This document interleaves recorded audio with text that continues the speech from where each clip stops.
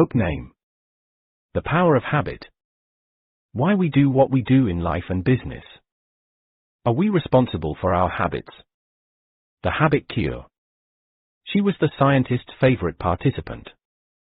Lisa Allen, according to her file, was 34 years old, had started smoking and drinking when she was 16, and had struggled with obesity for most of her life. At one point, in her mid-20s, collection agencies were hounding her to recover $10,000 in debts. An old résumé listed her longest job as lasting less than a year.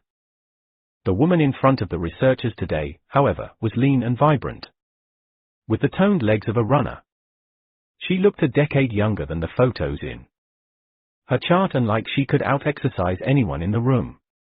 According to the most recent report in her file, Lisa had no outstanding debts, didn't drink, and was in her 39th month at a graphic design firm. How long since your last cigarette? One of the physicians asked, starting down the list of questions Lisa answered every time she came to this laboratory outside Bethesda, Maryland. Almost 4 years, she said, and I've lost 60 pounds and run a marathon since then. She'd also started a master's degree and bought a home. It had been an eventful stretch. The scientists in the room included neurologists, psychologists, geneticists, and a sociologist. For the past 3 years, with funding from the National Institutes of Health, they had poked and prodded Lisa and more than 24 other former smokers, chronic overeaters, problem drinkers, obsessive shoppers, and people with other destructive habits. All of the participants had one thing in common: they had remade their lives in relatively short periods of time. The researchers wanted to understand how. So they measured subjects' vital signs, installed video cameras inside their homes to watch their daily routines, sequenced portions of their DNA, and, with technologies that allowed them to peer inside people's skulls in real time, watched as blood and electrical impulses flowed through their brains while they were exposed to temptations such as cigarette smoke and lavish meals. PRL.1 The researchers' goal was to figure out how habits work on a neurological level, and what it took to make them change. I know you've told this story a dozen times, the doctor said to Lisa, but some of my colleagues have only heard it secondhand. Would you mind describing again how you gave up cigarettes? Sure, Lisa said. It started in Cairo. The vacation had been something of a rash decision, she explained. A few months earlier, her husband had come home from work and announced that he was leaving her because he was in love with another woman. It took Lisa a while to process the betrayal and absorb the fact that she was actually getting a divorce. There was a period of mourning, then a period of obsessively spying on him, following his new girlfriend around town, calling her after midnight and hanging up. Then there was the evening. Lisa showed up at the girlfriend's house, drunk, pounding on her door and screaming that she was going to burn the condo down. It wasn't a great time for me, Lisa said. I had always wanted to see the pyramids, and my credit cards weren't maxed out yet, so. On her first morning in Cairo, Lisa woke at dawn to the sound of the call to prayer from a nearby mosque. It was pitch black inside her hotel room. Half blind and jet-lagged, she reached for a cigarette.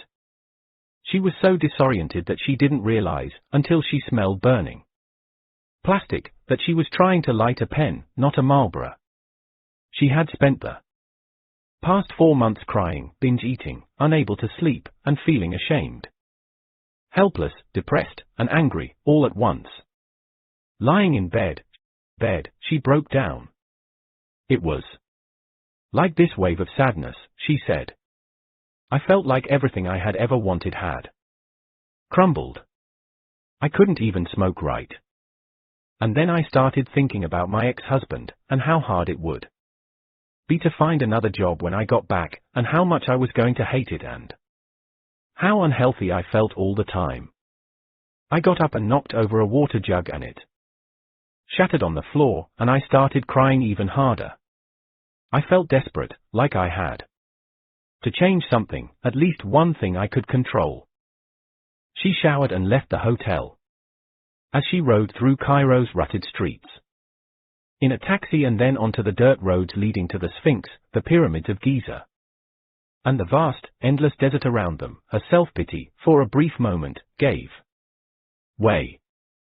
She needed a goal in her life, she thought. Something to work toward. So she decided, sitting in the taxi, that she would come back to Egypt and trek through the desert.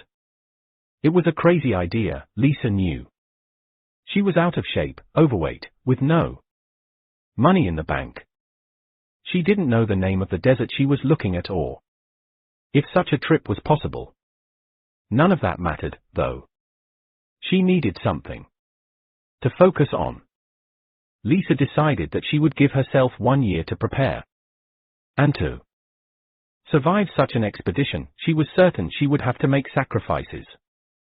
In particular, she would need to quit smoking. When Lisa finally made her way across the desert 11 months later, in an air-conditioned and motorized tour with a half-dozen other people, mind you, the caravan carried so much water, food, tents, maps, global positioning systems, and two-way radios that throwing in a carton of cigarettes wouldn't have made much of a difference. But in the taxi, Lisa didn't know that. And to the scientists at the laboratory, the details of her trek weren't relevant. Because for reasons they were just beginning to understand, that one small shift in Lisa's perception that day in Cairo, the conviction that she had to give up smoking to accomplish her goal, had touched off a series of changes that would ultimately radiate out to every part of her life. Over the next 6 months, she would replace smoking with jogging, and that, in turn, changed how she ate, worked, slept, saved money, scheduled her workdays, planned for the future, and so on. She would start running half marathons, and then a marathon, go back to school, buy a house, and get engaged. Eventually she was recruited into the scientist's study, and when researchers began examining images of Lisa's brain, they saw something remarkable. One set of neurological patterns, her old habits, had been overridden by new patterns. They could still see the neural activity of her old behaviors, but those impulses were crowded out by new urges. As Lisa's habits changed, so had her brain. It wasn't the trip to Cairo that had caused the shift, scientists were convinced, or the divorce or desert trek. It was that Lisa had focused on changing just one habit, smoking, at first. Everyone in the study had gone through a similar process. By focusing on one pattern, what is known as a keystone habit, Lisa had taught herself how to reprogram the other routines in her life, as well. It's not just individuals who are capable of such shifts. When companies focus on changing habits, whole organizations can transform. Firms such as Procter & Gamble, Starbucks, Alcoa, and Target have seized on this insight to influence how work gets done, how employees communicate, and, without customers realizing it, the way people shop. I want to show you one of your most recent scans, a researcher told Lisa near the end of her exam. He pulled up a picture on a computer screen that showed images from inside her head. When you see food, these areas, he pointed to a place near the center of her brain, which are associated with craving and hunger, are still active. Your brain still produces the urges that made you overeat. However, there's new activity in this area, he pointed to the region closest to her forehead, where we believe behavioral inhibition and self-discipline starts. That activity has become more pronounced each time you've come in. Lisa was the scientist's favorite participant because her brain scans were so compelling, so useful in creating a map of where behavioral patterns, habits, reside within our minds.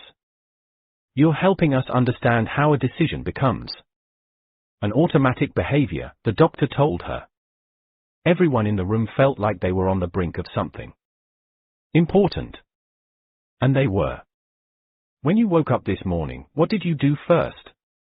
Did you hop in the shower, check your email, or grab a donut from the kitchen counter? Did you brush your teeth before or after you toweled off? Tie the left or right shoe first? What did you say to your kids on your way out the door? Which route did you drive to work? When you got to your desk, did you deal with email, chat with a colleague, or jump into writing a memo? Salad or hamburger for lunch? When you got home, did you put on your sneakers and go for a run, or pour yourself a drink and eat dinner in front of the TV? All our life, so far as it has definite form, is but a mass of habits, William James wrote in 1892. PRL.2 Most of the choices we make each day may feel like the products of well-considered decision-making, but they are not. They are habits. And though each habit means relatively little on its own, over time, the meals we order, what we say to our kids each night, whether we save or spend, how often we exercise, and the way we organize our thoughts and work routines have enormous impacts on our health, productivity, financial security, and happiness. One paper published by a Duke University researcher in 2006 found that more than 40% of the actions people performed each day weren't actual decisions, but habits. PRL.3 William James, like countless others, from Aristotle to Oprah, spent much of his life trying to understand why habits exist. But only in the past 2 decades have scientists and marketers really begun understanding how habits work, and, more important, how they change. This book is divided into 3 parts. The first section focuses on how habits emerge within individual lives. It explores the neurology of habit formation, how to build new habits and change old ones, and the methods, for instance, that one ad man used to push toothbrushing from an obscure practice into a national obsession. It shows how Procter & Gamble turned a spray named Febreze into a billion-dollar business by taking advantage of consumers' habitual urges, how Alcoholics Anonymous reforms lives by attacking habits at the core of addiction, and how coach Tony Dungy reversed the fortunes of the worst team in the National Football League by focusing on his players' automatic reactions to subtle on-field cues. The second part examines the habits of successful companies and organizations. It details how an executive named Paul O'Neill, before he became Treasury Secretary, remade a struggling aluminum manufacturer into the top performer in the Dow Jones Industrial Average by focusing on one keystone habit, and how Starbucks turned a high school dropout into a top manager by instilling habits designed to strengthen his willpower.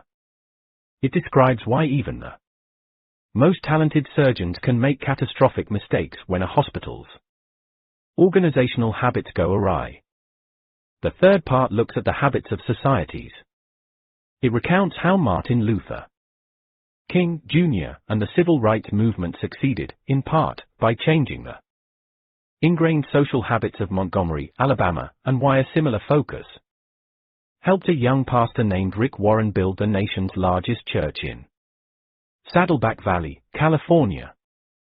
Finally, it explores thorny ethical questions, such as whether a murderer in Britain should go free if he can convincingly argue that his habits led him to kill.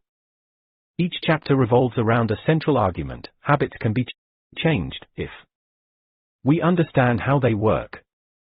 This book draws on hundreds of academic studies, interviews with more than 300 scientists and executives, and research conducted at dozens of companies. It focuses on habits as they are technically defined, the choices that all of us deliberately make at some point, and then stop thinking about but continue doing, often every day. At one point, we all consciously decided how much to eat and what to focus on when we got to the Office, how often to have a drink or when to go for a jog. Then we stopped making a choice, and the behavior became automatic. It's a natural consequence of our neurology. And by understanding how it happens, you can rebuild those patterns in whichever way you choose. I first became interested in the science of habits 8 years ago, as a newspaper reporter in Baghdad. The US military, it occurred to me as I watched it in action, is one of the biggest habit formation experiments in history. PRL.4. Basic training teaches soldiers carefully designed habits for how to shoot, think, and communicate under fire. On the battlefield, every command that's issued draws on behaviors practiced to the point of automation. The entire organization relies on endlessly rehearsed routines for building bases, setting strategic priorities, and deciding how to respond to attacks. In those early days of the war, when the insurgency was spreading and death tolls were mounting, commanders were looking for habits they could instill among soldiers and Iraqis that might create a durable peace. I had been in Iraq for about 2 months when I heard about an officer conducting an impromptu habit modification program in Kufa, a small city 90 miles south of the capital. He was an army major who had analyzed videotapes of recent riots and had identified a pattern. Violence was usually preceded by a crowd of Iraqis gathering in a plaza or other open space and, over the course of several hours, growing in size. Food vendors would show up, as well as spectators. Then, someone would throw a rock or a bottle and all hell would break loose. When the major met with Kufa's mayor, he made an odd request: could they keep food vendors out of the plazas? Sure, the mayor said. A few weeks later, a small crowd gathered near the Masjid al-Kufa, or Great Mosque of Kufa. Throughout the afternoon, it grew in size. Some people started chanting angry slogans. Iraqi police, sensing trouble, radioed the base and asked US troops to stand by. At dusk, the crowd started getting restless and hungry. People looked for the kebab sellers normally filling the plaza, but there were none to be found. The spectators left. The chanters became dispirited. By 8 p.m., everyone was gone. When I visited the base near Kufa, I talked to the major. You wouldn't necessarily think about a crowd's dynamics in terms of habits, he told me. But he had spent his entire career getting drilled in the psychology of habit formation. At boot camp, he had absorbed habits for loading his weapon, falling asleep in a war zone, maintaining focus amid the chaos of battle, and making decisions while exhausted and overwhelmed. He had attended classes that taught him habits for saving money, exercising each day, and communicating with bunkmates. As he moved up the ranks, he learned the importance of organizational habits in ensuring that subordinates could make decisions without constantly asking permission, and how the right routines made it easier to work alongside people he normally couldn't stand. And now, as an impromptu nation builder, he was seeing how crowds and cultures abided by many of the same rules. In some sense, he said, a community was a giant collection of habits occurring among thousands of people that, depending on how they are influenced, could result in violence or peace. In addition to removing the food vendors, he had launched dozens of different experiments in Kufa to influence residents' habits. There hadn't been a riot since he arrived. Understanding habits is the most important thing I've learned in the army, the major told me. It's changed everything about how I see the world. You want to fall asleep fast and wake up feeling good? Pay attention to your nighttime patterns and what you automatically do when you get up. You want to make running easy? Create triggers to make it a routine. I drill my kids on this stuff. My wife and I write out habit plans for our marriage. This is all we talk about in command meetings. Not one person in Kufa would have told me that we could influence crowds by taking away the kebab stands, but once you see everything as a bunch of habits, it's like someone gave you a flashlight and a crowbar and you can get to work. The major was a small man from Georgia. He was perpetually spitting either sunflower seeds or chewing tobacco into a cup. He told me that prior to entering the military, his best career option had been repairing telephone lines, or possibly becoming a methamphetamine entrepreneur, a path some of his high school peers had chosen to less success. Now, he oversaw 800 troops in one of the most sophisticated fighting organizations on earth. I'm telling you, if a hick like me can learn this stuff, anyone can. I tell my soldiers all the time, there's nothing you can't do if you get the habits right. In the past decade, our understanding of the neurology and psychology of habits and the way patterns work within our lives, societies, and organizations has expanded in ways we couldn't have imagined 50 years ago. We now know why habits emerge, how they change, and the science behind their mechanics. We know how to break them into parts and rebuild them to our specifications. We understand how to make people eat less, exercise more, work more efficiently, and live healthier lives. Transforming a habit isn't necessarily easy or quick. It isn't always simple. But it is possible. And now we understand how. Please subscribe our channel for more amazing audio books. Please like, share and comment on this video. The Habit Loop. How habits work. In the fall of 1993, a man who would upend much of what we know about habits walked into a laboratory in San Diego for a scheduled appointment.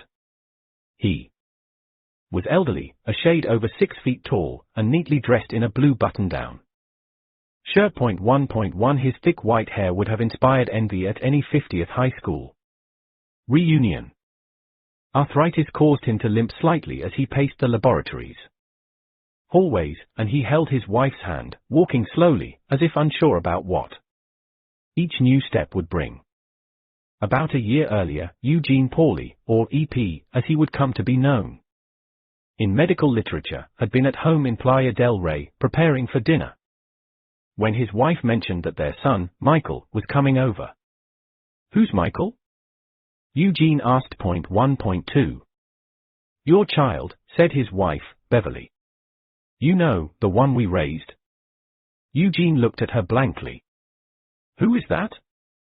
He asked. The next day, Eugene started vomiting and writhing with stomach cramps. Within 24 hours, his dehydration was so pronounced that a panicked Beverly took him to the emergency room. His temperature started rising, hitting 105 degrees as he sweated a yellow halo of perspiration onto the hospital's sheets. He became delirious, then violent, yelling and pushing when nurses tried to insert an 4 into his arm. Only after sedation was a physician able to slide a long needle between 2 vertebrae in the small of his back and extract a few drops of cerebrospinal fluid. The doctor performing the procedure sensed trouble immediately. The fluid surrounding the brain and spinal nerves is a barrier against infection and injury.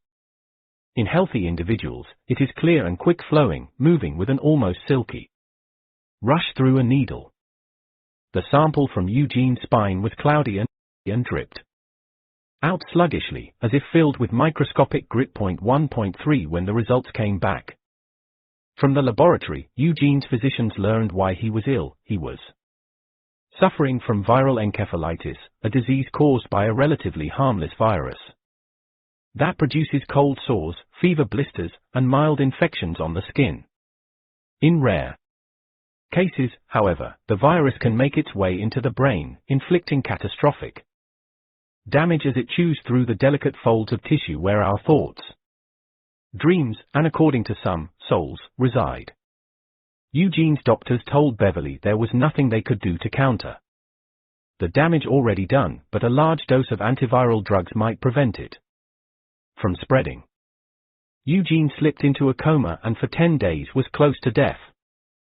Gradually, as the drugs fought the disease, his fever receded and the virus disappeared.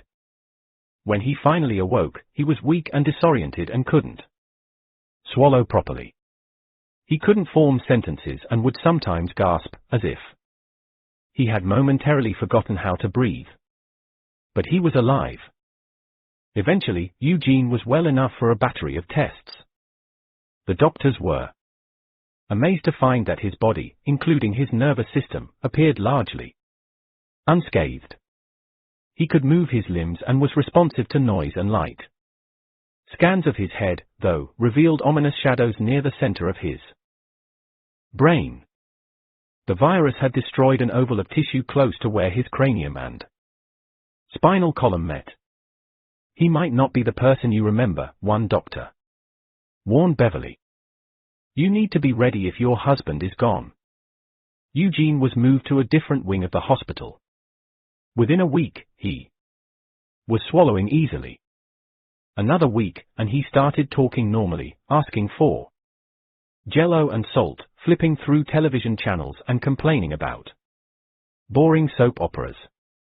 By the time he was discharged to a rehabilitation center 5 weeks later, Eugene was walking down hallways and offering nurses unsolicited advice about their weekend plans. I don't think I've ever seen anyone come back like this, a doctor told Beverly. I don't want to raise your hopes, but this is amazing. Beverly, however, remained concerned. In the rehab hospital it became clear that the disease had changed her husband in unsettling ways. Eugene couldn't remember which day of the week it was, for instance, or the names of his doctors and nurses, no matter how many times they introduced themselves. Why do they keep asking me all these questions? He asked Beverly one day after a physician left his room. When he finally returned home, things got even stranger. Eugene didn't seem to remember their friends. He had trouble following conversations.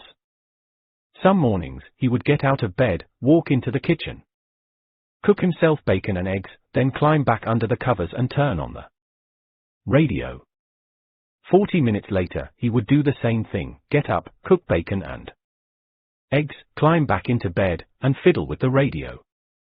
Then he would do it again.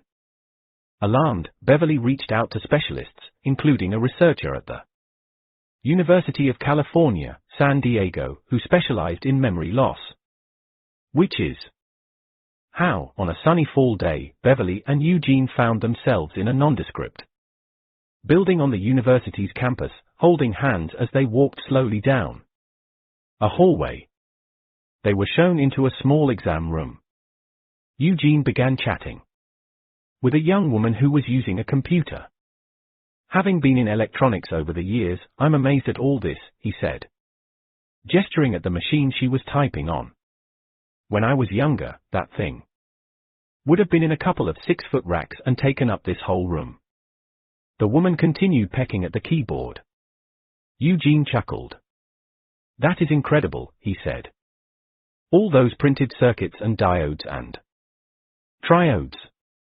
When I was in electronics, there would have been a couple of 6-foot racks holding that thing. A scientist entered the room and introduced himself. He asked Eugene how old he was. Oh, let's see, 59 or 60?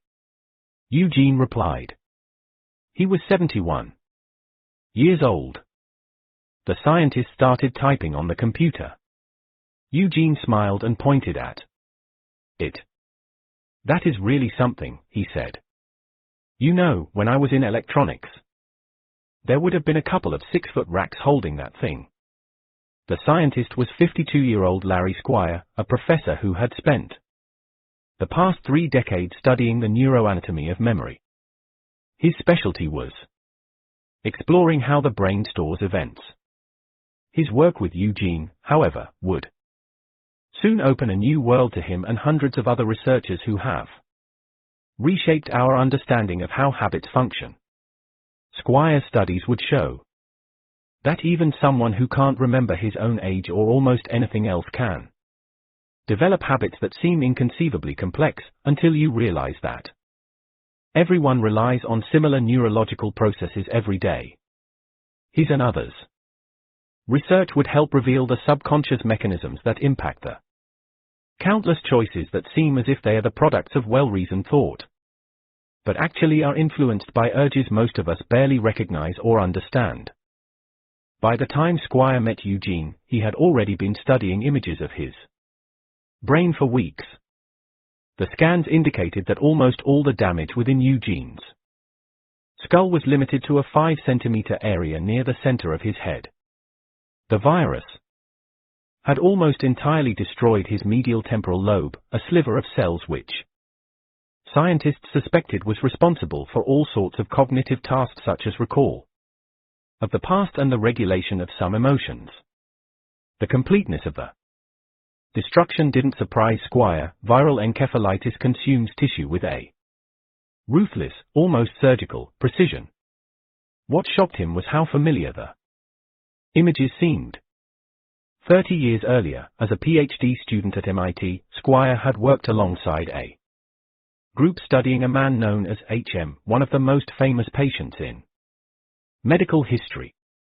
When HM, his real name was Henry Molaison, but scientists shrouded his identity throughout his life, was 7 years old, he was hit by a bicycle and landed hard on his head. 1.4, 1.5, 1.6.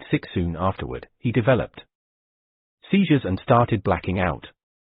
At 16, he had his first grand mal seizure, the kind that affects the entire brain. Soon, he was losing consciousness up to 10 times a day. By the time he turned 27, HM was desperate. Anticonvulsive drugs hadn't helped. He was smart, but couldn't hold a job. 1.7. He still lived with his parents. HM wanted a normal existence, so he sought help from a physician whose tolerance for experimentation outweighed his fear of malpractice. Studies had suggested that an area of the brain called the hippocampus might play a role in seizures.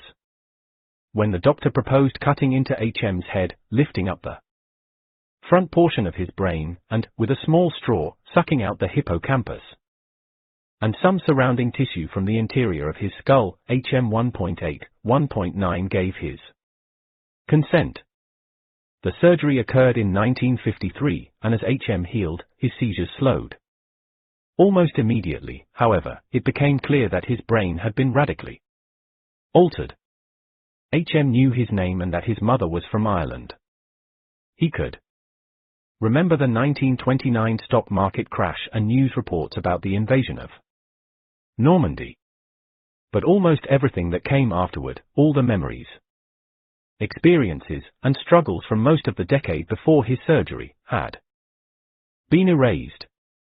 When a doctor began testing HM's memory by showing him playing cards and lists of numbers, he discovered that HM couldn't retain any new information for more than 20 seconds or so. From the day of his surgery until his death in 2008, every person HM met, every song he heard, every room he entered, was a completely fresh experience. His brain was frozen in time. Each day, he was befuddled by the fact that someone could change the television channel by pointing a black rectangle of plastic at the screen. He introduced himself to his doctors and nurses over and over, dozens of times each day. 1.10. I loved learning about HM because memory seemed like such a tangible, exciting way to study the brain, Squire told me.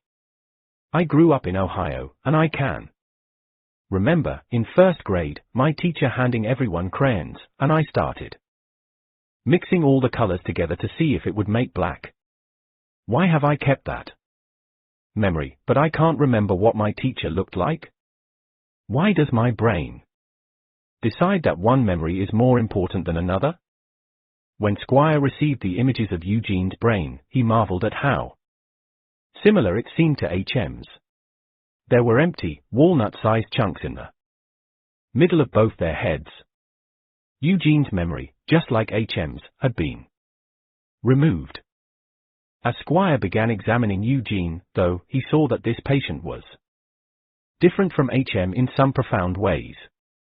Whereas almost everyone knew within minutes of meeting HM that something was amiss, Eugene could carry on conversations and perform tasks that wouldn't alert a casual observer that anything was wrong. The effects of HM's surgery had been so debilitating that he was institutionalized for the remainder of his life. Eugene, on the other hand, lived at home with his wife. HM couldn't really carry on conversations. Eugene, in contrast, had an amazing knack for guiding almost any discussion to a topic he was comfortable talking about at length, such as satellites. He had worked as a technician for an aerospace company, or the weather.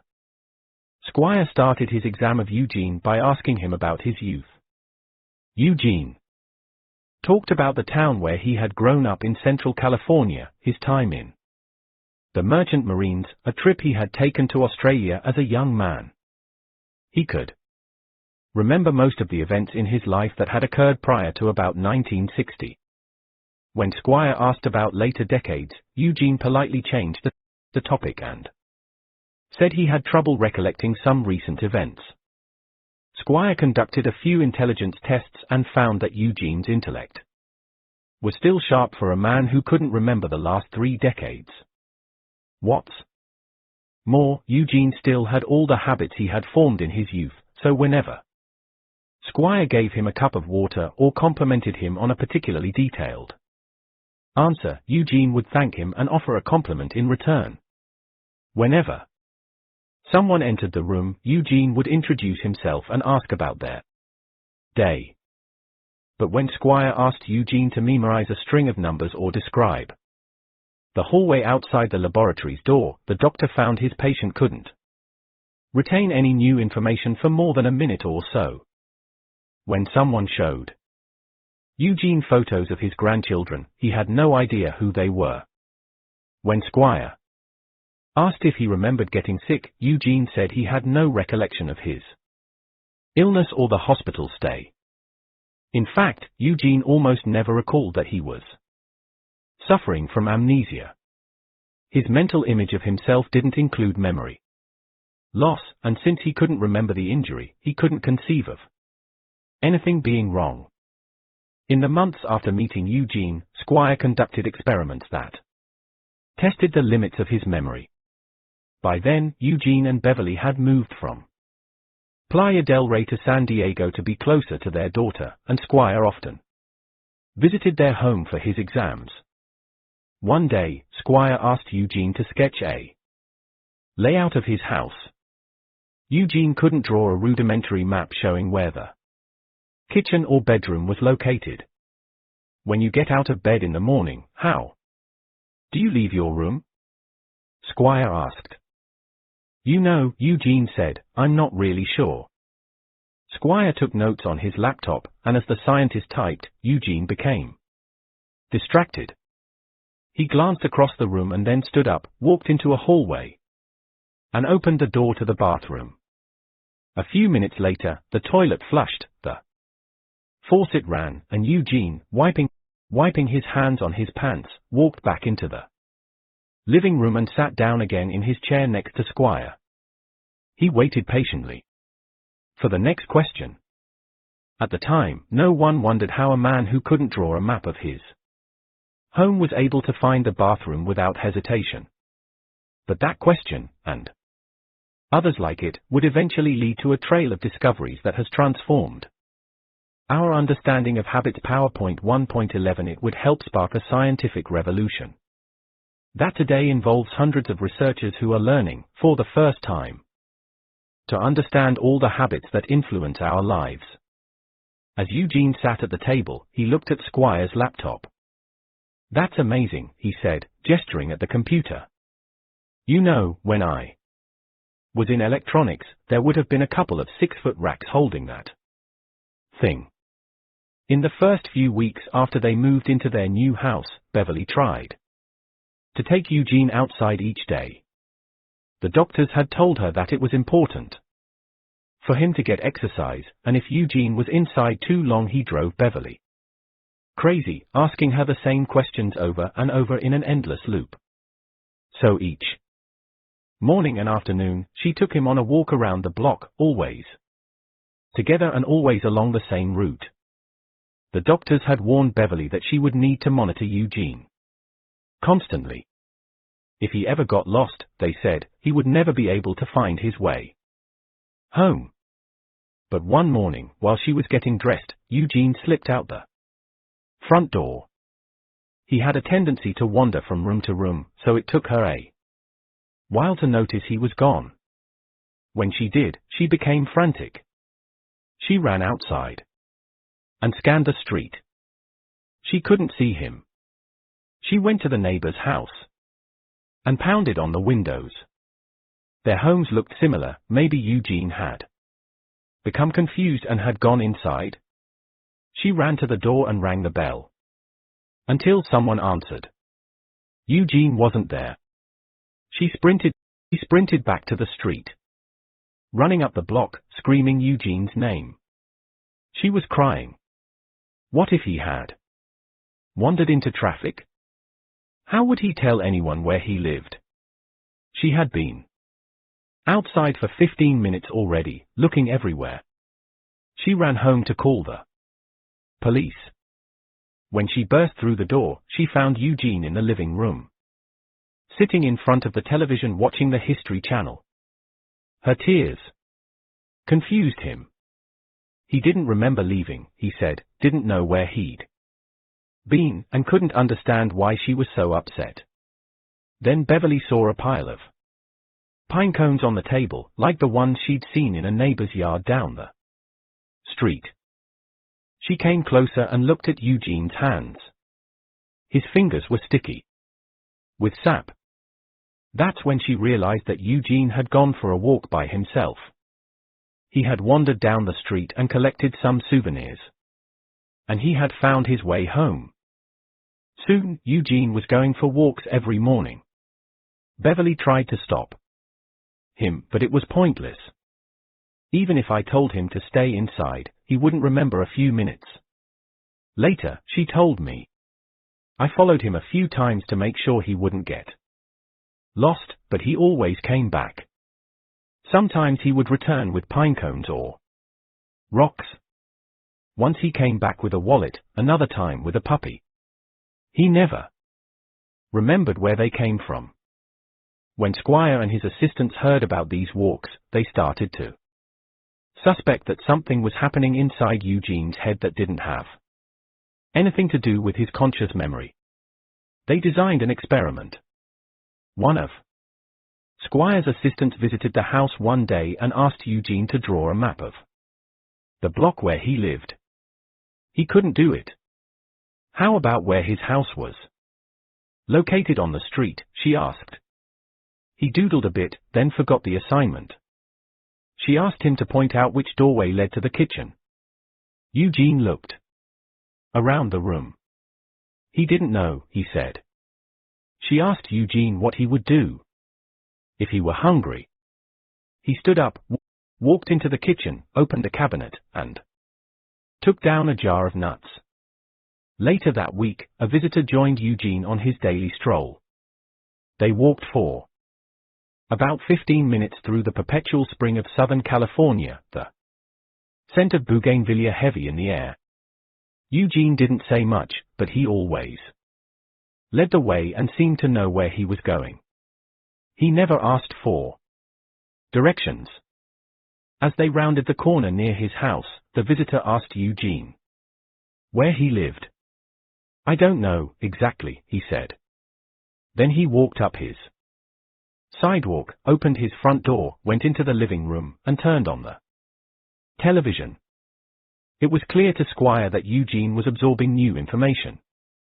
But where inside his brain was that information residing? How could someone find a jar of nuts when he couldn't say where the kitchen was located?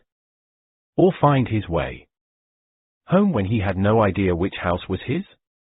How, Squire wondered, were new patterns forming inside Eugene's damaged brain? 2.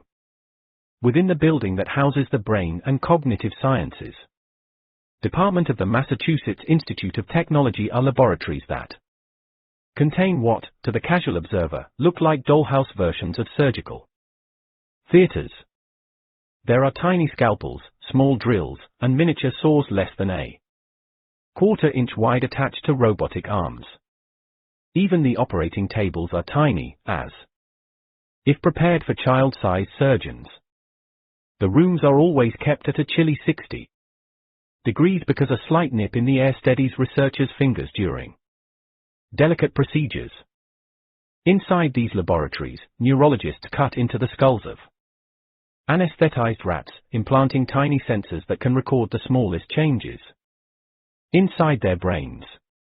When the rats wake, they hardly seem to notice that there are now dozens of microscopic wires arrayed, like neurological spider webs, inside their heads. These laboratories have become the epicenter for a quiet revolution in the science of habit formation, and the experiments unfolding here explain how Eugene, as well as you, me, and everyone else, developed the behaviors necessary to make it through each day. The rats in these labs have illuminated the complexity that occurs inside our heads whenever we do something as mundane as brush our teeth or back the car out of the driveway. And for Squire, these laboratories helped explain how Eugene managed to learn new habits. When the MIT researchers started working on habits in the 1990s, at about the same time that Eugene came down with his fever, they were curious about a nub of neurological tissue known as the basal ganglia. If you picture the human brain as an onion, composed of layer upon layer of cells, then the outside layers, those closest to the scalp, are generally the most recent additions from an evolutionary perspective. When you dream up a new invention or laugh at a friend's joke, it's the outside parts of your brain at work. That's where the most complex thinking occurs. Deeper inside the brain and closer to the brain stem, where the brain meets the spinal column, are older, more primitive structures. They control our automatic behaviors, such as breathing and swallowing, or the startle response we feel when someone leaps out from behind a bush. Toward the center of the skull is a golf ball, a sized lump of tissue that is similar to what you might find inside the head of a fish, reptile, or mammal. 1.12 This is the basal ganglia, an oval of cells that, for years, scientists didn't understand very well, except for suspicions that it played a role in diseases such as Parkinson's. 1.13, 1.14. In the early 1990s, the MIT researchers began wondering if the basal ganglia might be integral to habits as well. They noticed that animals with injured basal ganglia suddenly developed problems with tasks such as learning how to run through mazes or remembering how to open food containers. 1.15. They decided to experiment by employing new microtechnologies that allowed them to observe, in minute detail, what was occurring within the heads of rats as they performed dozens of routines. In surgery, each rat had what looked like a small joystick and dozens of tiny wires inserted into its skull. Afterward, the animal was placed into a T-shaped maze with chocolate at one end. The maze was structured so that each rat was positioned behind a partition that opened when a loud click sounded. 1.16 Initially, when a rat heard the click and saw the partition disappear, it would usually wander up and down the center aisle, sniffing in corners and scratching at walls. It appeared to smell the chocolate, but couldn't figure out how to find it. When it reached the top of the T, it often turned to the right, away from the chocolate, and then wandered left, sometimes pausing for no obvious reason. Eventually, most animals discovered the reward, but there was no discernible pattern in their meanderings. It seemed as if each rat was taking a leisurely, unthinking stroll. The probes in the rats' heads, however, told a different story. While each animal wandered through the maze, its brain, and in particular, its basal ganglia, worked furiously. Each time a rat sniffed the air or scratched a wall, its brain exploded with activity, as if analyzing each new scent, sight, and sound. The rat was processing information the entire time it meandered. The scientists repeated their experiment again and again, watching how each rat's brain activity changed as it moved through the same route hundreds of times. A series of shifts slowly emerged. The rat stopped sniffing corners and making wrong turns. Instead, they zipped through the maze faster and faster. And within their brains, something unexpected occurred. As each rat learned how to navigate the maze, its mental activity decreased. As the route became more and more automatic, each rat started thinking less and less. It was as if the first few times a rat explored the maze, its brain had to work at full power to make sense of all the new information. But after a few days of running the same route, the rat didn't need to scratch the walls or smell the air anymore, and so the brain activity associated with scratching and smelling ceased. It didn't need to choose which direction to turn, and so decision-making centers of the brain went quiet. All it had to do was recall the quickest path to the chocolate. Within a week, even the brain structures related to memory had quieted. The rat had internalized how to sprint through the maze to such a degree that it hardly needed to think at all. But that internalization, run straight, hang a left, eat the chocolate, relied upon the basal ganglia, the brain probes indicated. This tiny, ancient neurological structure seemed to take over as the rat ran faster and faster and its brain worked less and less. The basal ganglia was central to recalling patterns and acting on them. The basal ganglia, in other words, stored habits even while the rest of the brain went to sleep. To see this capacity in action, consider this graph, which shows activity within a rat's skull as it encounters the maze for the first time. 1.17 Initially, the brain is working hard the entire time. After a week, once the route is familiar and the scurrying has become a habit, the rat's brain settles down as it runs through the maze. This process, in which the brain converts a sequence of actions into an automatic routine, is known as chunking, and it's at the root of how habits form. 1.18 There are dozens, if not hundreds, of behavioral chunks that we rely on every day. Some are simple. You automatically put toothpaste on your toothbrush before sticking it in your mouth. Some, such as getting dressed or making the kids' lunch, are a little more complex. Others are so complicated that it's remarkable a small bit of tissue that evolved millions of years ago can turn them into habits at all. Take the act of backing your car out of the driveway.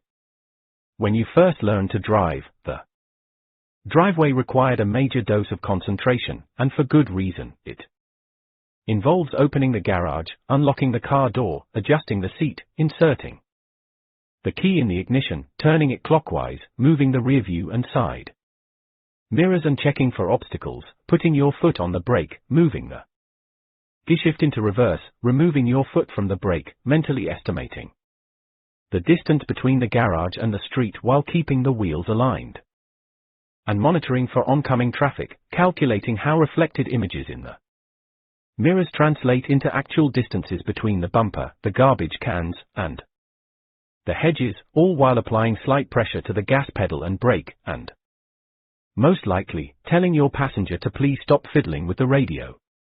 Nowadays, however, you do all of that every time you pull onto the street, with hardly any thought. The routine occurs by habit.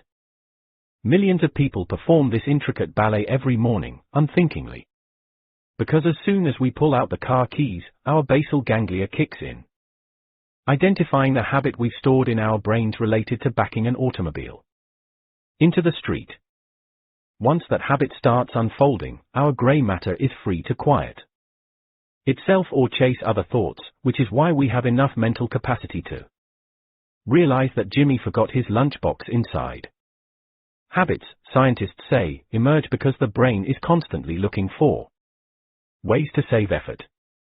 Left to its own devices, the brain will try to make almost any routine into a habit, because habits allow our minds to ramp down more often.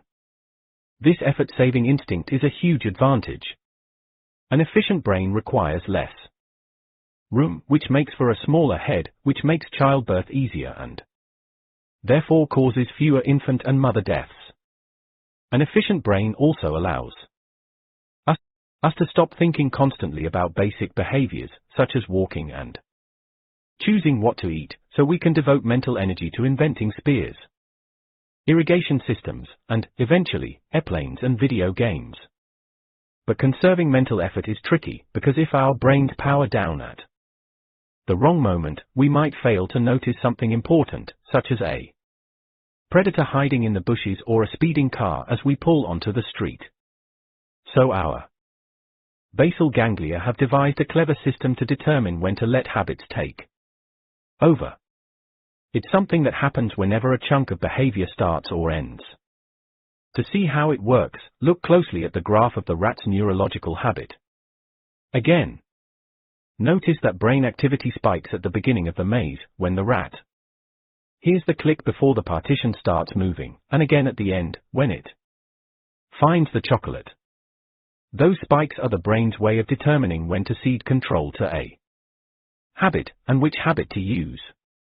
From behind a partition, for instance, it's difficult for a rat to know if it's inside a familiar maze or an unfamiliar cupboard with a cat lurking outside. To deal with this uncertainty, the brain spends a lot of effort at the beginning of a habit looking for something, a cue, that offers a hint as to which pattern to use. From behind a partition, if a rat hears a click, it knows to use the maze habit. If it hears a meow, it chooses a different pattern. And at the end of the activity, when the reward appears, the brain shakes itself awake and makes sure everything unfolded as expected. This process within our brains is a three-step loop. First, there is a cue, a trigger that tells your brain to go into automatic mode and which habit to use. Then there is the routine, which can be physical or mental or emotional.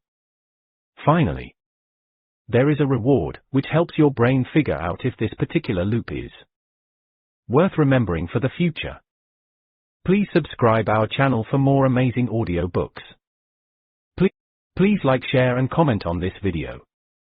The habit loop. Over time, this loop, cue, routine, reward, cue, routine, reward, becomes more and more automatic. The cue and reward become intertwined until a powerful sense of anticipation and craving emerges.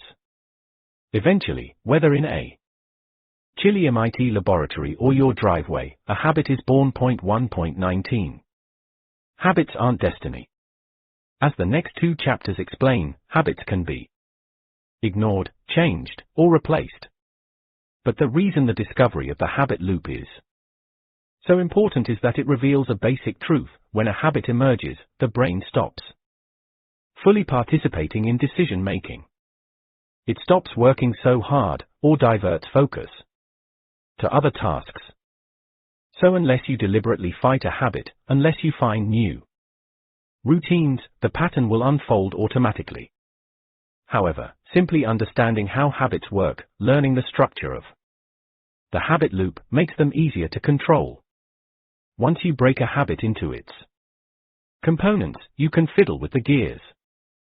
We've done experiments where we trained rats to run down a maze until it was a habit, and then we extinguished the habit by changing the placement of the reward, and Graybeal, a scientist at MIT who oversaw many of the basal ganglia experiments, told me, "Then one day, we'll put the reward in the old place, and put in the rat, and, by golly, the old habit will re-emerge right away."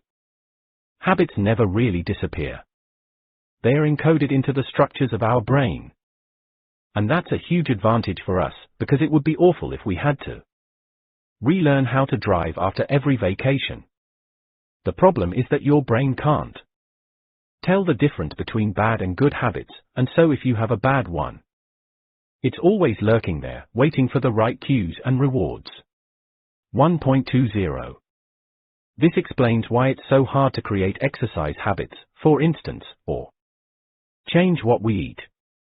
Once we develop a routine of sitting on the couch, rather than running or snacking whenever we pass a donut box, those patterns always remain inside our heads.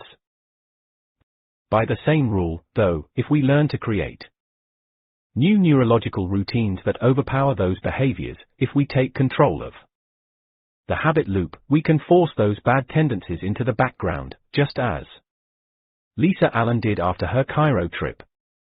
And once someone creates a new pattern, studies have demonstrated, going for a jog or ignoring the donuts becomes as automatic as any other habit. Without habit loops, our brains would shut down, overwhelmed by the minutiae of daily life.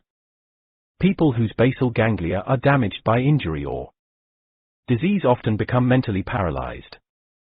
They have trouble performing basic activities, such as opening a door or deciding what to eat.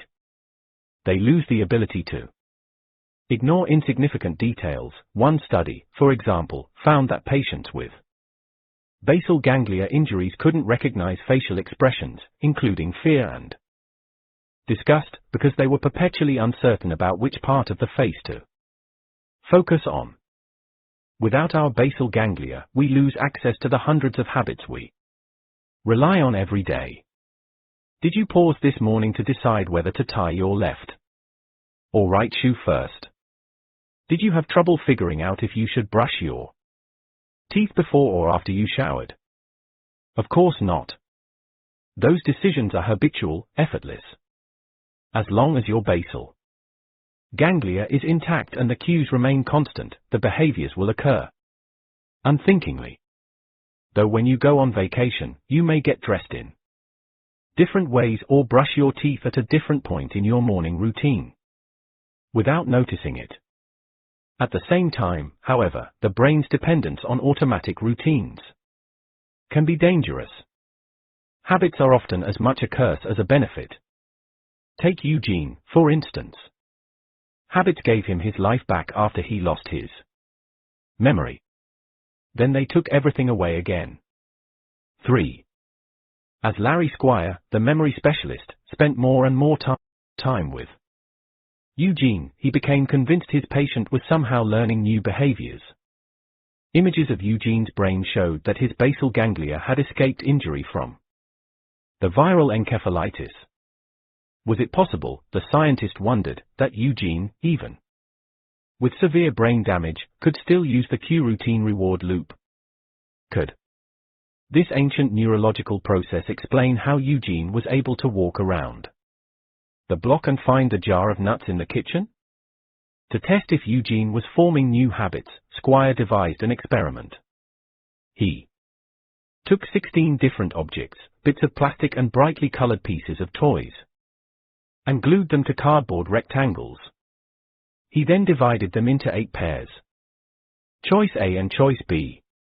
In each pairing, one piece of cardboard, chosen at random, had a sticker placed on the bottom that read, Correct, 1.21. Eugene was seated at a table, given a pair of objects, and asked to choose one. Next, he was told to turn over his choice to see if there was a correct sticker underneath. This is a common way to measure memory. Since there are only 16 objects, and they are always presented in the same 8 pairings, most people can memorize which item is correct after a few rounds. Monkeys can memorize all the correct items after 8 to 10 days. Eugene couldn't remember any of the correct items, no matter how many times he did the test. He repeated the experiment twice a week for months, looking at 40 pairings each day. Do you know why you are here today? A researcher asked at the beginning of one session a few weeks into the experiment. I don't think so, Eugene said. I'm going to show you some objects. Do you know why? Am I supposed to describe them to you, or tell you what they are used for? Eugene couldn't recollect the previous sessions at all. But as the weeks passed, Eugene's performance improved. After 28 days of training, Eugene was choosing the correct object 85% of the time. At 36 days, he was right 95% of the time. After one test, Eugene looked at the researcher, bewildered by his success. "How am I doing this?" he asked her. "Tell me what is going on in your head," the researcher said. "Do you say to yourself, 'I remember seeing that one'?" "No," Eugene said. "It's here somehow or another," he pointed to his head. "And the hand goes for it." To Squire, however, it made perfect sense. Eugene was exposed to a pair of objects always presented in the same combination. There was a routine. He would choose one object and look to see if there was a sticker underneath. Even if he had no idea why, he felt compelled to turn the cardboard over. Then there was a reward, the satisfaction he received after finding a sticker proclaiming correct. Eventually, a habit loop emerged. Eugene's habit loop. To make sure this pattern was, in fact, a habit, Squire conducted one more experiment. He took all 16 items and put them in front of Eugene at the same time. He asked him to put all the correct objects into one pile. Eugene had no idea where to begin. "Gosh sakes, how to remember this?" he asked. He reached for one object and started to turn it over. The experimenter stopped him. "No," she explained. The task was to put the items in piles.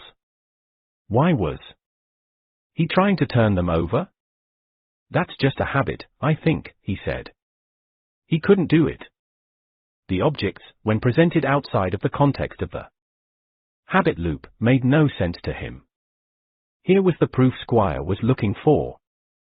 The experiment demonstrated that Eugene had the ability to form new habits, even when they involved tasks or objects he couldn't remember for more than a few seconds. This explained how Eugene managed to go for a walk every morning.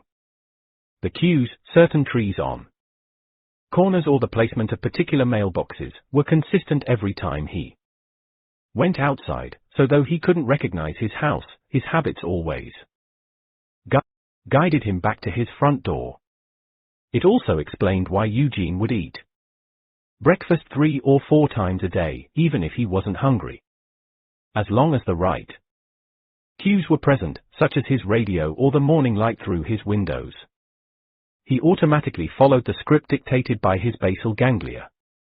What's more, there were dozens of other habits in Eugene's life that no one noticed until they started looking for them. Eugene's daughter, for instance, would often stop by his house to say hello. She would talk to her father in the living room for a bit, then go into the kitchen to visit with her mother, and then leave, waving goodbye on her way out the door. Eugene, who had forgotten their earlier conversation by the time she left, would get angry. Why was she leaving without chatting, and then forget why he was upset? But the emotional habit had already started, and so his anger would persist, red hot and beyond his understanding, until it burned itself out. Sometimes he would bang the table or curse, and if you asked him why, he'd say, "I don't know, but I'm mad. Beverly told me." He would kick his chair, or snap at whoever came into the room. Then, a few minutes later, he would smile and talk about the weather. It was like, once it started, he had to finish the frustration, she said. Squire's new experiment also showed something else, that habits are surprisingly delicate. If Eugene's cues changed the slightest bit, his habits fell apart. The few times he walked around the block, for instance, and something was different, the city was doing street repairs or a windstorm had blown branches all over the sidewalk, Eugene would get lost, no matter how close he was to home, until a kind neighbor showed him the way to his door. If his daughter stopped to chat with him for 10 seconds before she walked out, his Anger habit never emerged. Squire's experiments with Eugene revolutionized the scientific communities. Understanding of how the brain works by proving, once and for all, that it's possible to learn and make unconscious choices without remembering anything. About the lesson or decision-making. 1.22 Eugene showed that habits, as much as memory and reason, are at the root of how we behave.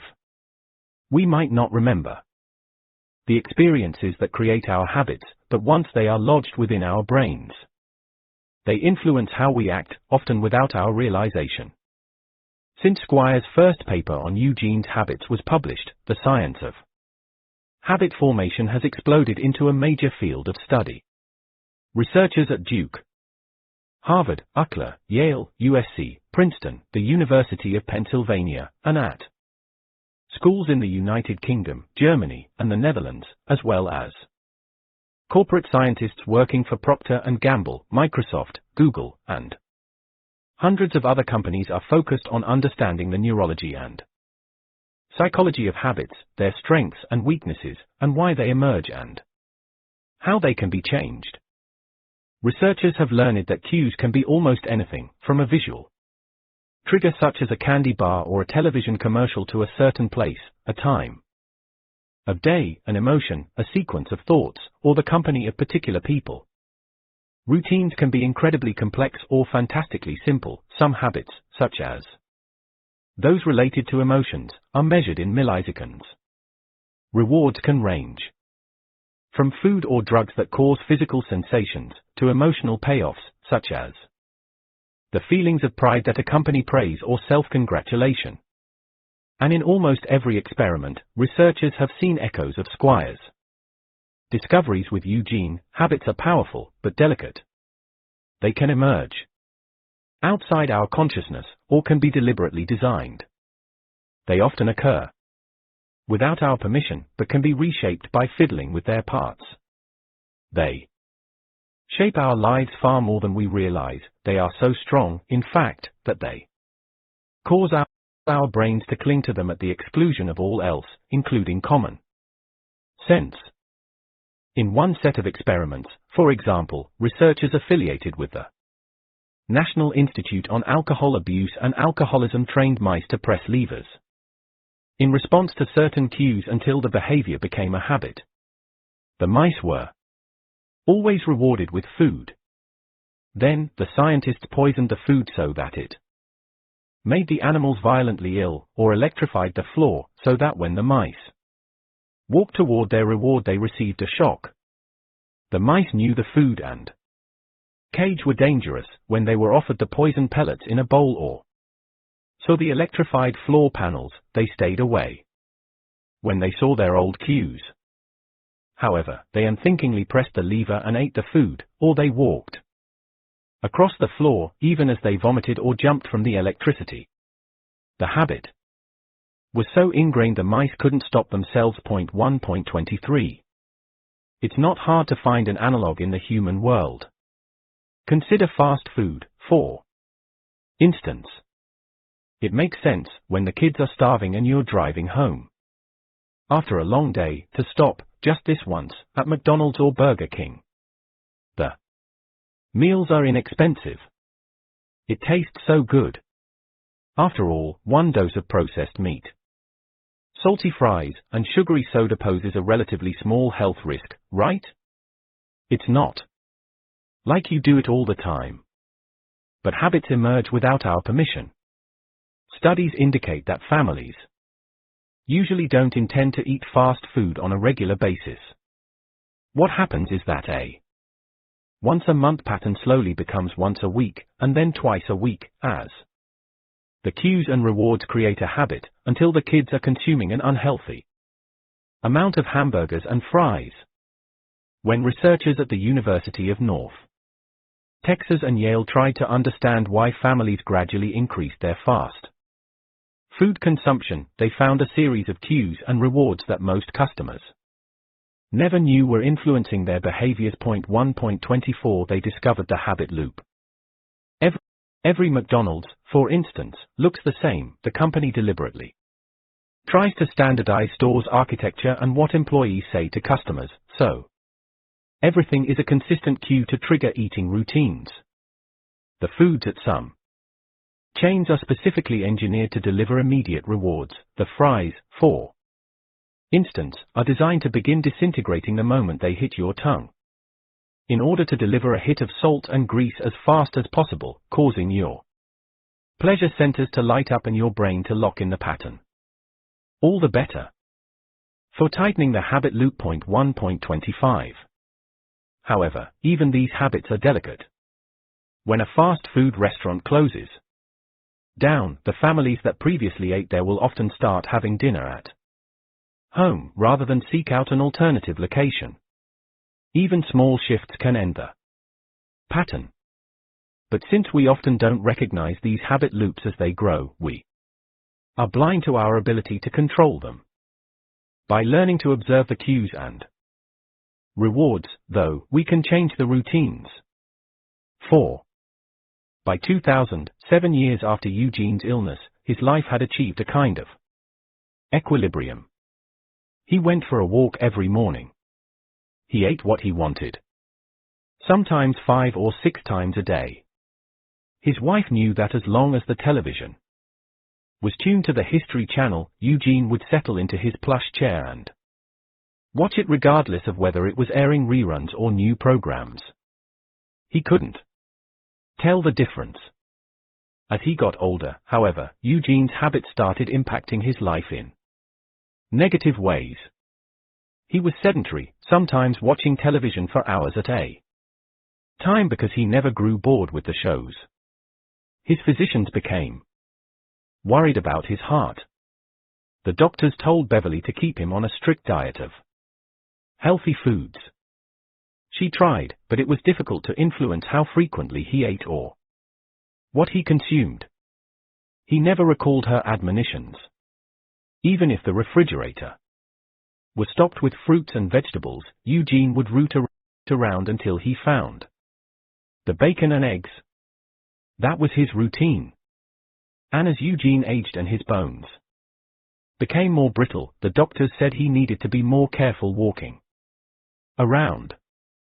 In his mind, however, Eugene was 20 years younger. He never remembered to step carefully.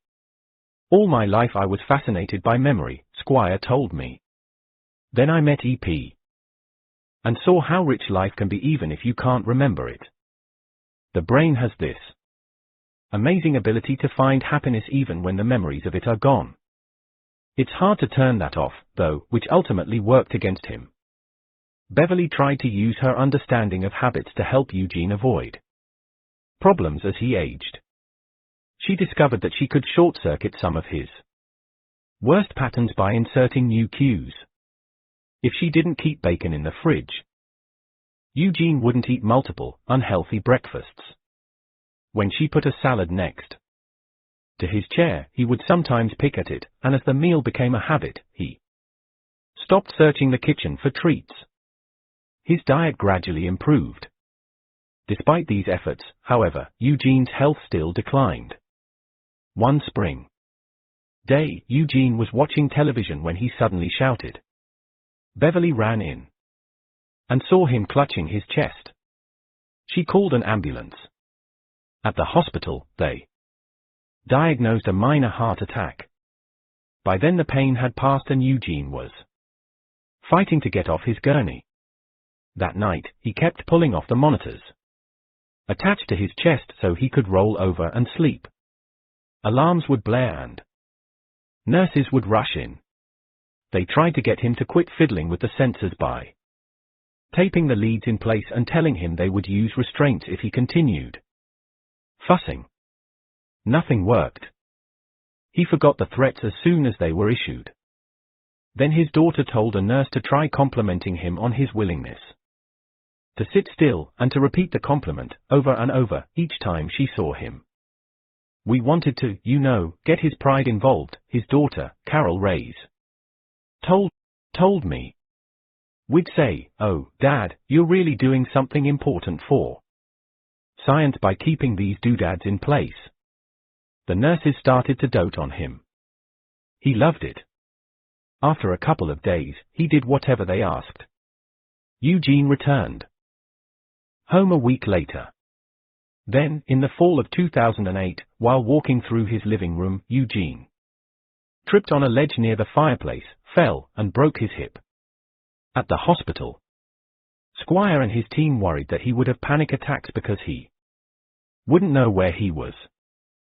So they left notes by his bedside explaining what had happened and posted photos of his children on the walls. His wife and kids came every day. Eugene, however, never grew worried. He never asked why he was in the hospital.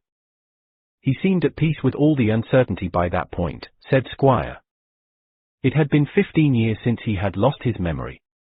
It was as if part of his brain knew there were some things he would never understand and was okay with that. Beverly came to the hospital every day. I spent a long time talking to him. She said. I told him that I loved him, and about our kids and what a good life we had. I pointed to the pictures and talked about how much he was adored. We were married for 57 years, and 42 of those were a real, normal marriage. Sometimes it was hard, because I wanted my old husband back so much. But at least I knew he was happy. A few weeks later, his daughter came to visit. What's the plan? Eugene asked when she arrived. She took him outside in a wheelchair, onto the hospital's lawn. It's a beautiful day, Eugene said. Pretty nice weather, huh? She told him about her kids and they played with a dog. She thought he might be able to come home soon.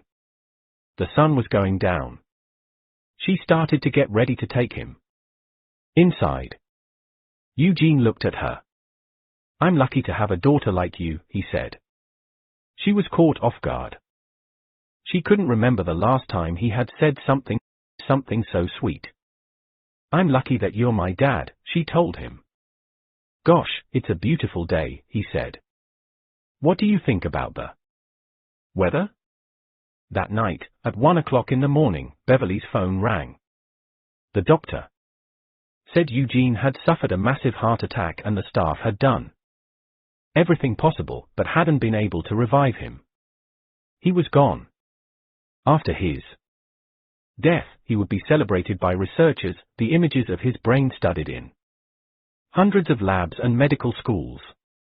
I know he would have been really proud to know how much he contributed to science, Beverly told me.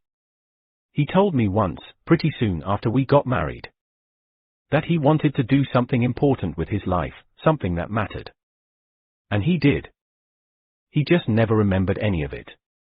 Please subscribe our channel for more amazing audio books. Please like, share and comment on this video. The Craving Brain. How to create new habits. One day in the early 1900s, a prominent American executive named Claude C. Hopkins was approached by an old friend with a new business idea. The friend had discovered an amazing product, he explained, that he was convinced would be a hit.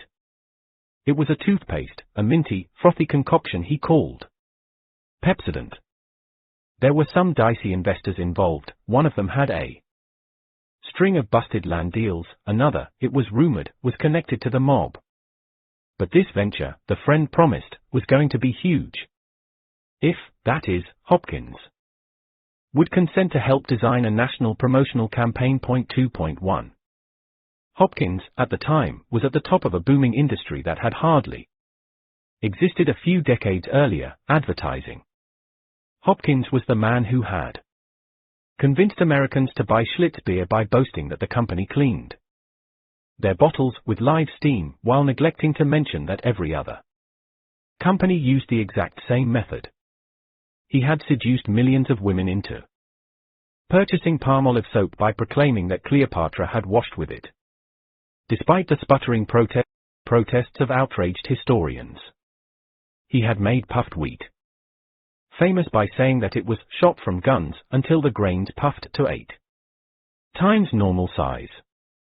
he had turned dozens of previously unknown products. Quaker oats, Goodyear tires, the Bissell carpet sweeper, Van Camp's pork and beans into household names. And in the process, he had made himself so rich that his best-selling autobiography, My Life in Advertising, devoted long passages to the difficulties of spending so much money. Claude Hopkins was best known for a series of rules he coined explaining how to create new habits among consumers. These rules would transform industries and eventually became conventional wisdom among marketers, educational reformers, public health professionals, politicians, and CEOs. Even today, Hopkins's rules influence everything from how we buy cleaning supplies to the tools governments use for eradicating disease. They are fundamental to creating any new routine. However, when his old friend approached Hopkins about Pepsodent, the ad man expressed only mild interest. It was no secret that the health of Americans' teeth was in steep decline. As the nation had become wealthier, people had started buying larger amounts of sugary, processed foods. 2.2 When the government started drafting men for World War I, so many recruits had rotting teeth that officials said poor dental hygiene was a national security risk. Yet as Hopkins knew, selling toothpaste was financial suicide. There was already an army of door-to-door salesmen hawking dubious tooth powders and elixirs, most of them going broke. The problem was that hardly anyone bought toothpaste because, despite the nation's dental problems, hardly anyone brushed their teeth. 2.3 So Hopkins gave his friend's proposal a bit of thought, and then declined. He'd stick with soaps and cereals, he said. I did not see a way to educate the laity in technical toothpaste theories, Hopkins explained in his autobiography. The friend, however, was persistent. He came back again and again, appealing to Hopkins's considerable ego until, eventually, the ad man gave in. I finally agreed to undertake the campaign if he gave me a 6 months option on a block of stock, Hopkins wrote. The friend agreed. It would be the wisest financial decision of Hopkins's life. Within 5 years of that partnership, Hopkins turned Pepsodent into one of the best-known products on Earth and, in the process, helped create a toothbrushing habit that moved across America with startling speed. Soon, everyone from Shirley Temple to Clark Gable was bragging about their Pepsodent Smile. 2.4 By 1930, Pepsodent was sold in China, South Africa, Brazil, Germany, and almost anywhere else Hopkins could buy ads. 2.5 A decade after the first Pepsodent campaign, pollsters found that toothbrushing had become a ritual for more than half the American population. 2.6 Hopkins had helped establish toothbrushing as a daily activity. The secret to his success, Hopkins would later boast, was that he had found a certain kind of cue and reward that fueled a particular habit. It's an alchemy so powerful that even today the basic principles are still used. Video game designers, food companies, hospitals, and millions of salesmen around the world. Eugene Pauly taught us about the habit loop, but it was Claude Hopkins that showed how new habits can be cultivated and grown. So what, exactly, did Hopkins do? He created a craving. And that craving, it turns out, is what makes cues and rewards work. That craving is what powers the habit loop. Throughout his career, one of Claude Hopkins's signature tactics was to find simple triggers to convince consumers to use his products every day. He sold Quaker oats, for instance, as a breakfast cereal that could provide energy for 24 hours, but only if you ate a bowl every morning. He hawked tonics that cured stomachaches, joint pain, bad skin, and womanly problems, but only if you drank the medicine at symptoms' first appearance. Soon, people were devouring oatmeal at daybreak and chugging from little brown bottles whenever they felt a hint of fatigue, which, as luck would have it, often happened at least once a day. To sell Pepsodent, then, Hopkins needed a trigger that would justify the Toothpaste's daily use.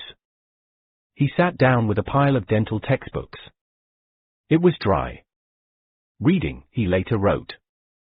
But in the middle of one book I found a reference to the mucin plaques on teeth, which I afterward called the film. That gave me an appealing idea. I resolved to advertise this toothpaste as a creator of beauty. To deal with that cloudy film. In focusing on tooth film, Hopkins was ignoring the fact that this same film has always covered people's teeth and hadn't seemed to bother anyone. The film is a naturally occurring membrane that builds up on teeth regardless of what you eat or how often you brush. 2.7 People had never paid much attention to it, and there was little reason why they should. You can get rid of the film by eating an apple, running your finger over your teeth, brushing, or vigorously swirling liquid around your mouth. Toothpaste didn't do anything to help remove the film. In fact, one of the leading dental researchers of the time said that all toothpastes, particularly Pepsodent, were worthless. 2.8. That didn't stop Hopkins from exploiting his discovery. Here, he decided, was a cue that could trigger a habit. Soon, cities were plastered with Pepsodent ads. Just run your tongue across your teeth, read one. You'll feel a film, that's what makes your teeth look off color and invites decay. Note how many pretty teeth are seen everywhere, read another ad.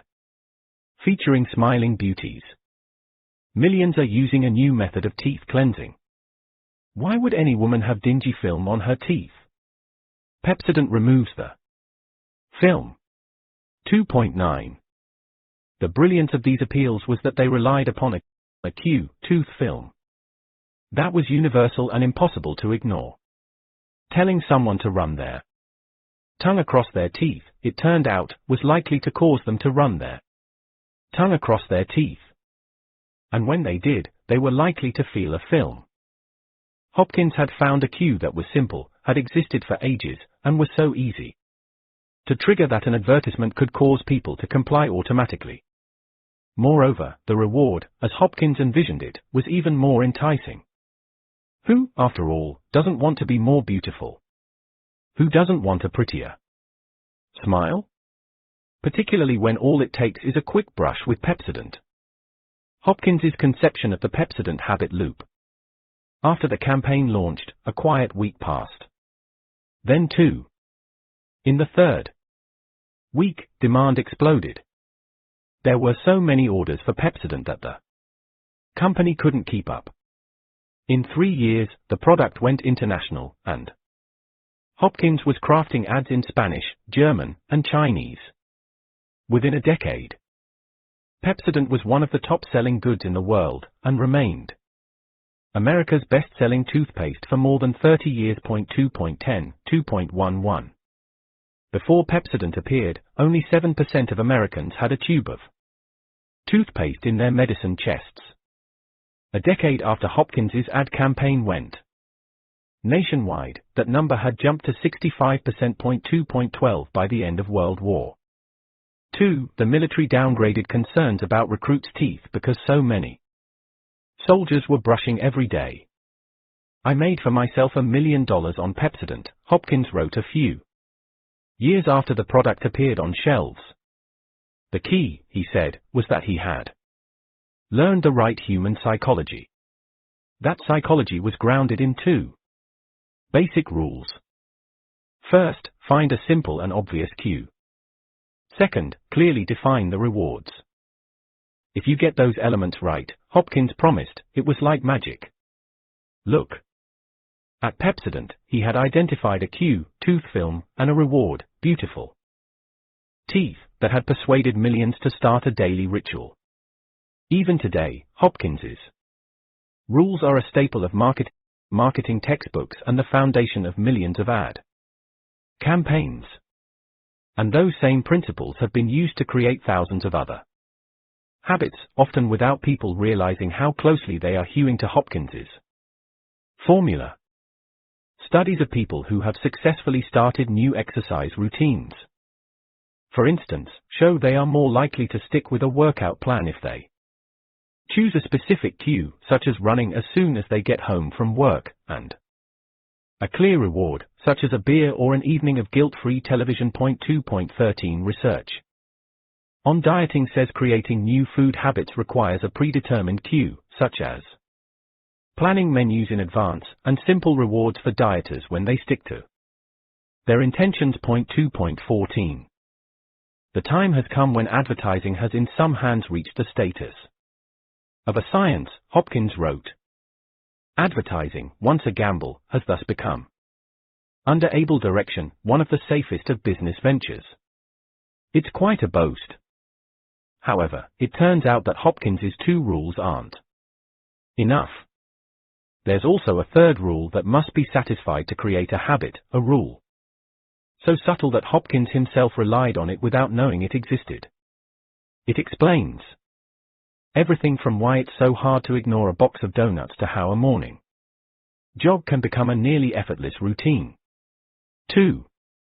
The scientists and marketing executives at Procter & Gamble were gathered around a beat-up table in a small, windowless room, reading the transcript of an interview with a woman who owned 9 cats, when one of them finally said what everyone was thinking.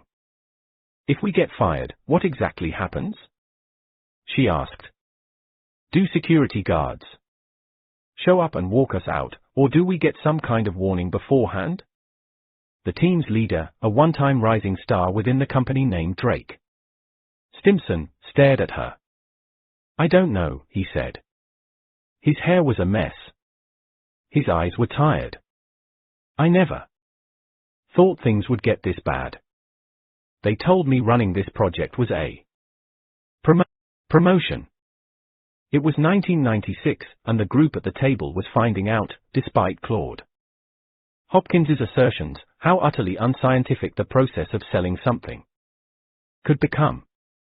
They all worked for one of the largest consumer goods firms on Earth, the company behind Pringles potato chips, Olive Olay, Bounty paper towels, CoverGirl cosmetics, Dawn, Downy, and Duracell, as well as dozens of other brands. P&G collected more data than almost any other merchant on Earth, and relied on complex statistical methods to craft their marketing campaigns. The firm was incredibly good at figuring out how to sell things.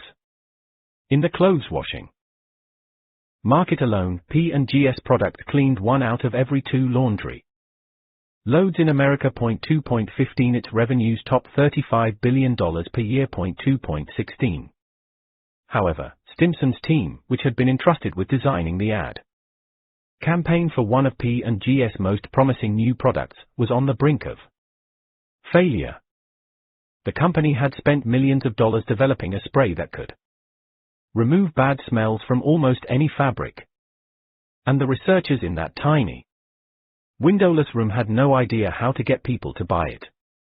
The spray had been created about 3 years earlier, when one of P&G's chemists was working with a substance called hydroxypropyl beta-cyclodextrin, or HPBCD, in a laboratory.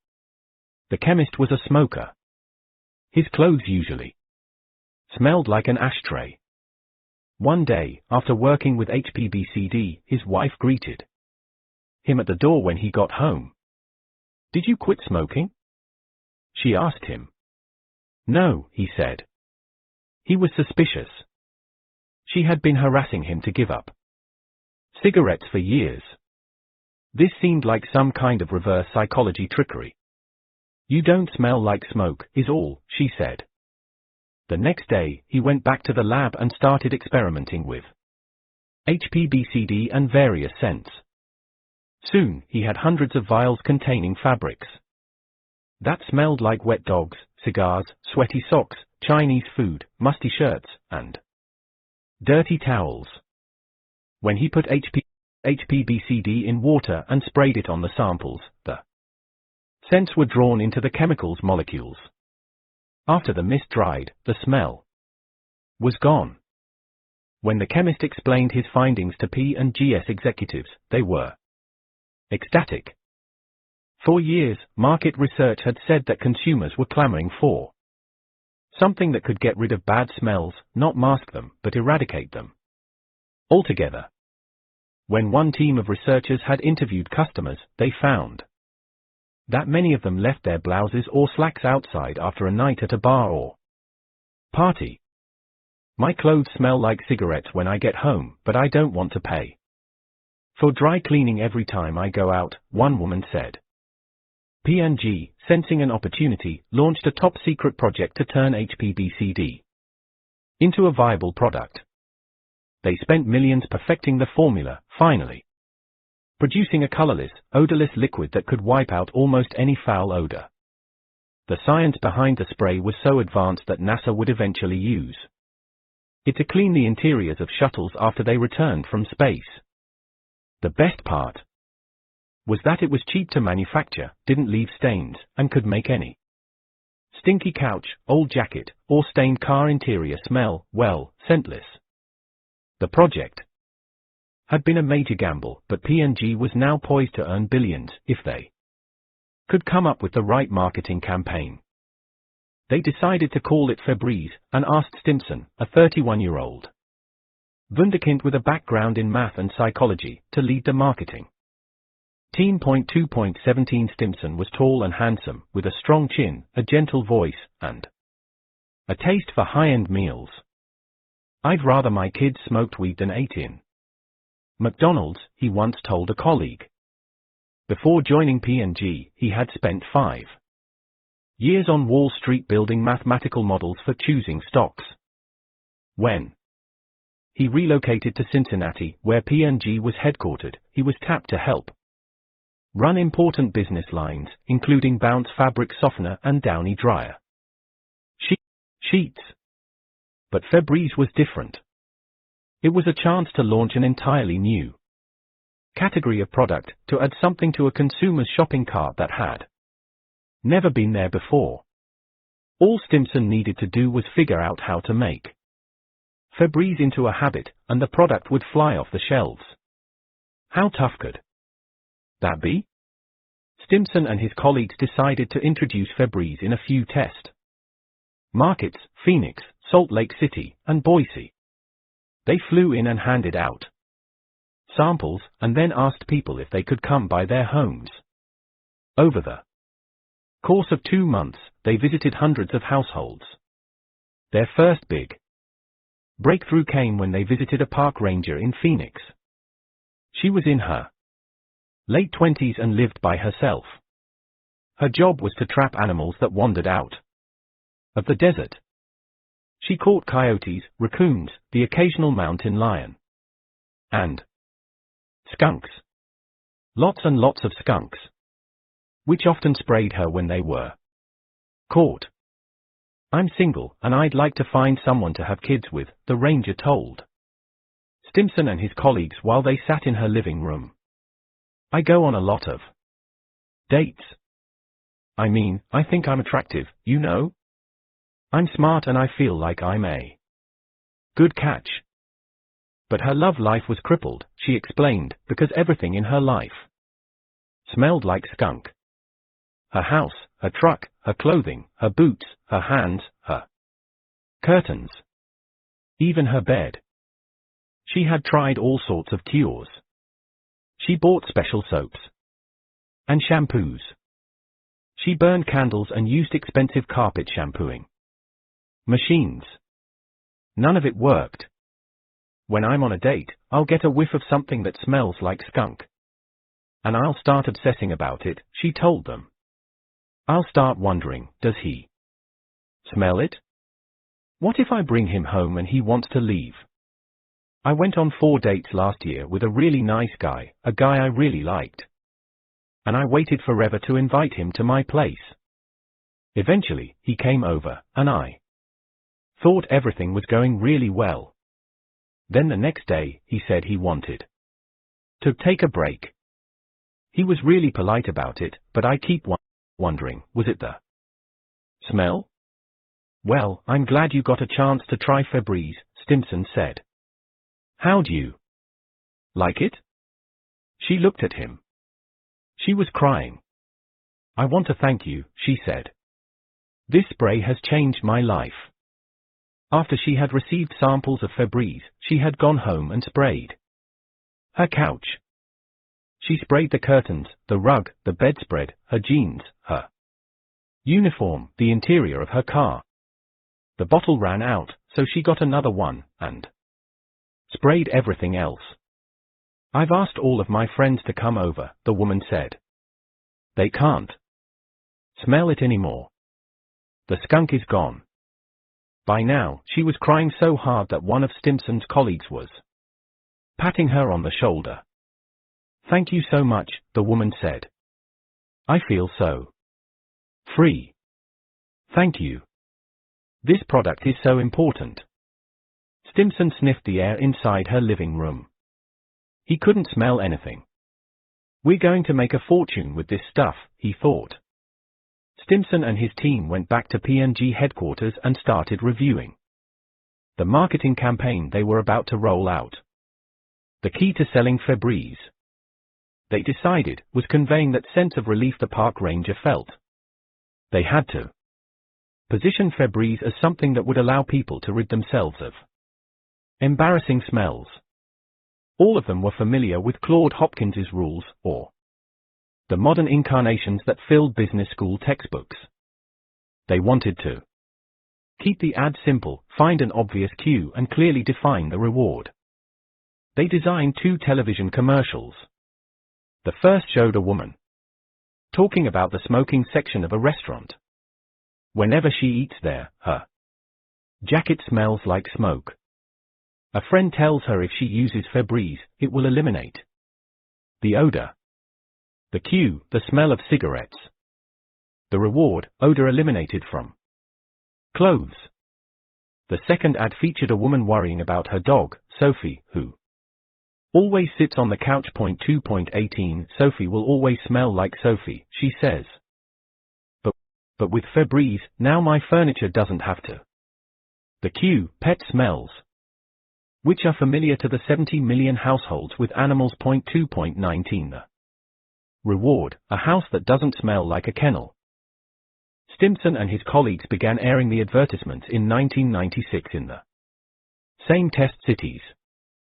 They gave away samples, put advertisements in mailboxes, and paid grocers to build mountains of Febreze near cash registers. Then they sat back, anticipating how they would spend their bonuses. A week passed. Then 2. A month. 2 months. Sales started small, and got smaller. Panicked, the company sent researchers into stores to see what was happening. Shelves were filled with Febreze bottles that had never been touched. They started visiting housewives who had received free samples. Oh, yes. One of them told a P&G researcher. The spray. I remember it. Let's see. The woman got down on her knees in the kitchen and started rooting through the cabinet underneath the sink. I used it for a while, but then I forgot about it. I think it's back here somewhere. She stood up. Maybe it's in the closet? She walked over and pushed aside some brooms. Yes. Here it is.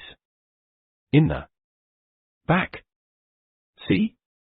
It's still almost full. Did you want it back? Febreze was a dud. For Stimson, this was a disaster. Rival executives in other divisions sensed an opportunity in his failure. He heard whispers that some people were lobbying to kill Febreze and get him reassigned to Nicky Clark Hair Products, the consumer goods equivalent of Siberia. One of P&G's divisional presidents called an emergency meeting and announced they had to cut their losses on Febreze before board members started asking questions.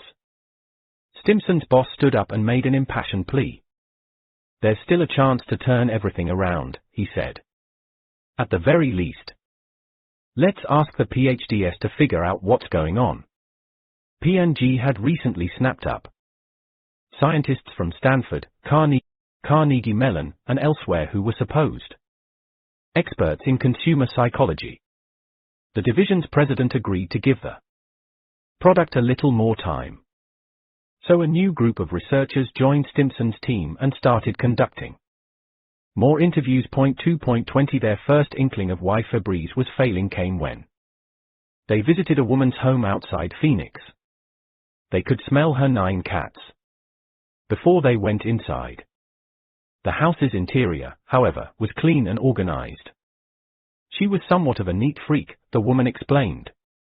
She vacuumed every day and didn't like to open her windows, since the wind blew in dust. When Stimson and the scientists walked into her living room, where the cats lived, the scent was so overpowering that one of them gagged. "What do you do about the cat smell?" a scientist asked the woman. "It's usually not a problem," she said. "How often do you notice a smell?" "Oh, about once a month," the woman replied. The researchers looked at one another. "Do you smell it now?" a scientist asked. "No," she said. The same pattern played out in dozens of other smelly homes the researchers visited.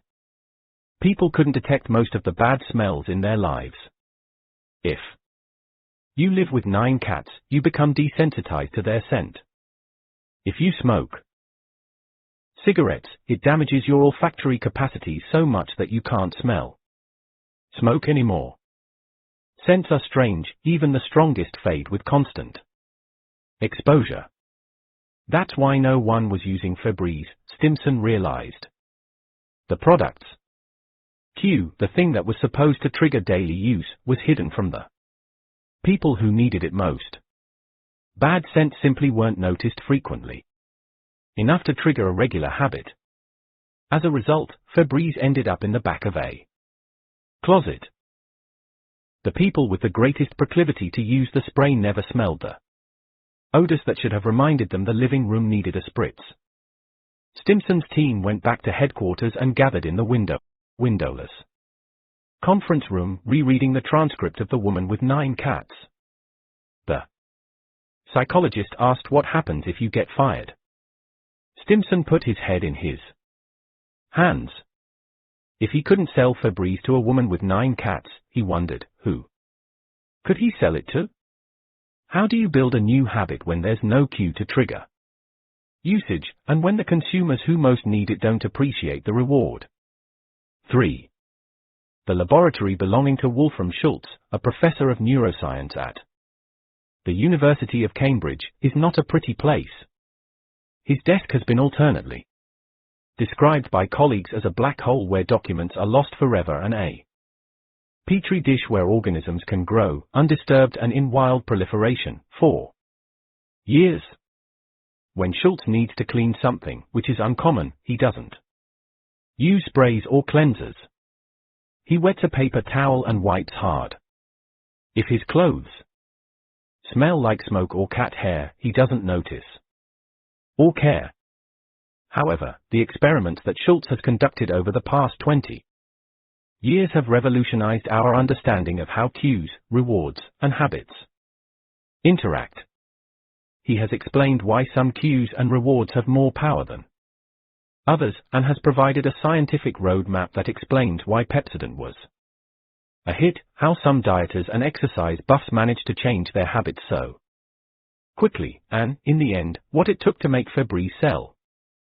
In the 1980s, Schultz was part of a group of scientists studying the brains of monkeys as they learned to perform certain tasks, such as pulling on levers or opening clasps. Their goal was to figure out which parts of the brain were responsible for new actions. "One day, I noticed this thing that is interesting to me," Schultz told me. He was born in Germany and now, when he speaks English, sounds a bit like Arnold Schwarzenegger if the Terminator were a member of the Royal Society. A few of the monkeys we watched loved apple juice, and the other monkeys loved grape juice, and so I began to wonder, what is going on inside those little monkey heads? Why do different rewards affect the brain in different ways? Schultz began a series of experiments to decipher how rewards work on a neurochemical level. As technology progressed, he gained access, in the 1990s, to devices similar to those used by the researchers at MIT. Rather than rats, however, Schultz was interested in monkeys like Julio, an 8-pound macaque with hazel eyes who had a very thin electrode inserted into his brain that allowed Schultz to observe neuronal activity as it occurred. 2.21. One day, Schultz positioned Julio on a chair in a dimly lit room and turned on a computer monitor. Julio's job was to touch a lever whenever colored shapes, small yellow spirals, red squiggles, blue lines, appeared on the screen. If Julio touched the lever when a shape appeared, a drop of blackberry juice would run down a tube hanging from the ceiling and onto the monkey's lips. Julio liked blackberry juice. At first, Julio was only mildly interested in what was happening on the screen. He spent most of his time trying to squirm out of the chair. But once the first dose of juice arrived, Julio became very focused on the monitor. As the monkey came to understand, through dozens of repetitions, that the shapes on the screen were a cue for a routine, touch the lever, that resulted in a reward. Blackberry juice, he started staring at the screen with a laser-like intensity. He didn't squirm. When a yellow squiggle appeared, he went for the lever. When a blue line flashed, he pounced. And when the juice arrived, Julio would lick his lips contentedly. Julio's reward response when he receives the juice. As Schultz monitored the activity within Julio's brain, he saw a pattern emerge. Whenever Julio received his reward, his brain activity would spike in a manner that suggested he was experiencing happiness. 2.22. A transcript of that neurological activity shows what it looks like when a monkey's brain says, in essence, I got a reward. Schultz took Julio through the same experiment again and again, recording the neurological response each time. Whenever Julio received his juice, the I got a reward pattern appeared on the computer attached to the probe in the monkey's head. Gradually, from a neurological perspective, Julio's behavior became a habit. Julio's habit loop. What was most interesting to Schultz, however, was how things changed as the experiment proceeded. As the monkey became more and more practiced at the behavior, as the habit became stronger and stronger, Julio's brain began anticipating the blackberry juice. Schultz's probe started recording the I got a reward pattern the instant Julio saw the shapes on the screen, before the juice arrived. Now, Julio's reward response occurs before the juice arrives. In other words, the shapes on the monitor had become a cue not just for pulling a lever, but also for a pleasure response inside the monkey's brain. Julio started expecting his reward as soon as he saw the yellow spirals and red squiggles. Then Schultz adjusted the experiment. Previously, Julio had received juice as soon as he touched the lever. Now, sometimes, the juice didn't arrive at all, even if Julio performed correctly. Or it would arrive after a slight delay. Or it would be watered down until it was only half as sweet. When the juice didn't arrive or was late or diluted, Julio would get angry and make unhappy noises, or become mopey. And within Julio's brain, Schultz watched a new pattern emerge, craving. When Julio anticipated juice but didn't receive it, a neurological pattern associated with desire and frustration erupted inside his skull. When Julio saw the cue, he started anticipating a juice-fueled joy.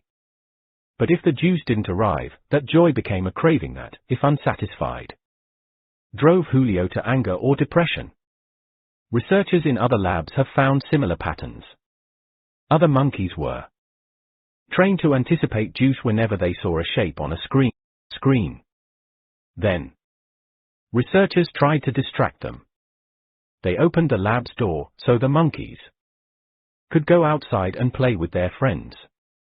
They put food in a corner so the monkeys could eat if they abandoned the experiment. For those monkeys who hadn't developed a strong habit, the distractions worked. They slid out of their chairs, left the room, and never looked back. They hadn't learned to crave the juice. However, once a monkey had developed a habit, once its brain anticipated the reward, the distractions held no allure. The animal would sit there, watching the monitor and pressing the lever, over and over again, regardless of the offer of food or the opportunity to go outside. The anticipation and sense of craving was so overwhelming that the monkeys stayed glued to their screens, the same way a gambler will play slots long after he's lost his winnings. 2.23. This explains why habits are so powerful, they create neurological cravings. Most of the time, these cravings emerge so gradually that we're not really aware they exist, so we're often blind to their influence. But as we associate cues with certain rewards, a subconscious craving emerges in our brains that starts the habit loop spinning. One researcher at Cornell, for instance, found how powerfully food and scent cravings can affect behavior when he noticed how Cinnabon stores were positioned inside shopping malls. Most food sellers locate their kiosks in food courts, but Cinnabon tries to locate their stores away from other food stalls. 2.24. Why? Because Cinnabon executives want the smell of cinnamon rolls to waft down hallways and around corners, uninterrupted, so that shoppers will start subconsciously craving a roll. By the time a consumer turns a corner and sees the Cinnabon store, that craving is a roaring monster inside his head and he'll reach, unthinkingly, for his wallet. The habit loop is spinning because a sense of craving has emerged. 2.25. There is nothing programmed into our brains that makes us see a box of donuts and automatically want a sugary treat, Schultz told me. But once our brain learns that a donut box contains yummy sugar and other carbohydrates, it will start anticipating the sugar high. Our brains will push us toward the box. Then, if we don't eat the donut, we'll feel disappointed. To understand this process, consider how Julio's habit emerged. First, he saw a shape on the screen. Over time, Julio learned that the appearance of the shape meant it was time to execute a routine. So he touched the lever. As a result, Julio received a drop of blackberry juice. That's basic learning. The habit only emerges once Julio begins craving the juice when he sees the cue. Once that craving exists, Julio will act automatically. He'll follow the habit. Julio's habit loop. This is how new habits are created, by putting together a cue, a routine, and a reward, and then cultivating a craving that drives the loop. 2.26. Take 4. Instance, smoking. When a smoker sees a cue, say, a pack of Marlboros, her brain starts anticipating a hit of nicotine. Just the sight of cigarettes is enough for the brain to crave a nicotine rush. If it doesn't arrive, the craving grows until the smoker reaches, unthinkingly, for a Marlboro. Or take email. When a computer chimes or a smartphone vibrates with a new message, the brain starts anticipating the momentary distraction that opening an email provides. That expectation, if unsatisfied, can build until a meeting is filled with antsy executives checking their buzzing BlackBerries under the table, even if they know it's probably only their latest fantasy football results. On the other hand, if someone disables the buzzing, and, thus, removes the cue, people can work for hours without thinking to check their inboxes. Scientists have studied the brains of alcoholics, smokers, and overeaters and have measured how their neurology, the structures of their brains and the flow of neurochemicals inside their skulls, changes as their cravings became ingrained. Particularly strong habits, wrote 2 researchers at the University of Michigan, produce addiction-like reactions so that wanting evolves into obsessive craving that can force our brains into autopilot, even in the face of strong disincentives, including loss of reputation, job, home, and family. 2.27. However, these cravings don't have complete authority over us. As the next chapter explains, there are mechanisms that can help us ignore the temptations. But to overpower the habit, we must recognize which craving is driving the behavior. If we're not conscious of the anticipation, then we're like the shoppers who wander, as if drawn by an unseen force, into Cinnabon. To understand the power of cravings in creating habits, consider how exercise habits emerge. In 2002, researchers at New Mexico State University wanted to understand why people habitually exercise. 2.28 They studied 266 individuals, most of whom worked out at least 3 times a week. What they found was that many of them had started running or lifting weights almost on a whim, or because they suddenly had free time or wanted to deal with unexpected stresses in their lives. However, the reason they continued, why it became a habit, was because of a specific reward they started to crave. In one group, 92% of people said they habitually exercised because it made them feel good. They grew to expect and crave the endorphins and other neurochemicals a workout provided. In another group, 67% of people said that working out gave them a sense of accomplishment. They had come to crave a regular sense of triumph from tracking their performances, and that self-reward was enough to make the physical activity into a habit. If you want to start running each morning, it's essential that you choose a simple cue, like always lacing up your sneakers before breakfast or leaving your running clothes next to your bed, and a clear reward, such as a midday treat, a sense of accomplishment from recording your miles, or the endorphin rush you get from a jog. But countless studies have shown that a cue and a reward, on their own, aren't enough for a new habit to last. Only when your brain starts expecting the reward, craving the endorphins or sense of accomplishment, will it become automatic to lace up your jogging shoes each morning.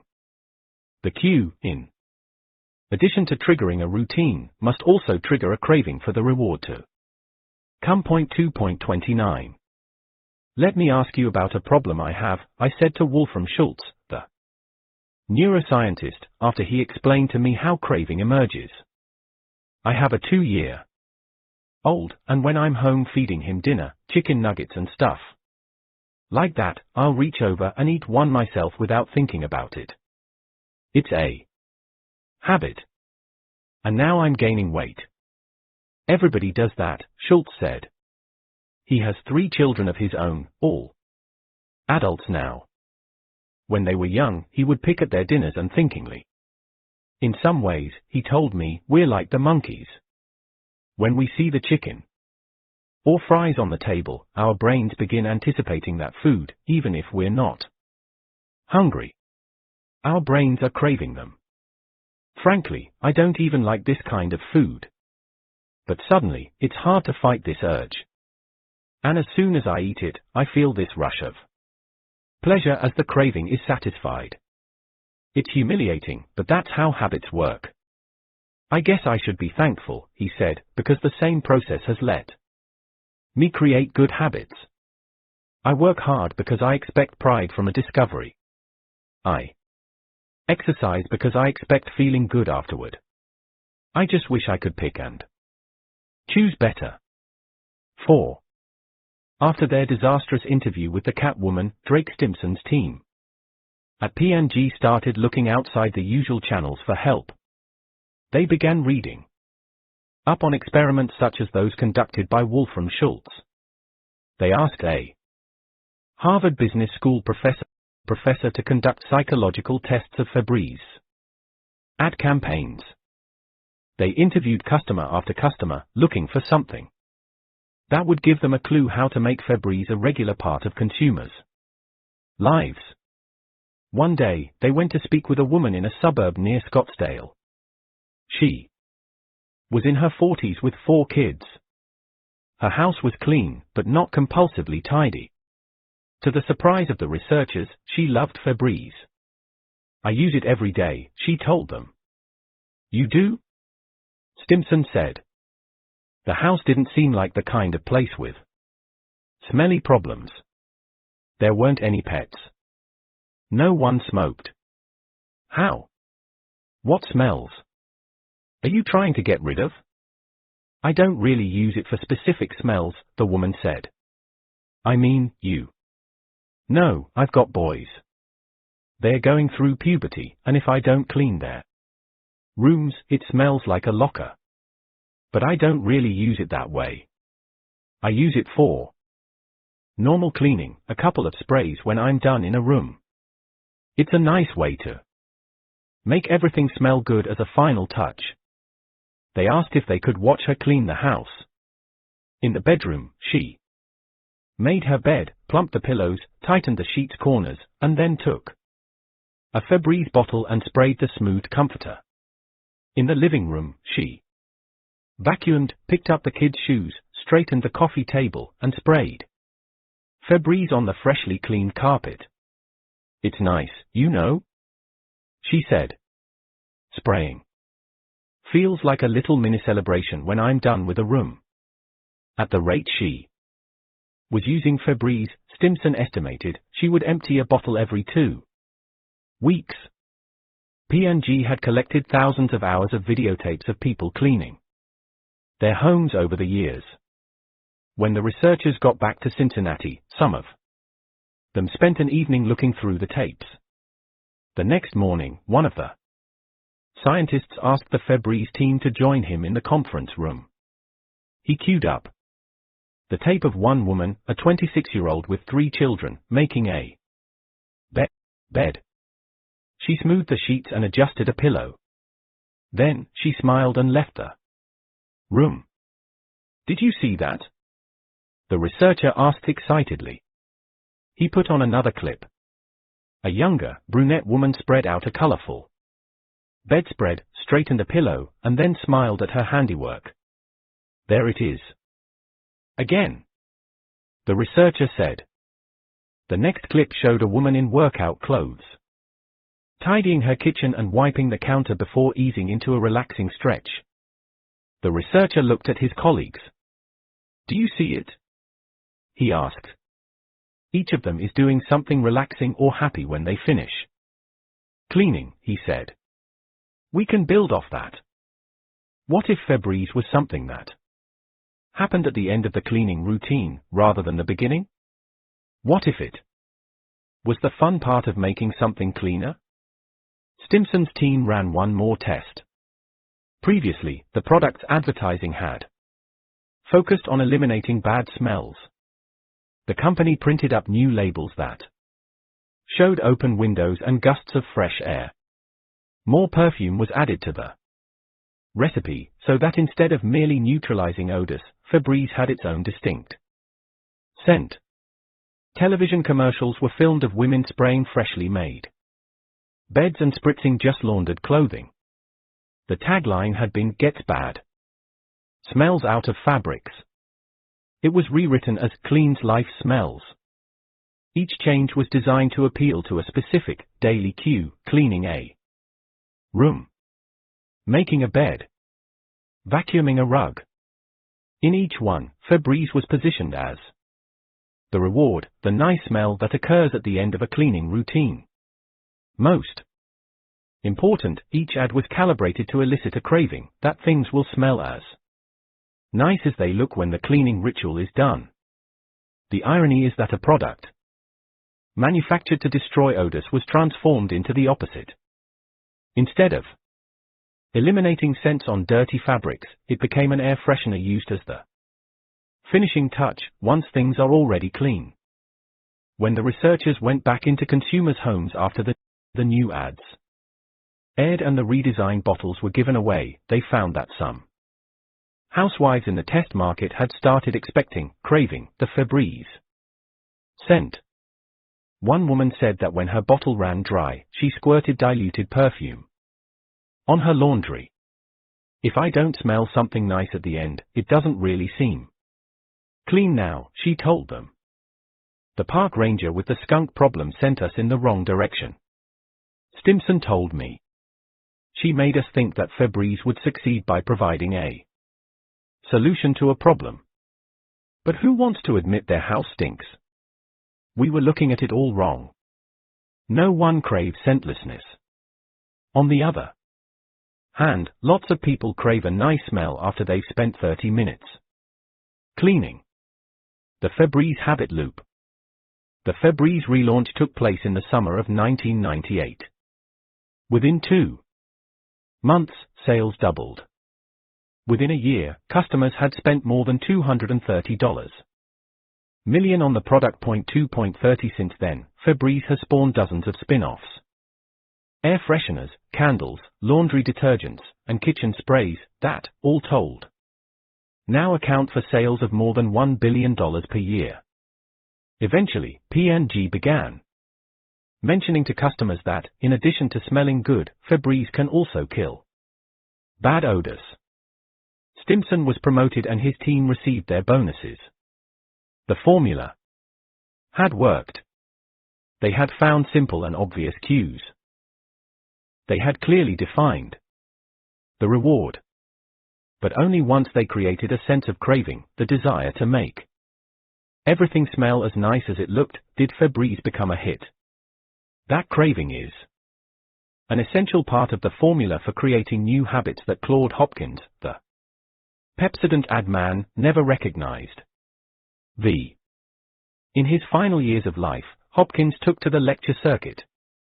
His talks on the laws of scientific advertising attracted thousands of people. From stages, he often compared himself to Thomas Edison and George Washington and spun out wild forecasts about the future. Flying automobiles featured prominently. But he never mentioned cravings or the neurological roots of the habit loop. After all, it would be another 70 years before the MIT scientists and Wolfram Schultz conducted their experiments. So how did Hopkins manage to build such a powerful toothbrushing habit without the benefit of those insights? Well, it turns out that he actually did take advantage of the principles eventually discovered at MIT and inside Schultz's laboratory, even if nobody knew it at the time. Hopkins's experiences with Pepsodent weren't quite as straightforward as he portrays them in his memoirs. Though he boasted that he discovered an amazing cue in tooth film and bragged that he was the first to offer consumers the clear reward of beautiful teeth, it turns out that Hopkins wasn't the originator of those tactics. Not by a long shot. Consider, for instance, some of the advertisements for other toothpastes that filled magazines and newspapers even before Hopkins knew that Pepsodent existed. The ingredients of this preparation are especially intended to prevent deposits of tartar from accumulating around the necks of the teeth. Read an ad for Dr. Sheffield's creme dentifrice that predated Pepsodent. Clean that dirty layer. Your white enamel is only hidden by a coating of film. Read an advertisement that appeared while Hopkins was looking through his dental textbooks. Sanitol toothpaste quickly restores the original whiteness by removing film. The charm of a lovely smile depends upon the beauty of your teeth, proclaimed a third ad. Beautiful, satin smooth teeth are often the secret of a pretty girl's attractiveness. Use SS White toothpaste. Dozens of other advertising men had used the same language as Pepsodent years before Hopkins jumped in the game.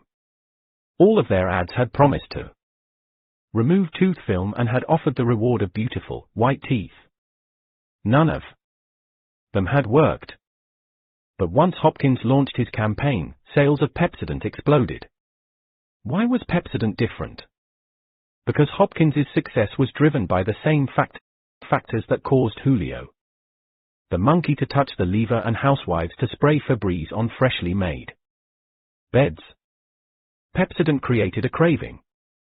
Hopkins doesn't spend any of his autobiography discussing the ingredients in Pepsodent, but the recipe listed on the toothpaste's patent application and company records reveal something interesting. Unlike other pastes of the period, Pepsodent contained citric acid, as well as doses of mint oil and other Chemicals. 2.31 Pepsodent inventor used those ingredients to make the toothpaste taste fresh, but they had another, unanticipated effect as well. They are irritants that create a cool, tingling sensation on the tongue and gums. After Pepsodent started dominating the marketplace, researchers at competing companies scrambled to figure out why. What they found was that customers said that if they forgot to use Pepsodent, they realized their mistake. Because they missed that cool, tingling sensation in their mouths. They craved that slight irritation. If it wasn't there, their mouths didn't feel clean. Claude Hopkins wasn't selling beautiful teeth. He was selling a sensation. Once people craved that cool tingling, once they equated it with cleanliness, brushing became a habit. When other companies discovered what Hopkins was really selling, they started imitating him. Within a few decades, almost every toothpaste contained oils and chemicals that caused gums to tingle. Soon, Pepsodent started getting outsold. Even today, almost all toothpastes contain additives with the sole job of making your mouth tingle after you brush. The real Pepsodent habit loop. Consumers need some kind of signal that a product is working. Tracy Sinclair, who was a brand manager for Oral-B and Crest Kids toothpaste, told me, "We can make toothpaste taste like anything, blueberries, green tea, and as long as it has a cool tingle, people feel like their mouth is clean. The tingling doesn't make the toothpaste work any better. It just convinces people it's doing the job." Anyone can use this basic formula to create habits of her or his own. Want to exercise more? Choose a cue, such as going to the gym as soon as you wake up, and a reward, such as a smoothie after each workout. Then think about that smoothie, or about the endorphin rush you'll feel. Allow yourself to anticipate the reward. Eventually, that craving will make it easier to push through the gym doors every day. Want to craft a new eating habit? When researchers affiliated with the National Weight Control Registry, a project involving more than 6,000 people who have lost more than 30 pounds, looked at the habits of successful dieters, they found that 78% of them ate breakfast every morning, a meal cued by a time of day. 2.32 But most of the successful dieters also envisioned a specific reward for sticking with their diet, a bikini they wanted to wear or the sense of pride they felt when they stepped on the scale.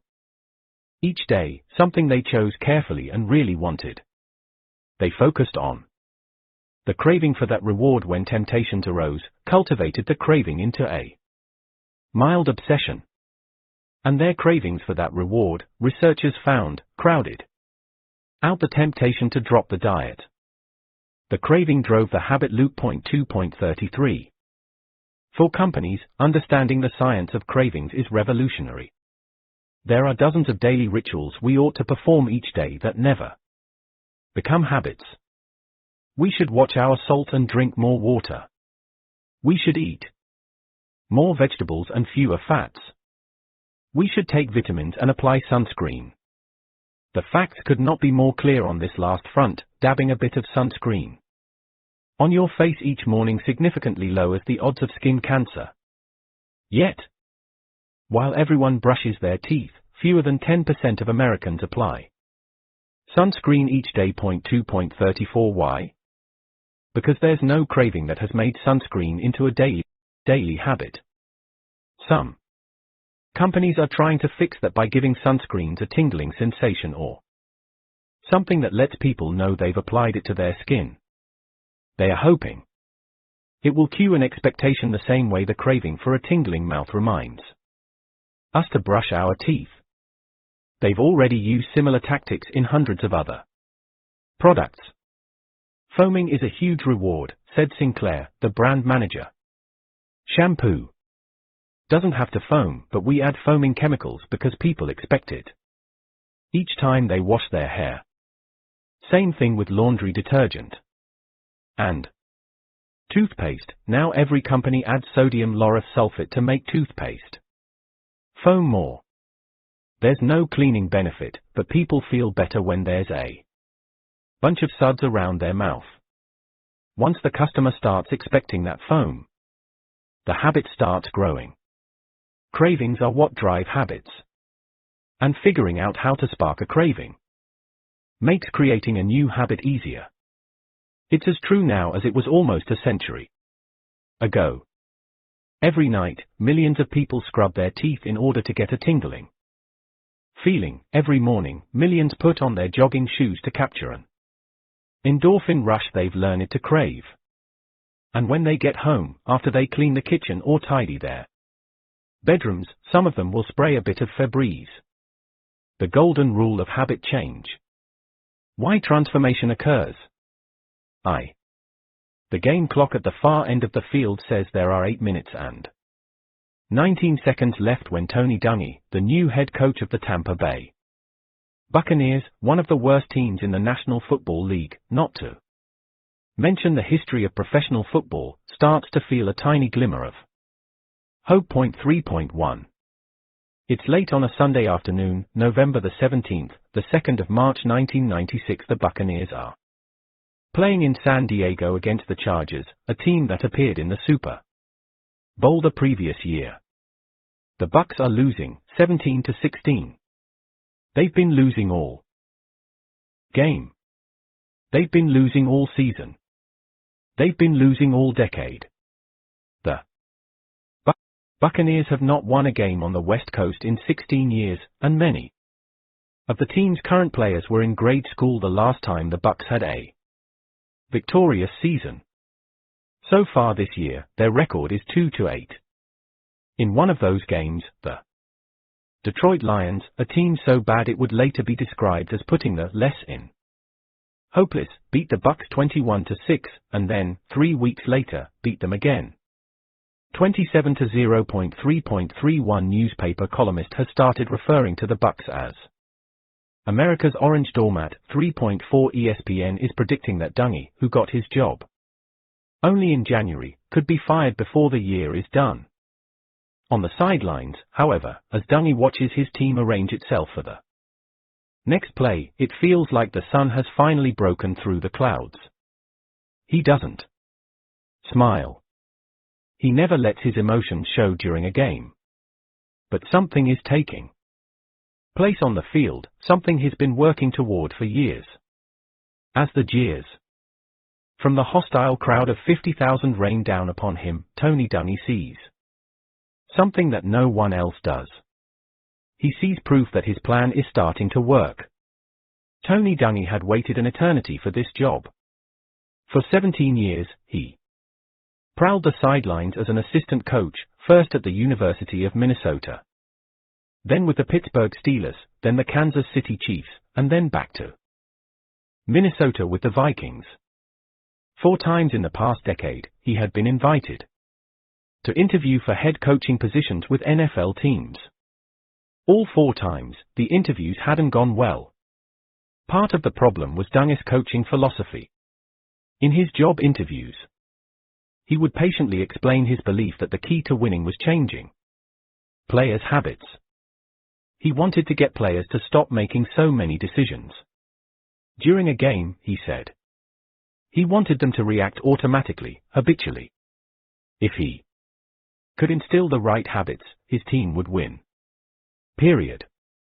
Champions don't do extraordinary things, Dungy would explain. They do ordinary things, but they do them without thinking, too fast for the other team to react. They follow the habits they've learned. How, the owners would ask, are you going to create those new habits? Oh, no, he wasn't going to create new habits, Dungy would answer. Players spent their lives building the habits that got them to the NFL. No athlete is going to abandon those patterns simply because some new coach says to. So rather than creating new habits, Dungy was going to change players' old ones. And the secret to changing old habits was using what was already inside players' heads. Habits are a three-step loop: the cue, the routine, and the reward. But Enny only wanted to attack the middle step, the routine.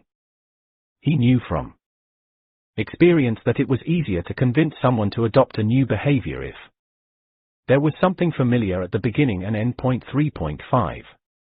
His coaching strategy embodied an axiom, a golden rule of habit change, that study after study has shown is among the most powerful tools for creating change. Enny recognized that you can never truly extinguish bad habits. Rather, to change a habit, you must keep the old cue and deliver the old reward, but insert a new routine. That's the rule: if you use the same cue and provide the same reward, you can shift the routine and change the habit. Almost any behavior can be transformed if the cue and reward stay the same. The golden rule has influenced treatments for alcoholism, obesity, obsessive-compulsive disorders, and hundreds of other destructive behaviors. And understanding it can help anyone change their own habits. Attempts to give up snacking, for instance, will often fail unless there's a new routine to satisfy old cues and reward urges. A smoker usually can't quit unless she finds some activity to replace cigarettes when her nicotine craving is triggered. 4 times Enny explained his habit-based philosophy to team owners. 4 times they listened politely, thanked him for his time, and then hired someone else. Then, in 1996, the woeful Buccaneers called. Enny flew to Tampa Bay and, once again, laid out his plan for how they could win. The day after the final interview, they offered him the job. The golden rule of habit change. You can't extinguish a bad habit, you can only change it. How it works: use the same cue. Provide the same reward. Change the routine. Enny's system would eventually turn the Bucs into one of the league's winningest teams. He would become the only coach in NFL history to reach the playoffs in 10 consecutive years, the first African-American coach to win a Super Bowl, and one of the most respected figures in professional athletics. His coaching techniques would spread throughout the league and all of sports. His approach would help illuminate how to remake the habits in anyone's life. But all of that would come later. Today, in San Diego, Enny just wanted to win. From the sidelines, Enny looks up at the clock, 8:19 remaining. The Bucs have been behind all game and have squandered opportunity after opportunity, in typical fashion. If their defense doesn't make something happen right now, this game will effectively be over. San Diego has the ball on their own 20-yard line, and the Chargers quarterback, Stan Humphries, is preparing to lead a drive that, he hopes, will put the game away. The play clock begins, and Humphries is poised to take the snap. But Enny isn't looking at Humphries. Instead, he's watching his own players align into a formation they have spent months perfecting. Traditionally, football is a game of feints and counterfeints, trick plays and misdirection. Coaches with the thickest playbooks and most complicated schemes usually win. Enny, however, has taken the opposite approach. He isn't interested in complication or obfuscation. When Enny's defensive players line up, it is obvious to everyone exactly which play they are going to use. Enny has opted for this approach because, in theory, he doesn't need misdirection. He simply needs his team to be faster than everyone else. In football, milliseconds matter.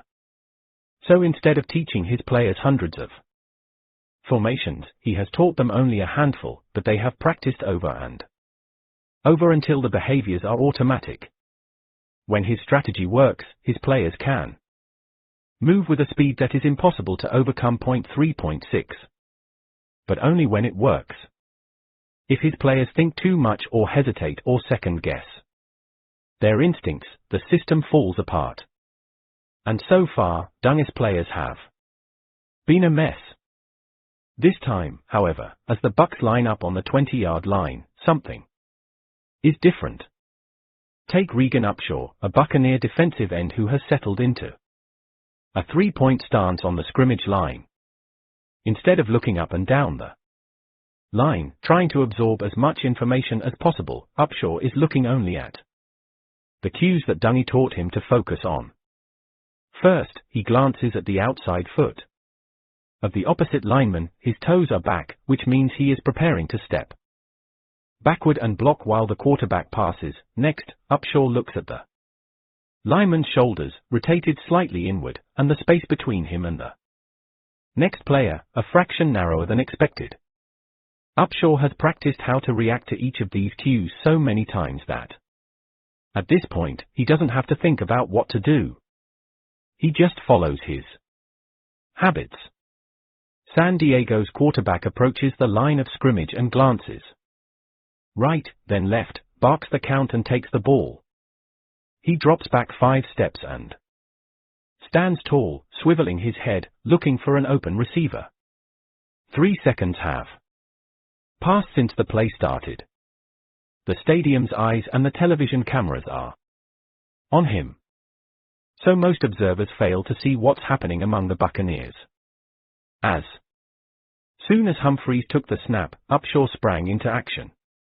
Within the first second of the play, he darted right across the line of scrimmage, so fast the offensive lineman couldn't block him. Within the next second, Upshaw ran 4 more paces downfield, his steps a blur. In the next second, Upshaw moved 3 strides closer to the quarterback, his path impossible for the offensive lineman to predict. As the play moves into its 4th second, Humphries, the San Diego quarterback, is suddenly exposed.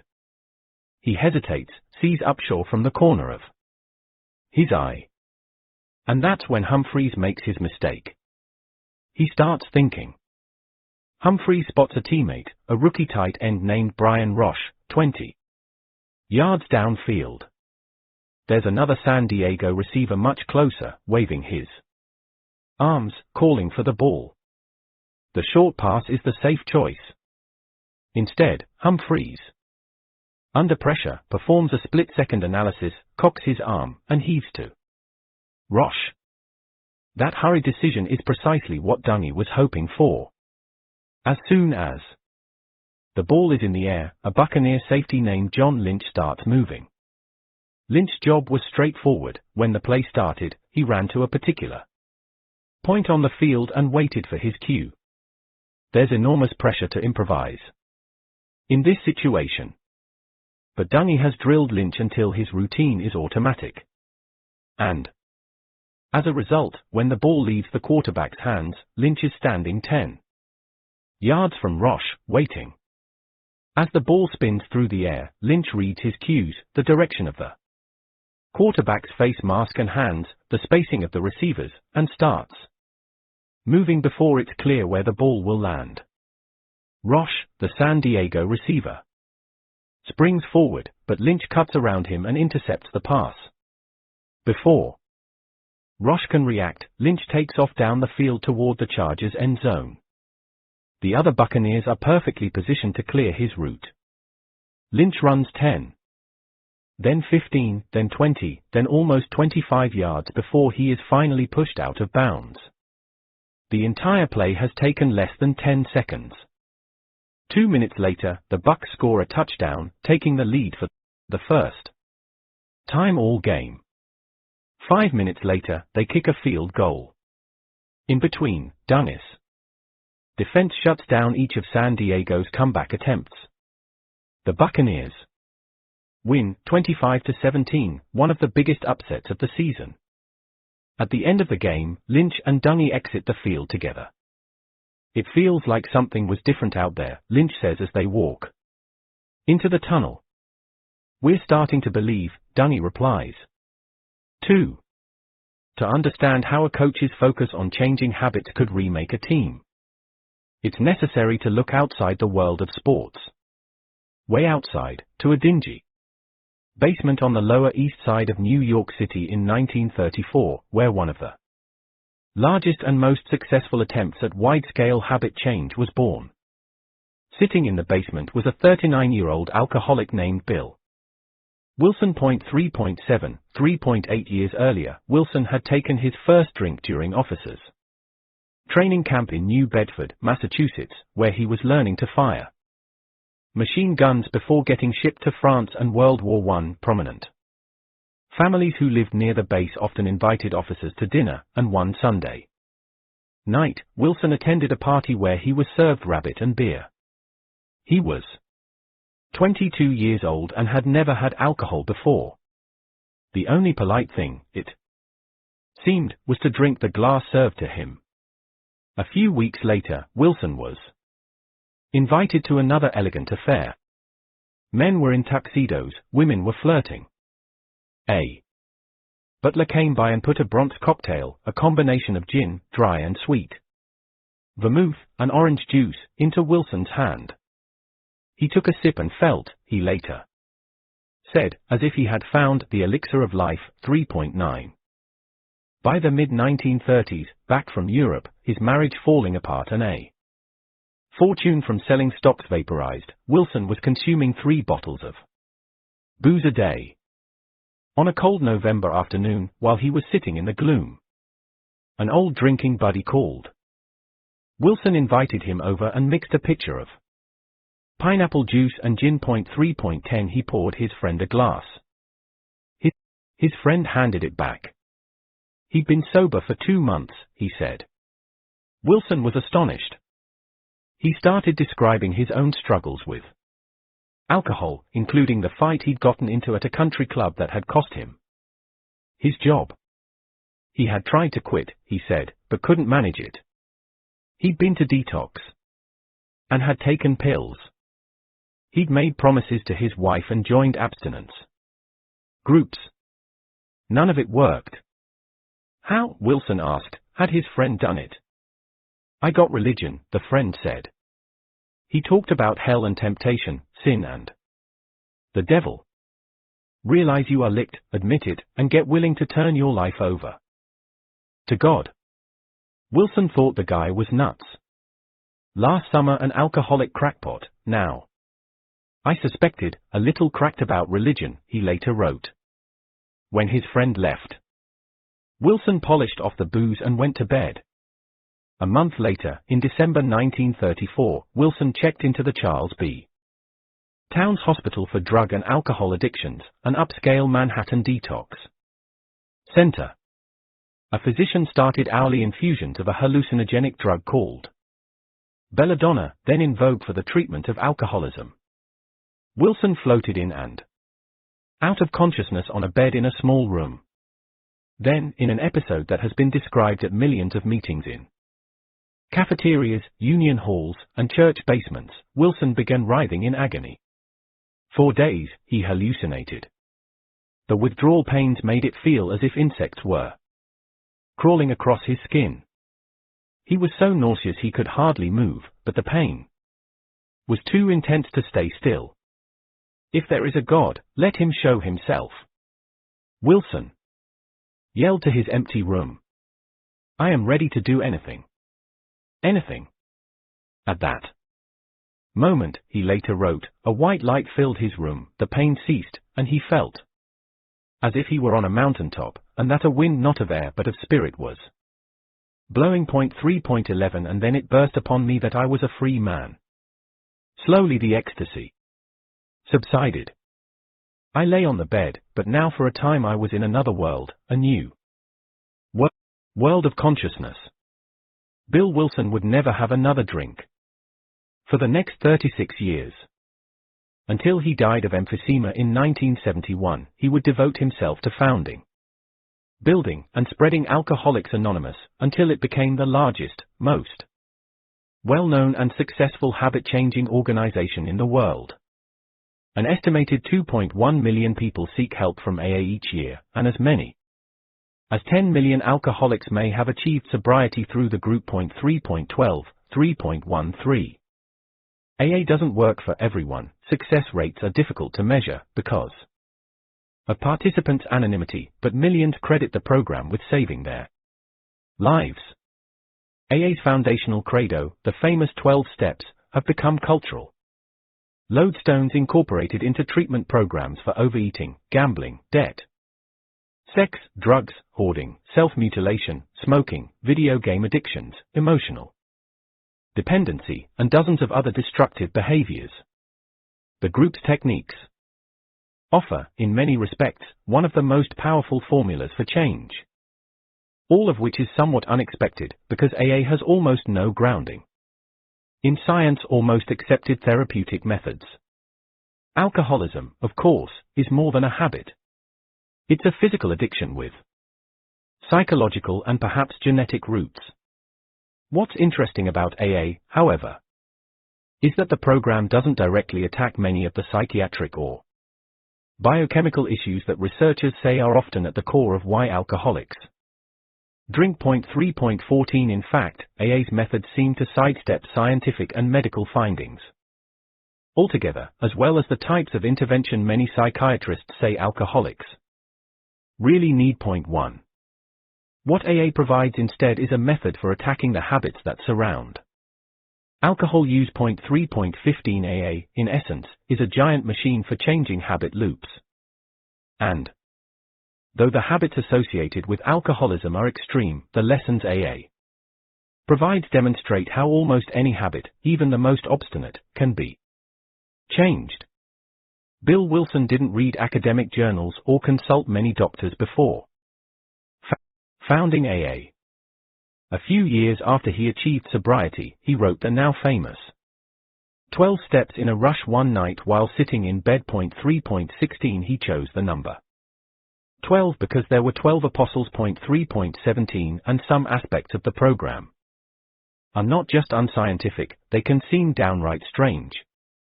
Take, for instance, AA's insistence that alcoholics attend 90 meetings in 90 days, a stretch of time, it appears, chosen at random. Or the program's intense focus on spirituality, as articulated in Step 3, which says that alcoholics can achieve sobriety by making a decision to turn our will and our lives over to the care of God as we understand Him. 3.187 of the 12 steps mention God or spirituality, which seems odd for a program founded by a one-time agnostic who, throughout his life, was openly hostile toward organized religion. AA meetings don't have a prescribed schedule or curriculum. Rather, they usually begin with a member telling his or her story, after which other people can chime in. There are no professionals who guide conversations and few rules about how meetings are supposed to function. In the past 5 decades, as almost every aspect of psychiatry and addiction research has been revolutionized by discoveries in behavioral sciences, pharmacology, and our understanding of the brain, AA has remained frozen in time. Because of the program's lack of rigor, academics and researchers have often criticized it. 3.19 AA's emphasis on spirituality, some claimed, made it more like a cult than a treatment. In the past 15 years, however, a re-evaluation has begun. Researchers now say the program's methods offer valuable lessons. Faculty at Harvard, Yale, the University of Chicago, the University of New Mexico, and dozens of other research centers have found a kind of science within AA that is similar to the one Tony Dungy used on the football field. Their findings endorse the golden rule of habit change. AA succeeds because it helps. Alcoholics use the same cues and get the same reward, but it shifts the routine. Researchers say that AA works because the program forces people to identify the cues and rewards that encourage their alcoholic habits, and then helps them find new behaviors. When Claude Hopkins was selling Pepsodent, he found a way to create a new habit by triggering a new craving. But to change an old habit, you must address an old craving. You have to keep the same cues and rewards as before, and feed the craving by inserting a new routine. Take steps 4, to make a searching and fearless inventory of ourselves. And 5, to admit to God, to ourselves, and to another human being the exact nature of our wrongs. It's not obvious from the way they are written, but to complete those steps, someone has to create a list of all the triggers for their alcoholic urges, said J. Scott Tonigan, a researcher at the University of New Mexico who has studied AA for more than a decade. 3.20 When you make a self-inventory, you're figuring out all the things that make you drink and admitting to someone else all the bad things you've done is a pretty good way of figuring out the moments where everything spiraled out of control. Then, AA asks alcoholics to search for the rewards they get from alcohol. What cravings, the program asks, are driving your habit loop? Often, intoxication itself doesn't make the list. Alcoholics crave a drink because it offers escape, relaxation, companionship, the blunting of anxieties, and an opportunity for emotional release. They might crave a cocktail to forget their worries, but they don't necessarily crave feeling drunk. The physical effects of alcohol are often one of the least rewarding parts of drinking for addicts. There is a hedonistic element to alcohol, said Ulf Müller, a German neurologist who has studied brain activity among alcoholics. But people also use alcohol because they want to forget something or to satisfy other cravings. And these relief cravings occur in totally different parts of the brain than the craving for physical pleasure. In order to offer alcoholics the same rewards they get at a bar, AA has built a system of meetings and companionship that sponsor each member works with that strives to offer as much escape, distraction, and catharsis as a Friday night bender. If someone needs relief, they can get it from talking to their sponsor or attending a group gathering, rather than toasting a drinking buddy. AA forces you to create new routines for what to do each night instead of drinking, said Tonigan. You can relax and talk through your anxieties at the meetings. The triggers and payoffs stay the same, it's just the behavior that changes. Keep the cue, provide the same reward, insert a new routine. One particularly dramatic demonstration of how alcoholics' cues and rewards can be transferred to new routines occurred in 2007, when Müller, the German neurologist, and his colleagues at the University of Magdeburg implanted small electrical devices inside the brains of 5 alcoholics who had repeatedly tried to give up booze. 3.21 The alcoholics in the study had each spent at least 6 months in rehab without success. One of them had been through detox more than 60 times. The devices implanted in the men's heads were positioned inside their basal ganglia, the same part of the brain where the MIT researchers found the habit loop, and emitted an electrical charge that interrupted the neurological reward that triggers habitual cravings. After the men recovered from the operations, they were exposed to cues that had once triggered alcoholic urges, such as photos of beer or trips to a bar. Normally, it would have been impossible for them to resist a drink. But the devices inside their brains overrode each man's neurological cravings. They didn't touch a drop. One of them told me the craving disappeared as soon as we turned the electricity on, Müller said. Then, we turned it off, and the craving came back immediately. Eradicating the alcoholic's neurological cravings, however, wasn't enough to stop their drinking habits. 4 of them relapsed soon after the surgery, usually after a stressful event. They picked up a bottle because that's how they automatically dealt with anxiety. However, once they learned alternate routines for dealing with stress, the drinking stopped for good. One patient, for instance, attended AA meetings. Others went to therapy. And once they incorporated those new routines for coping with stress and anxiety into their lives, the successes were dramatic. The man who had gone to detox 60 times never had another drink. 2 other patients had started drinking at 12, were alcoholics by 18, drank every day, and now have been sober for 4 years. Notice how closely this study hews to the golden rule of habit change. Even when alcoholics' brains were changed through surgery, it wasn't enough. The old cues and cravings for rewards were still there, waiting to pounce.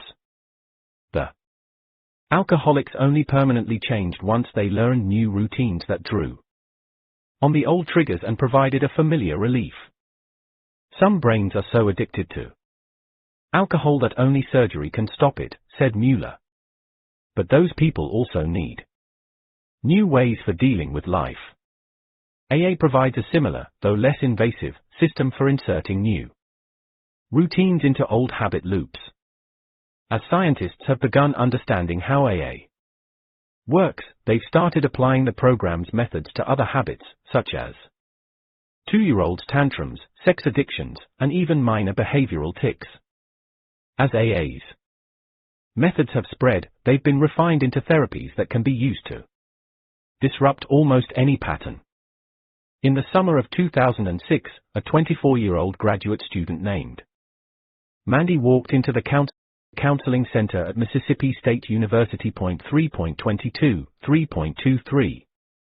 For most of her life, Mandy had bitten her nails, gnawing them until they bled. Lots of people bite their nails. For chronic nail biters, however, it's a problem of a different scale. Mandy would often bite until her nails pulled away from the skin underneath. Her fingertips were covered with tiny scabs. The end of her fingers had become blunted without nails to protect them, and sometimes they tingled or itched, a sign of nerve injury. The biting habit had damaged her social life. She was so embarrassed around her friends that she kept her hands in her pockets and, on dates, would become preoccupied with balling her fingers into fists. She had tried to stop by painting her nails with foul-tasting polishes or promising herself, starting right now, that she would muster the willpower to quit. But as soon as she began doing homework or watching television, her fingers ended up in her mouth. The counseling center referred Mandy to a doctoral psychology student who was studying a treatment known as habit reversal training. 3.24. The psychologist was well acquainted with the golden rule of habit change. He knew that changing Mandy's nail-biting habit required inserting a new routine into her life. What do you feel right before you bring your hand up to your mouth to bite your nails? He asked her. There's a little bit of tension in my fingers, Mandy said. It hurts a little bit here, at the edge of the nail. Sometimes I'll run my thumb along, looking for hangnails, and when I feel something catch, I'll bring it up to my mouth. Then I'll go finger by finger, biting all the rough edges. Once I start, it feels like I have to do all of them. Asking patients to describe what triggers their habitual behavior is called awareness training, unlike AA's insistence on forcing alcoholics to recognize their cues. It's the first step in habit reversal training. The tension that Mandy felt in her nails cued her nail-biting habit. Most people's habits have occurred for so long they don't pay attention to what causes it anymore, said Brad Dufresne, who treated Mandy. I've had stutterers come in, and I'll ask them which words or situations trigger their stuttering, and they won't know because they stopped noticing so long ago. Next, the therapist asked Mandy to describe why she bit her nails. At first, she had trouble coming up with reasons. As they talked, though, it became clear that she bit when she was bored.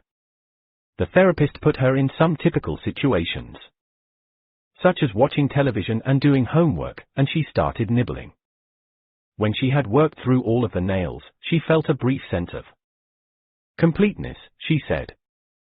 That was the habit's reward, a physical stimulation she had come to crave. Mandy's habit loop. At the end of their first session, the therapist sent Mandy home with an assignment: carry around an index card, and each time you feel the cue, a tension in your fingertips, make a check mark on the card. She came back a week later with 28 checks. She was, by that point, acutely aware of the sensations that preceded her habit. She knew how many times it occurred during class or while watching television. Then the therapist taught Mandy what is known as a competing response.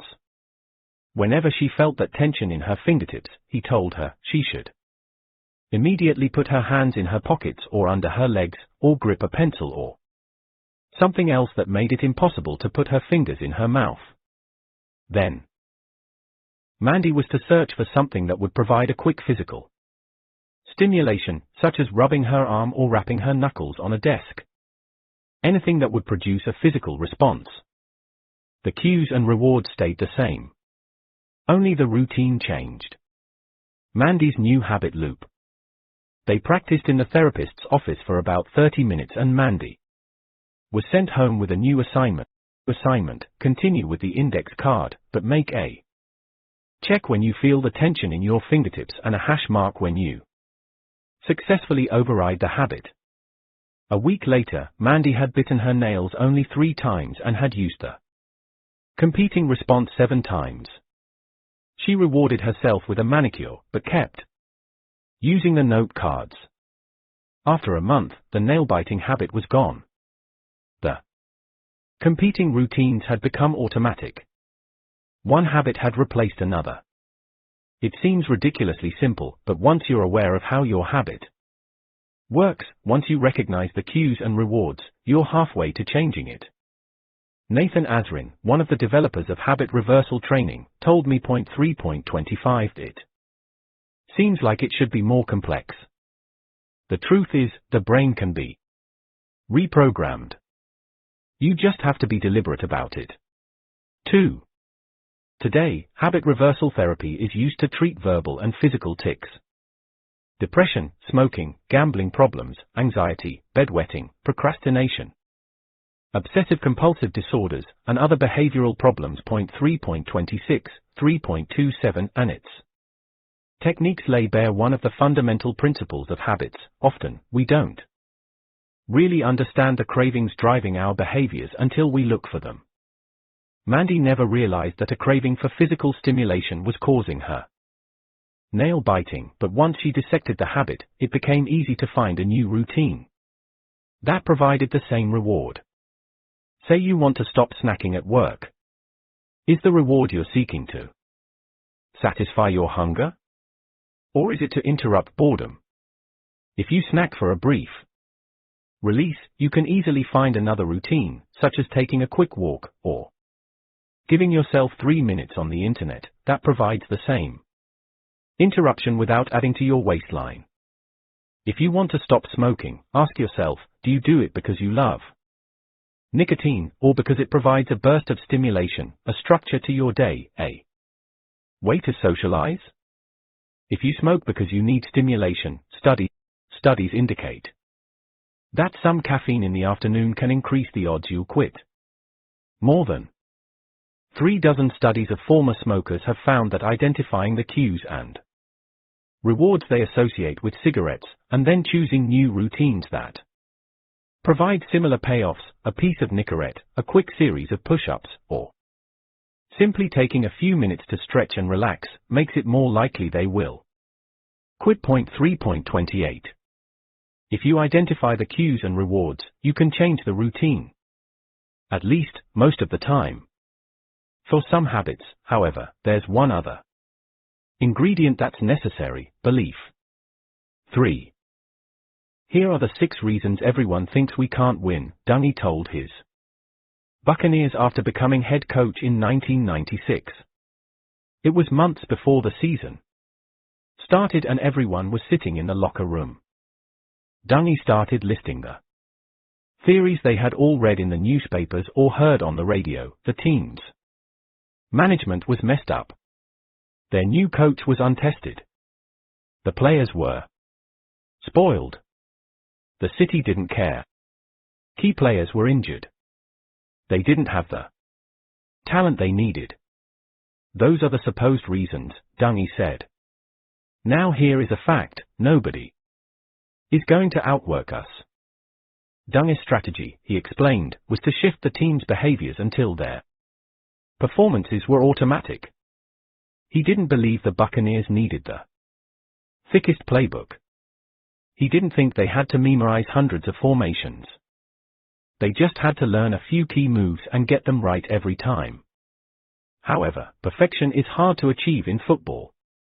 Every play in football. Every play, someone messes up, said Herm Edwards, one of Dungus' assistant coaches in Tampa Bay. Most of the time, it's not physical. 3.29, it's mental. Players mess up when they start thinking too much or second-guessing their plays. What Dungy wanted was to take all that decision-making out of their game. And to do that, he needed them to recognize their existing habits and accept new routines. He started by watching how his team already played. "Let's work on the under defense," Dungy shouted at a morning practice. One day. "Number 55, what's your read?" "I'm watching the running back and guard," said Derek Brooks, an outside linebacker. "What precisely are you looking at?" "Where are your eyes?" "I'm looking at the movement of the guard," said Brooks. "I'm watching the QB's legs and hips after he gets the ball. And I'm looking for gaps in the line, to see if they are gonna pass and if the QB is going to throw to my side or away." In football, these visual cues are known as keys, and they are critical to every play. Dungus' innovation was to use these keys as cues for reworked habits. He knew that, sometimes, Brooks hesitated a moment too long at the start of a play. There were so many things for him to think about. Is the guard stepping out of formation? Does the running back's foot indicate he's preparing for a running or passing play, that sometimes he slowed down? Dungus' goal was to free Brooks's mind from all that analysis. Like Alcoholics Anonymous, he used the same cues that Brooks was already accustomed to, but gave him different routines that, eventually, occurred automatically. "I want you to use those same keys," Dungy told Brooks. "But at first, focus only on the running back. That's it. Do it without thinking. Once you're in position, then start looking for the QB." This was a relatively modest shift. Brooks's eyes went to the same cues. But rather than looking multiple places at once, Dungy put them in a sequence. And told him, ahead of time, the choice to make when he saw each key. The brilliance of this system was that it removed the need for decision-making. It allowed Brooks to move faster, because everything was a reaction, and eventually a habit, rather than a choice. Dungy gave every player similar instructions, and practiced the formations over and over. It took almost a year for Dungus' habits to take hold. The team lost early, easy games. Sports columnists asked why the Bucs were wasting so much time on psychological quackery. But slowly, they began to improve. Eventually, the patterns became so familiar to players that they unfolded automatically when the team took the field. In Dungus' second season as coach, the Bucs won their first 5 games and went to the playoffs for the first time in 15 years. In 1999, they won the division championship. Dungus' coaching style started drawing national attention. The sports media fell in love with his soft-spoken demeanor, religious piety, and the importance he placed on balancing work and family. Newspaper stories described how he brought his sons, Eric and Jamie, to the stadium so they could hang out during practice. They did their homework in his office and picked up towels in the locker room. It seemed like, finally, success had arrived. In 2000, the Bucs made it to the playoffs again, and then again in 2001. Fans now filled the stadium every week. Sportscasters talked about the team as Super Bowl contenders. It was all becoming real. But even as the Bucs became a powerhouse, a troubling problem emerged. They often played tight, disciplined games. However, during crucial, high-stress moments, everything would fall apart. 3.30. In 1999, after racking up 6 wins in a row at the end of the season, the Bucs blew the conference championship against the St. Louis Rams. In 2000, they were one game away from the Super Bowl when they disintegrated against the Philadelphia Eagles, losing 21-3. The next year, the same thing happened again, and the Bucs lost to the Eagles, 31-9, blowing their chance of advancing. We would practice, and everything would come together, and then we'd get to a big game and it was like the training disappeared, Dunny told me. Afterward, my players would say, well, it was a critical play and I went back to what I knew, or I felt like I had to step it up. What they were really saying was they trusted our system most of the time, but when everything was on the line, that belief broke down. 3.31. At the conclusion of the 2001 season, after the Bucs had missed the Super Bowl for the second straight year, the team's general manager asked Dunny to come to his house. He parked near a huge oak tree, walked inside, and 30 seconds later was fired. The Bucs would go on to win the Super Bowl the next year using Dungy's formations and players, and by relying on the habits he had shaped. He would watch on television as the coach who replaced him lifted up the Lombardi Trophy. But by then, he would already be far away. 4. About 60 people, soccer moms and lawyers on lunch breaks, old guys with fading tattoos and hipsters in skinny jeans, are sitting in a church and listening to a man with a slight paunch and a tie that complements his pale blue eyes. He looks like a successful politician, with the warm charisma of assured re-election. My name is John, he says, and I'm an alcoholic. Hi, John, everyone replies. The first time I decided to get help was when my son broke his arm, John says. He's standing behind a podium. I was having an affair with a woman at work, and she told me that she wanted to end it. So I went to a bar and had 2 vodkas, and went back to my desk, and at lunch I went to Chili's with a friend. And we each had a few beers, and then at about 2 o'clock, me and another friend left and found a place with a 2-for-1 happy hour.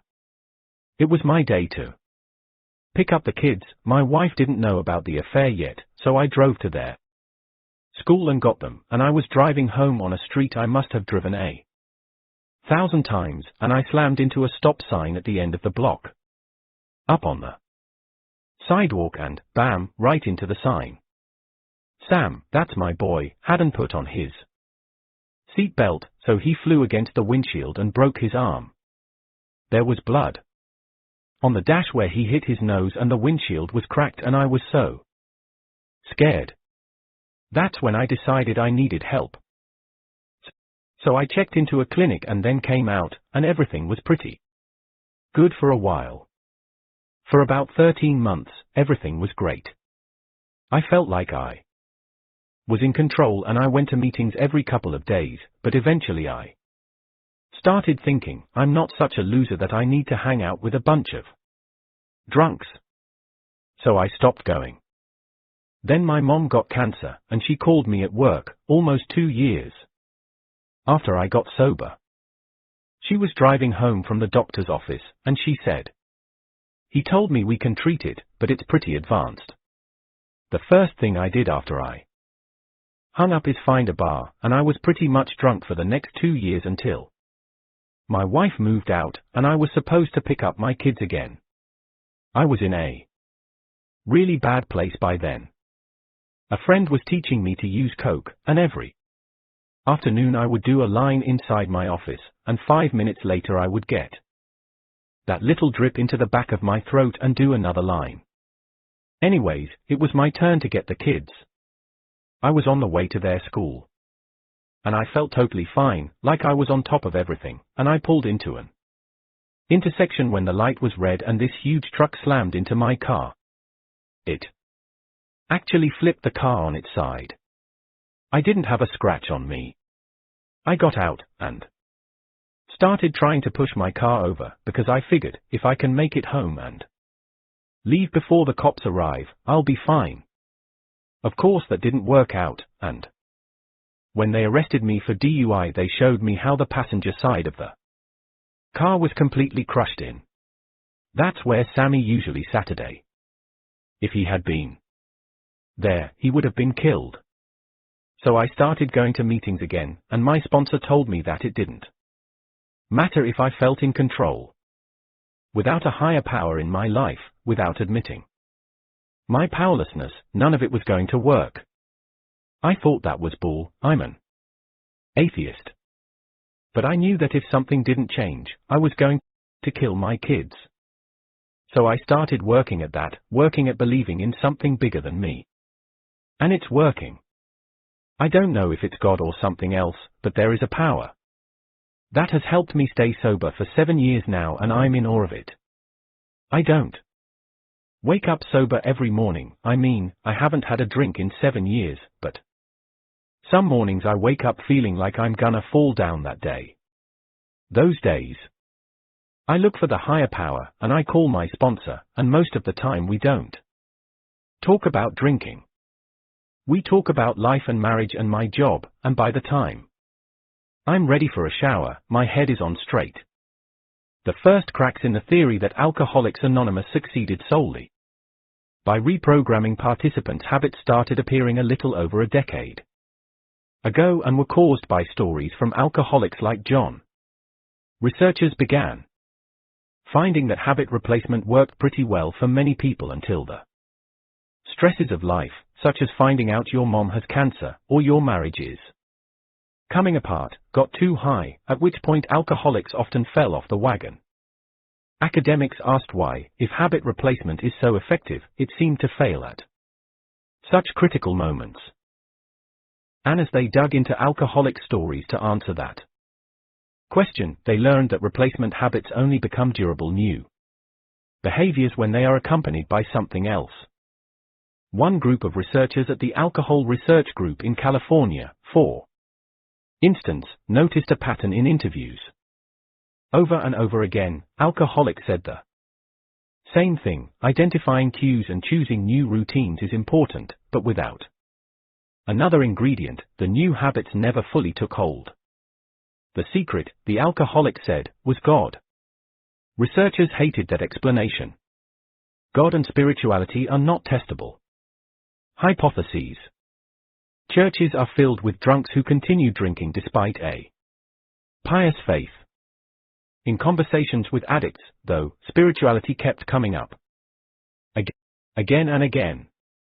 So in 2005, a group of scientists, this time affiliated with UC Berkeley, Brown University, and the National Institutes of Health, began asking alcoholics about all kinds of religious and spiritual topics. 3.32 Then they looked at the data to see if there was any correlation between religious belief and how long people stayed sober. 3.33 A pattern emerged. Alcoholics who practiced the techniques of habit replacement, the data indicated, could often stay sober until there was a stressful event in their lives, at which point, a certain number started drinking again, no matter how many new routines they had embraced. However, those alcoholics who believed, like John in Brooklyn, that some higher power had entered their lives were more likely to make it through the stressful periods with their sobriety intact. It wasn't God that mattered, the researchers figured out. It was belief itself that made a difference. Once people learned how to believe in something, that skill started spilling over to other parts of their lives, until they started believing they could change. Belief was the ingredient that made a reworked habit loop into a permanent behavior. I wouldn't have said this a year ago, that's how fast our understanding is changing, said Tonigan, the University of New Mexico researcher, but belief seems critical. You don't have to believe in God, but you do need the capacity to believe that things will get better. Even if you give people better habits, it doesn't repair why they started drinking in the first place. Eventually they'll have a bad day, and no new routine is going to make everything seem okay. What can make a difference is believing that they can cope with that stress without alcohol. By putting alcoholics in meetings where belief is a given, where, in fact, belief is an integral part of the 12 steps, AA trains people in how to believe in something until they believe in the program and themselves. It lets people practice believing that things will eventually get better, until things actually do. At some point, people in AA look around the room and think, if it worked for that guy, I guess it can work for me, said Leon Kaskutas, a senior scientist at the Alcohol Research Group. There's something really powerful about groups and shared experiences. People might be skeptical about their ability to change if they are by themselves, but a group will convince them to suspend disbelief. A community creates belief. As John was leaving the AA meeting, I asked him why the program worked now, after it had failed him before. When I started coming to meetings after the truck accident, someone asked for volunteers to help put away the chairs, he told me. I raised my hand. It wasn't a big thing, it took like 5 minutes, but it felt good to do something that wasn't all about me. I think that started me on a different path. I wasn't ready to give in to the group the first time, but when I came back, I was ready to start believing in something. Within a week of Dungis firing by the Bucks, the owner of the Indianapolis Colts left an impassioned 15-minute message on his answering machine. The Colts, despite having one of the NFL's best quarterbacks, Peyton Manning, had just finished a dreadful season. The owner needed help. He was tired of losing. He said. Dungy moved to Indianapolis and became head coach. He immediately started implementing the same basic game plan, remaking the Colts routines and teaching players to use old cues to build reworked habits. In his first season, the Colts went 10-6 and qualified for the playoffs.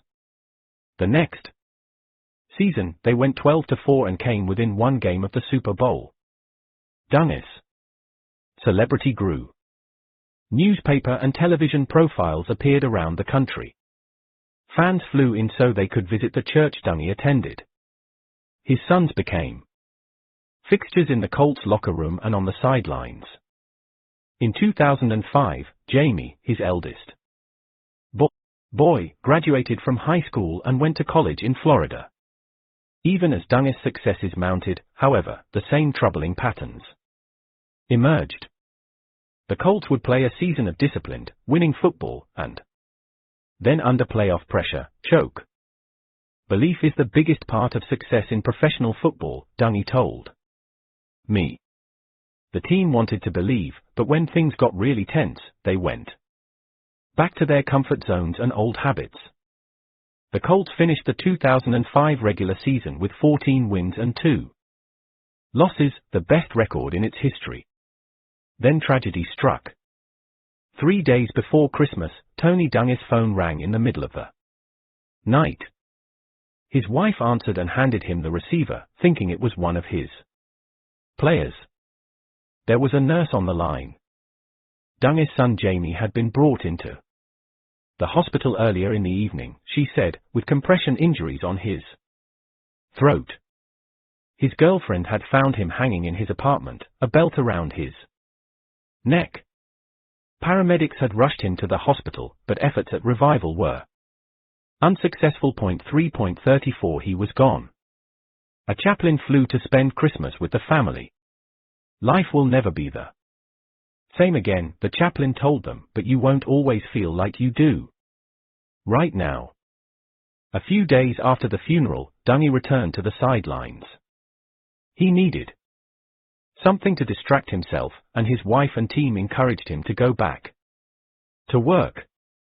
I was overwhelmed by their love and support, he later wrote. As a group, we had always leaned on each other in difficult times. I needed them now more than ever. The team lost their first playoff game, concluding their season.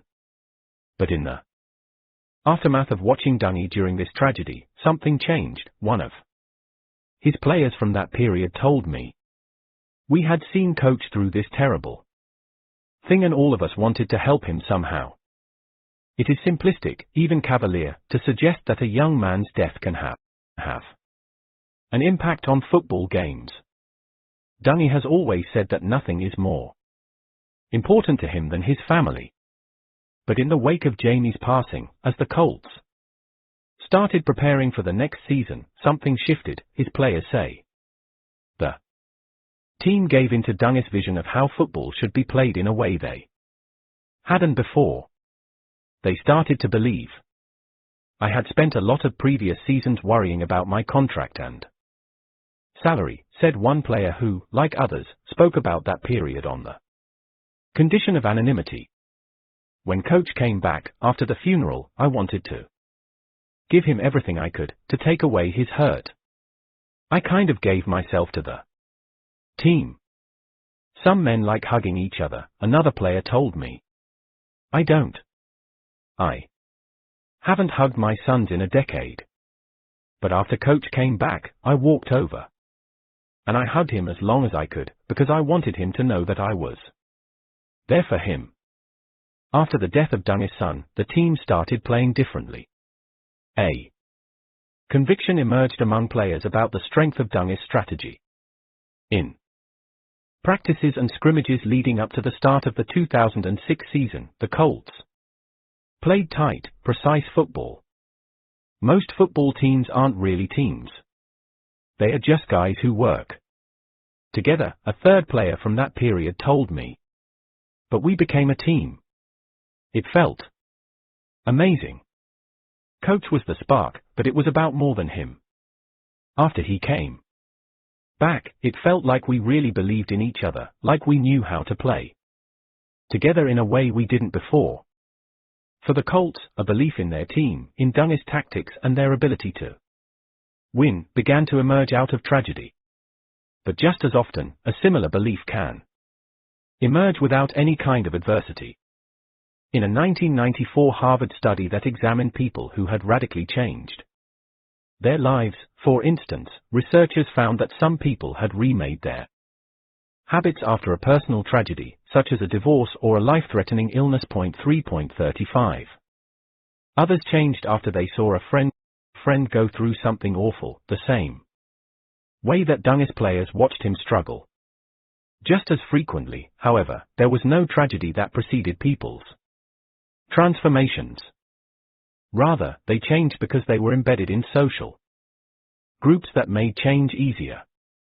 One woman said her entire life shifted when she signed up for a psychology class and met a wonderful group. It opened a Pandora's box, the woman told researchers. I could not tolerate the status quo any longer. I had changed in my core. Another man said that he found new friends among whom he could practice being gregarious. When I do make the effort to overcome my shyness, I feel that it is not really me acting, that it's someone else, he said. But by practicing with his new group, it stopped feeling like acting. He started to believe he wasn't shy, and then, eventually, he wasn't anymore. When people join groups where change seems possible, the potential for that change to occur becomes more real. For most people who overhaul their lives, there are no seminal moments or life-altering disasters. There are simply communities, sometimes of just one other person, who make change believable. One woman told researchers her life transformed after a day spent cleaning toilets, and after weeks of discussing with the rest of the cleaning crew whether she should leave her husband.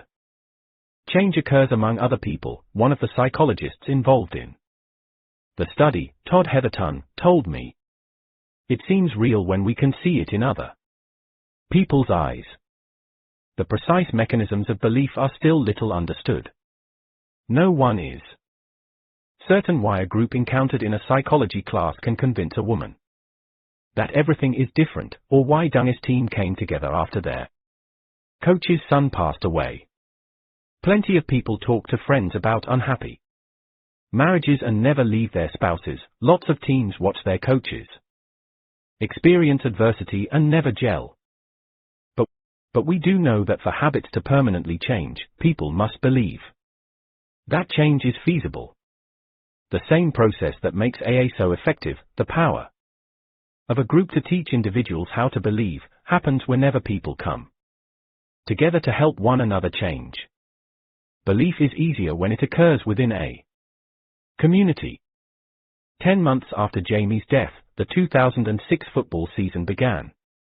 The Colts played peerless football, winning their first 9 games, and finishing the year 12-4.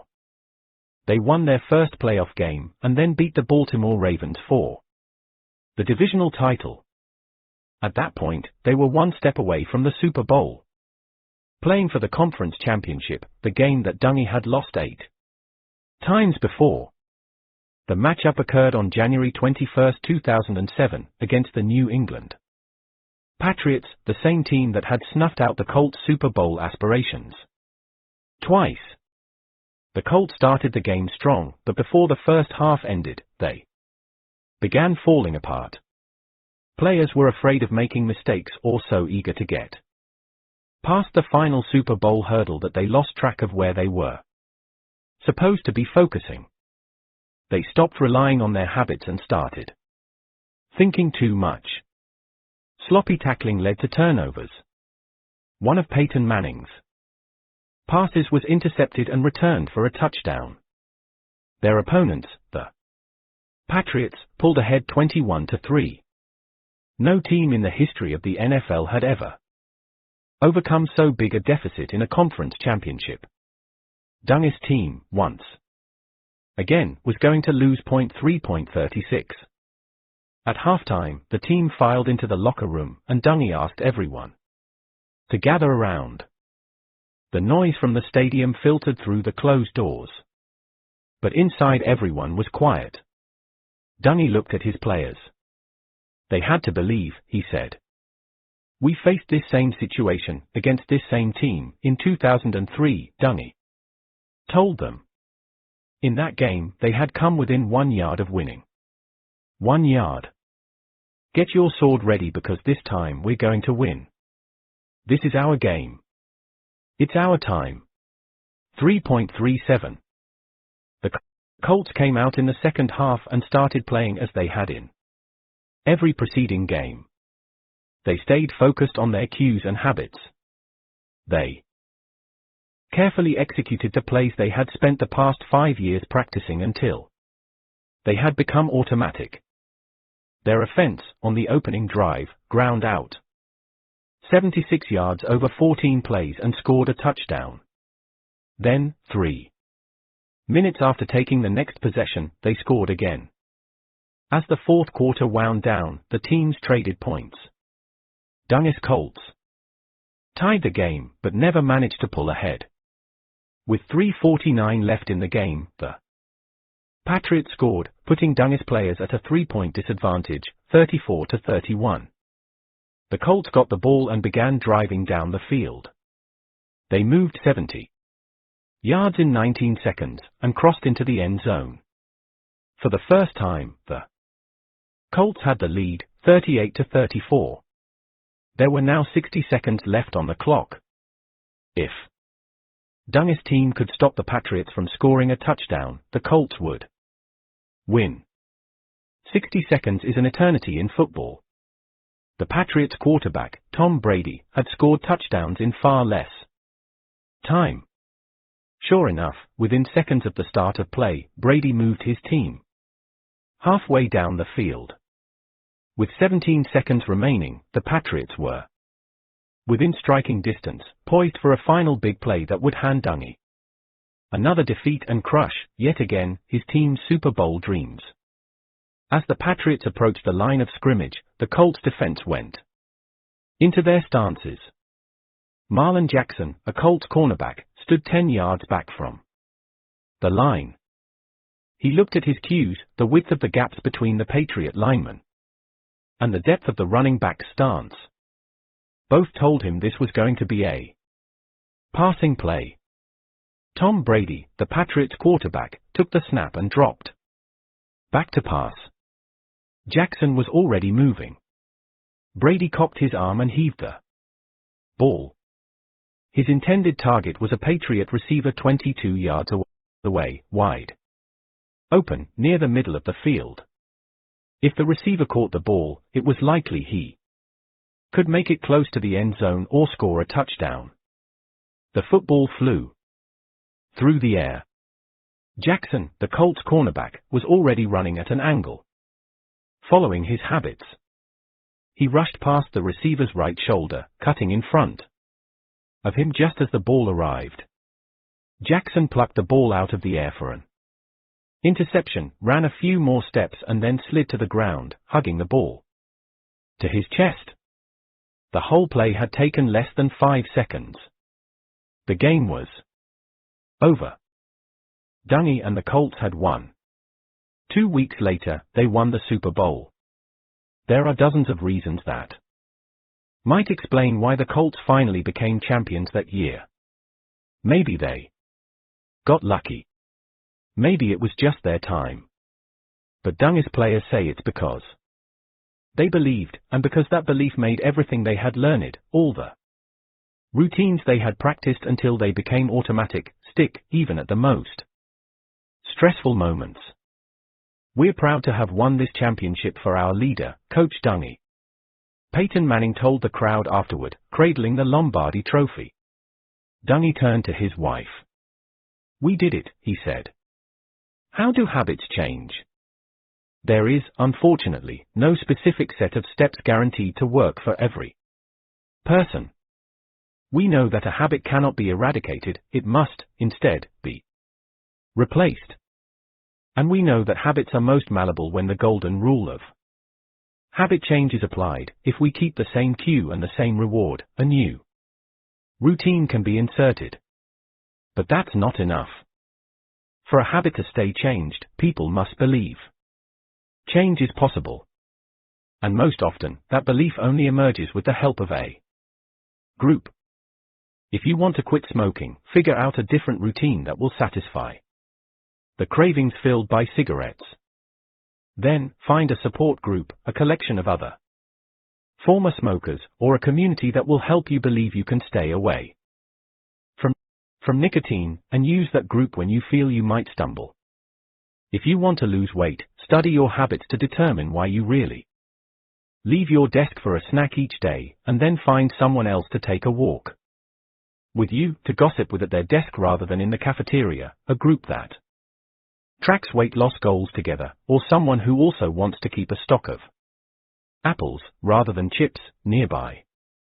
The evidence is clear. If you want to change a habit, you must find an alternative routine, and your odds of success go up dramatically when you commit to changing as part of a group. Belief is essential, and it grows out of a communal experience, even if that community is only as large as 2 people. We know that change can happen. Alcoholics can stop drinking. Smokers can quit puffing. Perennial losers can become champions. You can stop biting your nails or snacking at work, yelling at your kids, staying up all night, or worrying over small concerns. And as scientists have discovered, it's not just individual lives that can shift when habits are tended to. It's also companies, organizations, and communities, as the next chapters explain. The line separating habits and addictions is often difficult to measure. For instance, the American Society of Addiction Medicine defines addiction as a primary, chronic disease of brain reward, motivation, memory, and related circuitry. Addiction is characterized by impairment in behavioral control, craving, inability to consistently abstain, and diminished relationships. By that definition, some researchers note, it is difficult to determine why spending $50 a week on cocaine is bad, but $50 a week on coffee is okay.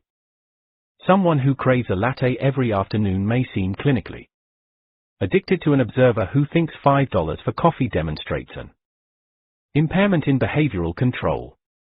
Is someone who would prefer running to having breakfast with his kids addicted to exercise? In general, say many researchers, while addiction is complicated and still poorly understood, many of the behaviors that we associate with it are often driven by habit. Some substances, such as drugs, cigarettes, or alcohol, can create physical dependencies. But these physical cravings often fade quickly after use is discontinued. A physical addiction to nicotine, for instance, lasts only as long as the chemical is in a smoker's bloodstream, about 100 hours after the last cigarette. Many of the lingering urges that we think of as nicotine's addictive twinges are really behavioral habits asserting themselves. We crave a cigarette at breakfast a month later, not because we physically need it, but because we remember so fondly the rush it once provided each morning. Attacking the behaviors we think of as addictions by modifying the habits surrounding them has been shown, in clinical studies, to be one of the most effective modes of treatment. Though it is worth noting that some chemicals, such as opiates, can cause prolonged physical addictions, and some studies indicate that a small group of people seem predisposed to seek out addictive chemicals, regardless of behavioral interventions.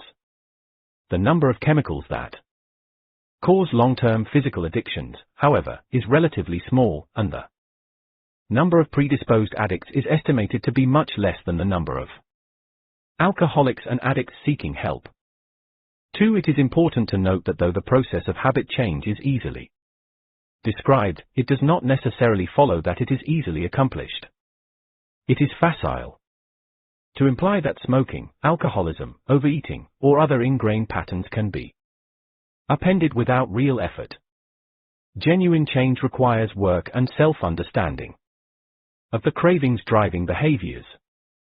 Changing any habit requires determination. No one will quit smoking cigarettes simply because they sketch a habit loop. However, by understanding habits mechanisms, we gain insights that make new behaviors easier to grasp. Anyone struggling with addiction or destructive behaviors can benefit from help from many quarters, including trained therapists, physicians, social workers, and clergy. Even professionals in those fields, though, agree that most alcoholics, smokers, and other people struggling with problematic behaviors quit on their own, away from formal treatment settings.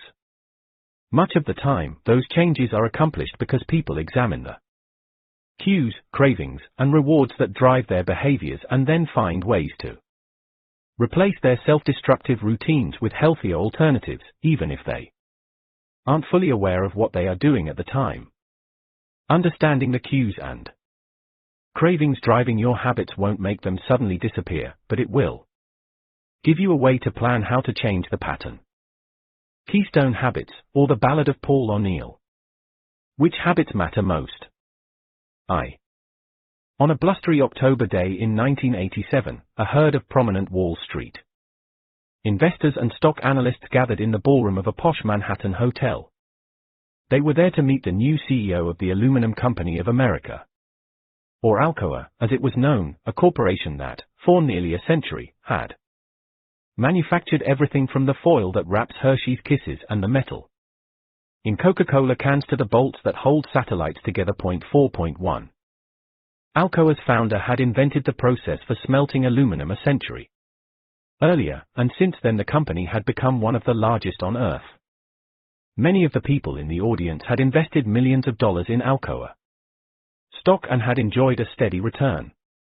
In the past year, however, investor grumbling started. Alcoa's management had made misstep after misstep, unwisely trying to expand into new product lines while competitors stole customers and profits away. So there had been a palpable sense of relief when Alcoa's board announced it was time for new leadership. That relief, though, turned to unease when the choice was announced. The new CEO would be a former government bureaucrat named Paul O'Neill. Many on Wall Street had never heard of him. When Alcoa scheduled this meet and greet at the Manhattan ballroom, every major investor asked for an invitation. A few minutes before noon, O'Neill took the stage. He was 51 years old, trim, and dressed in grey pinstripes and a red power tie. His hair was white, and his posture military straight. He bounced up the steps and smiled warmly. He looked dignified, solid, confident, like a chief executive. Then he opened his mouth. "I want to talk to you about worker safety," he said. "Every year, numerous Alcoa workers are injured so badly that they miss a day of work. Our safety record is better than the general American workforce, especially considering that our employees work with metals that are 1,500 degrees and machines that can rip a man's arm off. But it's not good enough. I intend to make Alcoa the safest company in America. I intend to go for 0 injuries." The audience was confused. These meetings usually followed a predictable script. A new CEO would start with an introduction, make a faux self-deprecating joke, something about how he slept his way through Harvard Business School, then promise to boost profits and lower costs. Next would come an excoriation of taxes, business regulations, and sometimes, with a fervor that suggested first-hand experience in divorce court, lawyers. Finally, the speech would end with a blizzard of buzzwords, synergy, right-sizing, and coup petition. At which point everyone could return to their offices, reassured that capitalism was safe for another day. O'Neill hadn't said anything about profits. He didn't mention taxes. There was no talk of using alignment to achieve a win-win synergistic market advantage. For all anyone in the audience knew, given his talk of worker safety, O'Neill might be pro-regulation. Or, worse, a Democrat. It was a terrifying prospect. "Now, before I go any further," O'Neill said, "I want to point out the safety exits in this room." He gestured to the rear of the ballroom. "The couple of doors in the back, and in the unlikely event of a fire or other emergency, you should calmly walk out, go down the stairs to the lobby, and leave the building." Silence. The only noise was the hum of traffic through the windows. Safety? Fire exits? Was this a joke?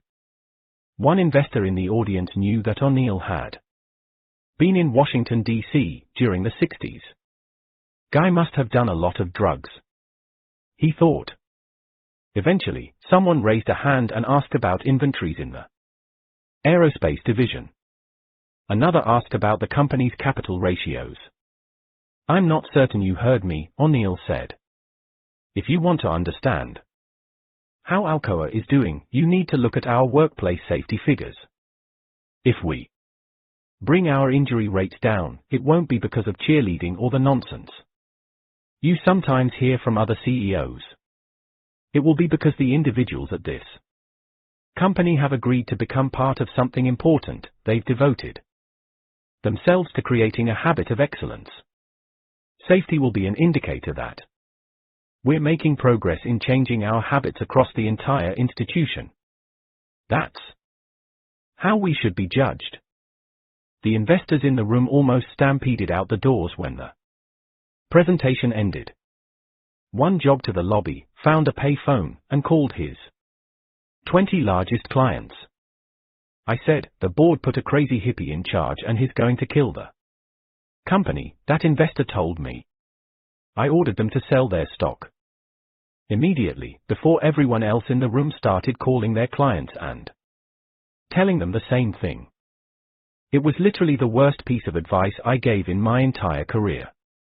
Within a year of O'Neill's speech, Alcoa's profits would hit a record high. By the time O'Neill retired in 2000, the company's annual net income was 5 times larger than before he arrived, and its market capitalization had risen by $27 billion.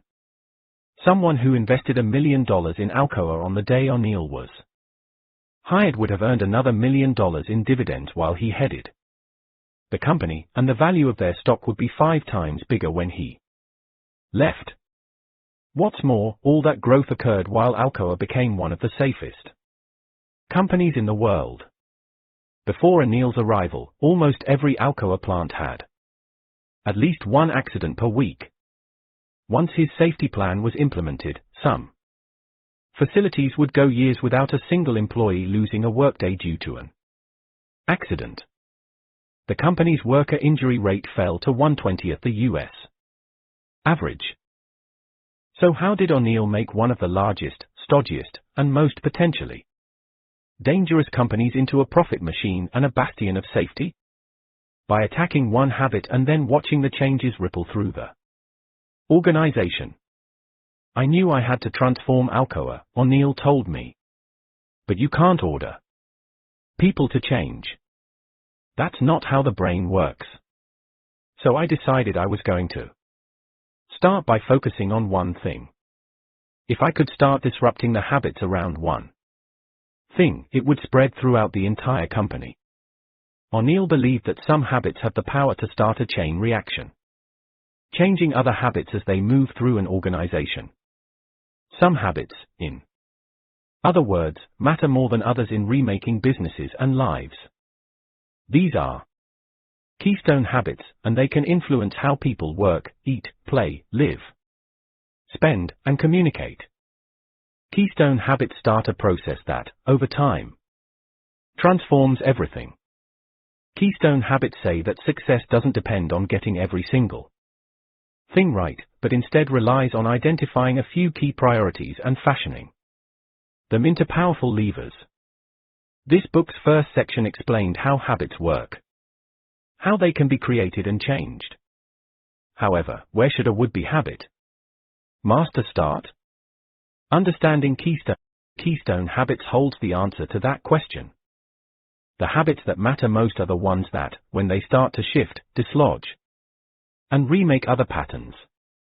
Keystone habits explain how Michael Phelps became an Olympic champion, and why some college students outperform their peers. They describe why some people, after years of trying, suddenly lose 40 pounds while becoming more productive at work and still getting home in time for dinner with their kids.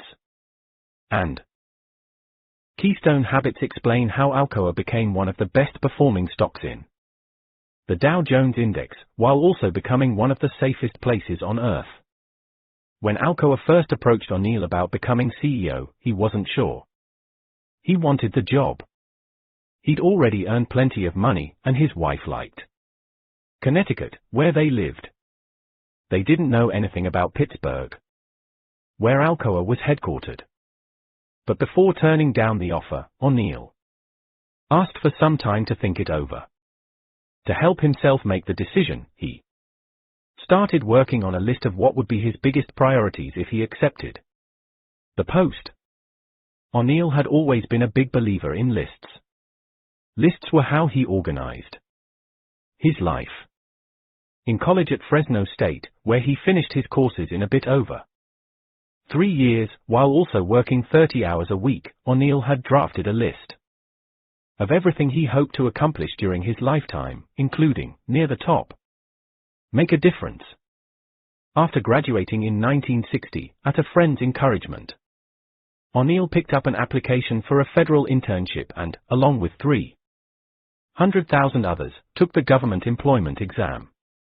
3,000 people were chosen for interviews. 300 of them were offered jobs. O'Neill was 1.4.2. He started as a middle manager at the Veterans Administration and was told to learn about computer systems. All the while, O'Neill kept writing his lists, recording why some projects were more successful than others, which contractors delivered on time and which didn't. He was promoted each year. And as he rose through the VA's ranks, he made a name for himself as someone whose lists always seemed to include a bullet point that got a problem solved. By the mid-1960s, such skills were in high demand in Washington, D.C. Robert McNamara had recently remade the Pentagon by hiring a crop of young mathematicians, statisticians, and computer programmers. President Johnson wanted some with kids of his own. So O'Neill was recruited to what eventually became known as the Office of Management and Budget, one of DC's most powerful agencies. Within a decade, at age 38, he was promoted to deputy director and was, suddenly, among the most influential people in town.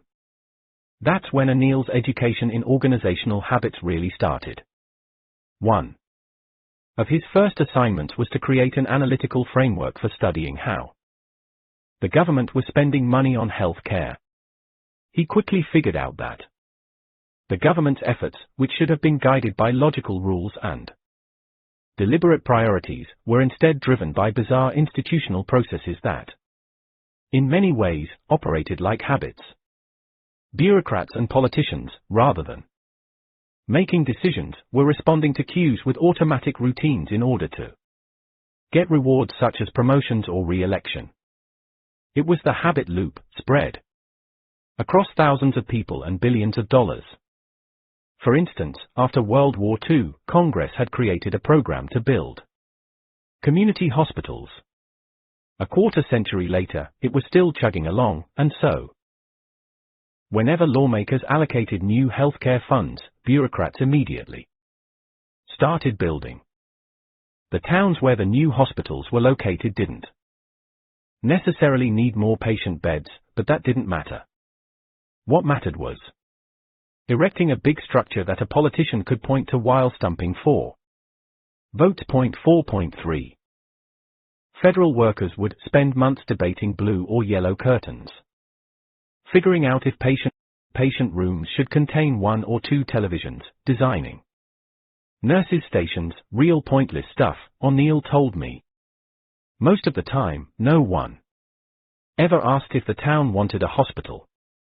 The bureaucrats had gotten into a habit of solving every medical problem by building something so that a congressman could say, "Here's what I did." It didn't make any sense, but everybody did the same thing again and again. Researchers have found institutional habits in almost every organization or company they've scrutinized.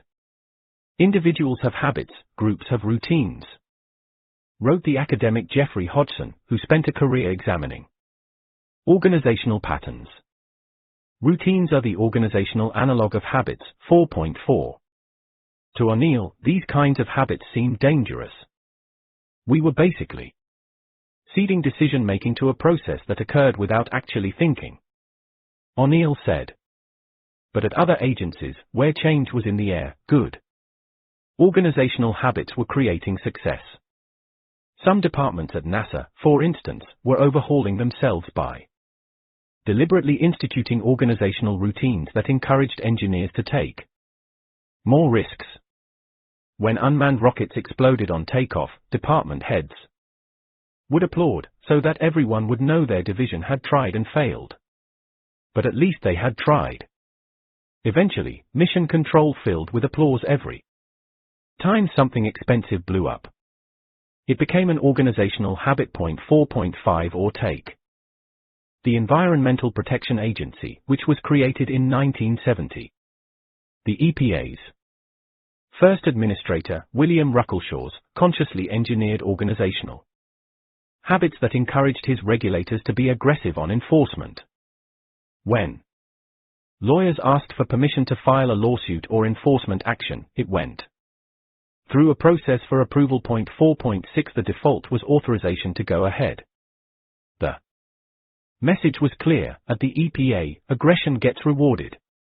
By 1975, the EPA was issuing more than 1,500 new environmental rules a year. 4.7. Every time I looked at a different part of the government, I found these habits that seemed to explain why things were either succeeding or failing. O'Neill told me the best agencies understood the importance of routines. The worst agencies were headed by people who never thought about it, and then wondered why no one followed their orders. In 1977, after 16 years in Washington, D.C., O'Neill decided it was time to leave. He was working 15 hours a day, 7 days a week, and his wife was tired of raising 4 children on her own. O'Neill resigned and landed a Job with International Paper, the world's largest pulp and paper company. He eventually became its president. By then, some of his old government friends were on Alcoa's board. When the company needed a new chief executive, they thought of him, which is how he ended up writing a list of his priorities if he decided to take the job. At the time, Alcoa was struggling. Critics said the company's workers weren't nimble enough and the quality of its products was poor. But at the top of Enny's list he didn't write quality or efficiency as his biggest priorities. At a company as big and as old as Alcoa, you can't flip a switch and expect everyone to work harder or produce more. The previous CEO had tried to mandate improvements, and 15,000 employees had gone on strike. It got so bad they would bring dummies to the parking lots, dress them like managers, and burn them in effigy. Alcoa was not a happy family, one person from that period told me. It was more like the Manson family, but with the addition of molten metal. O'Neill figured his top priority, if he took the job, would have to be something that everybody, unions and executives, could agree was important. He needed a focus that would bring people together, that would give him leverage to change how people worked and communicated. I went to basics, he told me. Everyone deserves to leave workers safely as they arrive, right? You shouldn't be scared that feeding your family is going to kill you. That's what I decided to focus on, changing everyone's safety habits. At the top of O'Neill's list he wrote down safety and set an audacious goal: 0 injuries. Not 0 factory injuries. 0 injuries, period. That would be his commitment no matter how much it cost. O'Neill decided to take the job. I'm really glad to be here, O'Neill told a room full of workers at a smelting plant in Tennessee a few months after he was hired. Not everything had gone smoothly. Wall Street was still panicked. The unions were concerned. Some of Alcoa's vice presidents were miffed at being passed over for the top job. And O'Neill kept talking about worker safety. I'm happy to negotiate with you about anything, O'Neill said. He was on a tour of Alcoa's American plants, after which he was going to visit the company's facilities in 31 other countries. But there's one thing I'm never going to negotiate with you, and that's safety.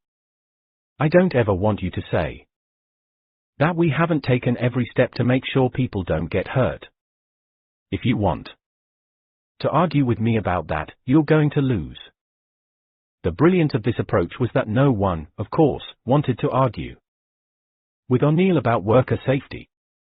Unions had been fighting for better safety rules for years. Managers didn't want to argue about it, either, since injuries meant lost productivity and low morale. What most people didn't realize, however, was that O'Neill's plan for getting to 0 injuries entailed the most radical realignment in Alcoa's history. The key to protecting Alcoa employees, O'Neill believed, was understanding why injuries happened in the first place. And to understand why injuries happened, you had to study how the manufacturing process was going wrong. To understand how things were going wrong, you had to bring in people who could educate workers about quality control and the most efficient work processes, so that it would be easier to do everything right, since correct work is also safer work. In other words, to protect workers, Alcoa needed to become the best, most streamlined aluminum company on earth. O'Neill's safety plan, in effect, was modeled on the habit loop. He identified a simple cue, an employee injury. He instituted an automatic routine: any time someone was injured, the unit president had to report it to O'Neill within 24 hours and present a plan for making sure the injury never happened. Again, point 4.8, 4.9, and there was a reward. The only people who got promoted were those who embraced the system. Unit presidents were busy people. To contact O'Neill within 24 hours of an injury, they needed to hear about an accident from their vice presidents as soon as it happened. So vice presidents needed to be in constant communication with floor managers. And floor managers needed to get workers to raise warnings as soon as they saw a problem and keep a list of suggestions nearby, so that when the vice president asked for a plan, there was an idea box already full of possibilities. To make all of that happen, each unit had to build new communication systems that made it easier for the lowliest worker to get an idea to the loftiest executive as fast as possible. Almost everything about the company's rigid hierarchy had to change to accommodate O'Neill's safety program. He was building new corporate habits. Alcoa's institutional habit loop. As Alcoa's safety patterns shifted, other aspects of the company started changing with startling speed, as well.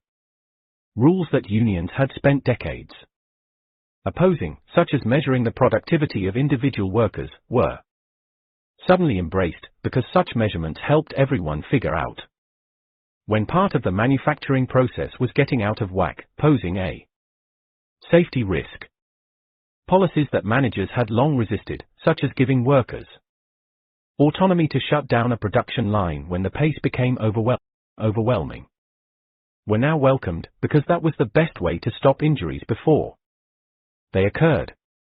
The company shifted so much that some employees found safety habits spilling into other parts of their lives. 2 or 3 years ago, I'm in my office, looking at the 9th Street Bridge out the window, and there's some guys working who aren't using correct safety procedures, said Jeff Shockey, Alcoa's current safety director. One of them was standing on top of the bridge's guardrail, while the other held onto his belt. They weren't using safety harnesses or ropes. They worked for some company. That has nothing to do with us, but without thinking about it, I got out of my chair, went down 5 flights of stairs, walked over the bridge and told these guys, hey, you're risking your life, you have to use your harness and safety gear. The men explained their supervisor had forgotten to bring the equipment. So Shockey called the local Occupational Safety and Health Administration office and turned the supervisor in. Another executive told me that one day, he stopped at a street excavation near his house because they didn't have a trench box, and gave everyone a lecture on the importance of proper procedures. It was the weekend, and he stopped his car, with his kids in the back, to lecture city workers about trench safety. That isn't natural, but that's kind of the point. We do this stuff without thinking about it now. O'Neill never promised that his focus on worker safety would increase Alcoa's profits. However, as his new routines moved through the organization, costs came down, quality went up, and productivity skyrocketed. If molten metal was injuring workers when it splashed, then the pouring system was redesigned, which led to fewer injuries. It also saved money because Alcoa lost less raw materials in spills. If a machine kept breaking down, it was replaced, which meant there was less risk of a broken gear snagging an employee's arm. It also meant higher quality products because, as Alcoa discovered, equipment malfunctions were a chief cause of subpar aluminum. Researchers have found similar dynamics in dozens of other settings, including individuals' lives. Take, for instance, studies from the past decade examining the impacts of exercise on daily routines. 4.10 When people start habitually exercising, even as infrequently as once a week, they start changing other, unrelated patterns in their lives, often unknowingly. Typically, people who exercise start eating better and becoming more productive at work. They smoke less and show more patience with colleagues and family. They use their credit cards less frequently and say they feel less stressed. It's not completely clear why, but for many people, exercise is a keystone habit that triggers widespread change.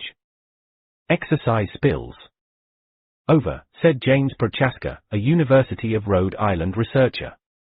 There's something about it that makes other good habits easier. Studies have documented that families who habitually eat dinner together seem to raise children with better homework skills, higher grades, greater emotional control, and more confidence. 4.11 Making your bed every morning is correlated with better productivity, a greater sense of well-being, and stronger skills at sticking with a budget. 4.12 It's not that a family meal or a tidy bed causes better grades or less frivolous spending, but somehow those initial shifts start chain reactions that help other good habits take hold. If you focus on changing or cultivating keystone habits, you can cause widespread shifts. However, identifying keystone habits is tricky. To find them, you have to know where to look. Detecting keystone habits means searching out certain characteristics. Keystone habits offer what is known within academic literature as small wins. They help other habits to flourish by creating new structures, and they establish cultures where change becomes contagious. But as O'Neill and countless others have found, crossing the gap between understanding those principles and using them requires a bit of ingenuity. 2. When Michael Phelps's alarm clock went off at 6:30 a.m. on the morning of August 13, 2008, he crawled out of bed in the Olympic Village in Beijing and fell right into his routine. He pulled on a pair of sweatpants and walked to breakfast. He had already won 3 gold medals earlier that week, giving him 9 in his career, and had 2 races that day. By 7 a.m. 4.13, he was in the cafeteria, eating his regular race day menu of eggs, oatmeal, and 4 energy shakes, the first of more than 6,000 calories he would consume over the next 16 hours. Phelps's first race, the 200-meter butterfly, his strongest event, was scheduled for 10 o'clock. 2 hours before the starting gun fired, he began his usual stretching regime, starting with his arms, then his back, then working down to his ankles, which were so flexible they could extend more than 90 degrees, farther than a ballerina's en point.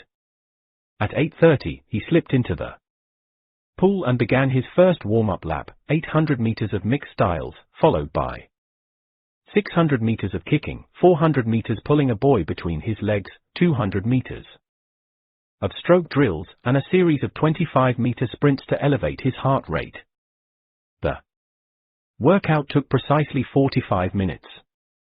At 9:15, he exited the pool and started squeezing into his LZR racer, a bodysuit so tight it required 20 minutes of tugging to put it on.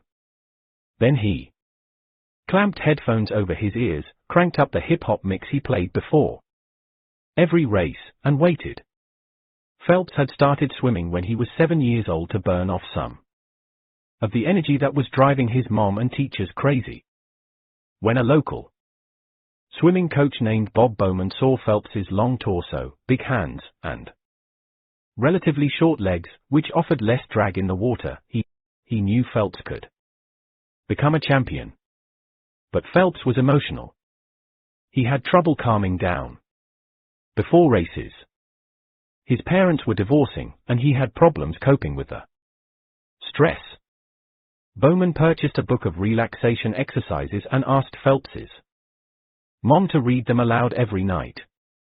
The book contained a script: tighten your right hand into a fist and release it. Imagine the tension melting away. That tensed and relaxed each part of Phelps's body before he fell asleep. Bowman believed that for swimmers, the key to victory was creating the right routines. Phelps, Bowman knew, had a perfect physique for the pool. That said, everyone who eventually competes at the Olympics has perfect musculature.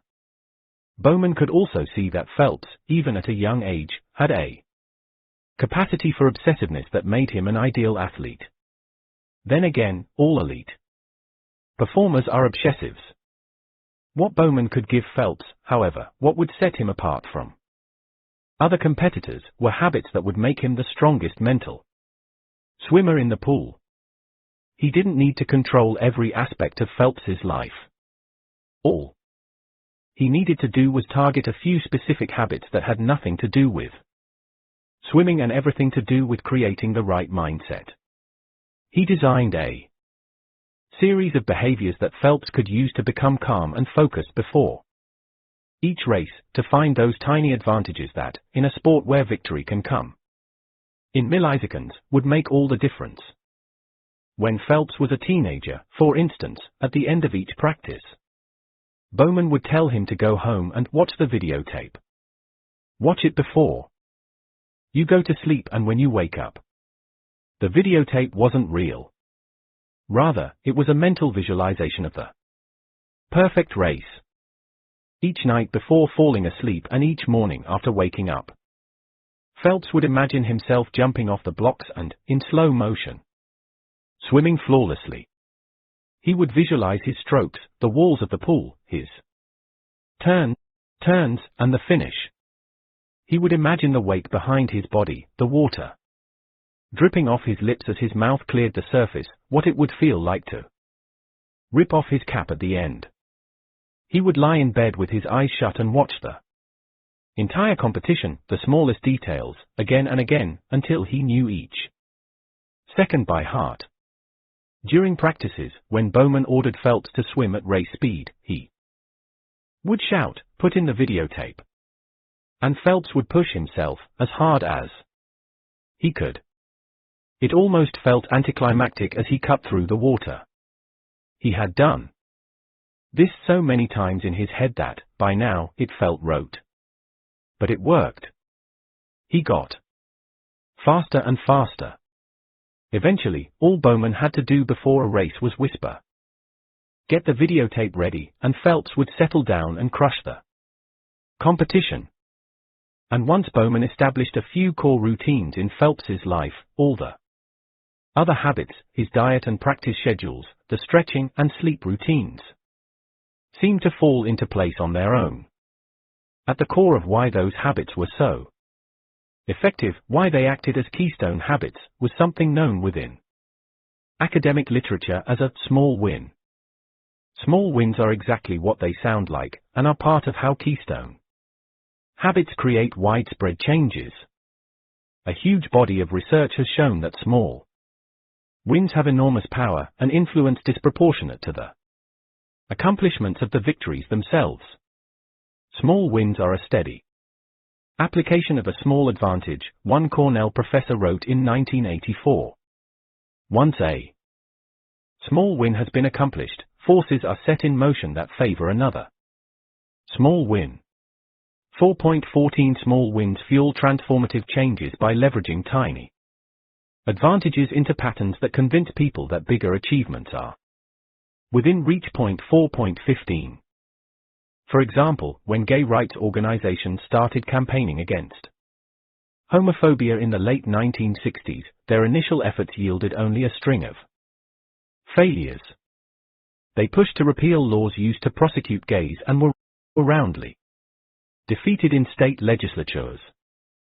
Teachers tried to create curriculums to counsel gay teens, and were fired for suggesting that homosexuality should be embraced.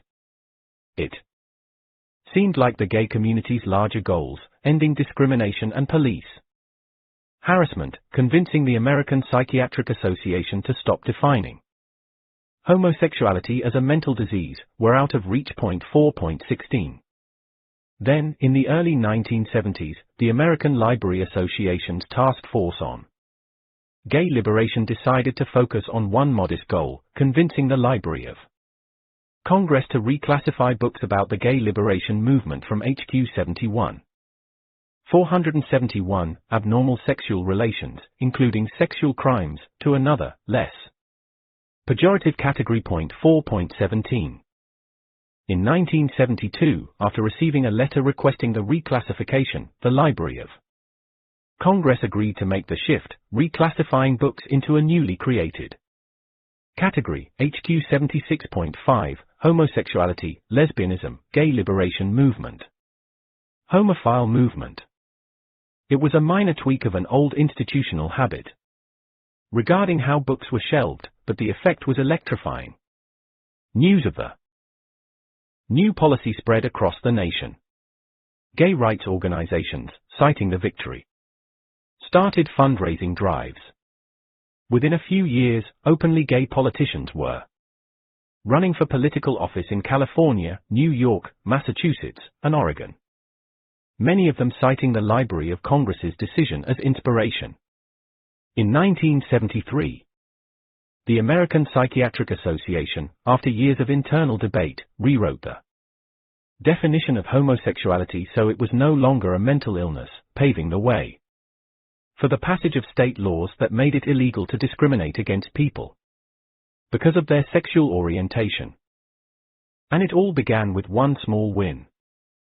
Small wins do not combine in a neat, linear, serial form, with each step being a demonstrable step closer to some predetermined goal, wrote Carl Week, a prominent organizational psychologist. More common is the circumstance where small wins are scattered, like miniature experiments that test implicit theories about resistance and opportunity and uncover both resources and barriers that were invisible before the situation was stirred up. Which is precisely what happened with Michael Phelps. When Bob Bowman started working with Phelps and his mother on the keystone habits of visualization and relaxation, neither Bowman nor Phelps had any idea what they were doing. We'd experiment, try different things until we found stuff that worked, Bowman told me. Eventually we figured out it was best to concentrate on these tiny moments of success and build them into mental triggers. We work them into a routine. There's a series of things we do before every race that are designed to give Michael a sense of building victory. If you were to ask Michael what's going on in his head before competition, he would say he's not really thinking about anything. He's just following the program. But that's not right. It's more like his habits have taken over. When the race arrives, he's more than halfway through his plan and he's been victorious at every step. All the stretches went like he planned. The warm-up laps were just like he visualized. His headphones are playing exactly what he expected. The actual race is just another step in a pattern that started earlier that day and has been nothing but victories. Winning is a natural extension. Back in Beijing, it was 9:56 a.m., 4 minutes before the race's start. And Phelps stood behind his starting block, bouncing slightly on his toes. When the announcer said his name, Phelps stepped onto the block, as he always did before a race, and then stepped down, as he always did. He swung his arms 3 times, as he had before every race since he was 12 years old. He stepped up on the blocks again, got into his stance, and, when the gun sounded, leapt. Phelps knew that something was wrong as soon as he hit the water. There was moisture inside his goggles. He couldn't tell if they were leaking from the top or bottom, but as he broke the water's surface and began swimming, he hoped the leak wouldn't become too bad. 4.18. By the second turn, however, everything was getting blurry. As he approached the third turn and final lap, the cups of his goggles were completely filled. Phelps couldn't see anything. Not the line along the pool's bottom, not the black T marking the approaching wall. He couldn't see how many strokes were left. For most swimmers, losing your sight in the middle of an Olympic final would be cause for panic. Phelps was calm. Everything else that day had gone according to plan. The leaking goggles were a minor deviation, but one for which he was prepared.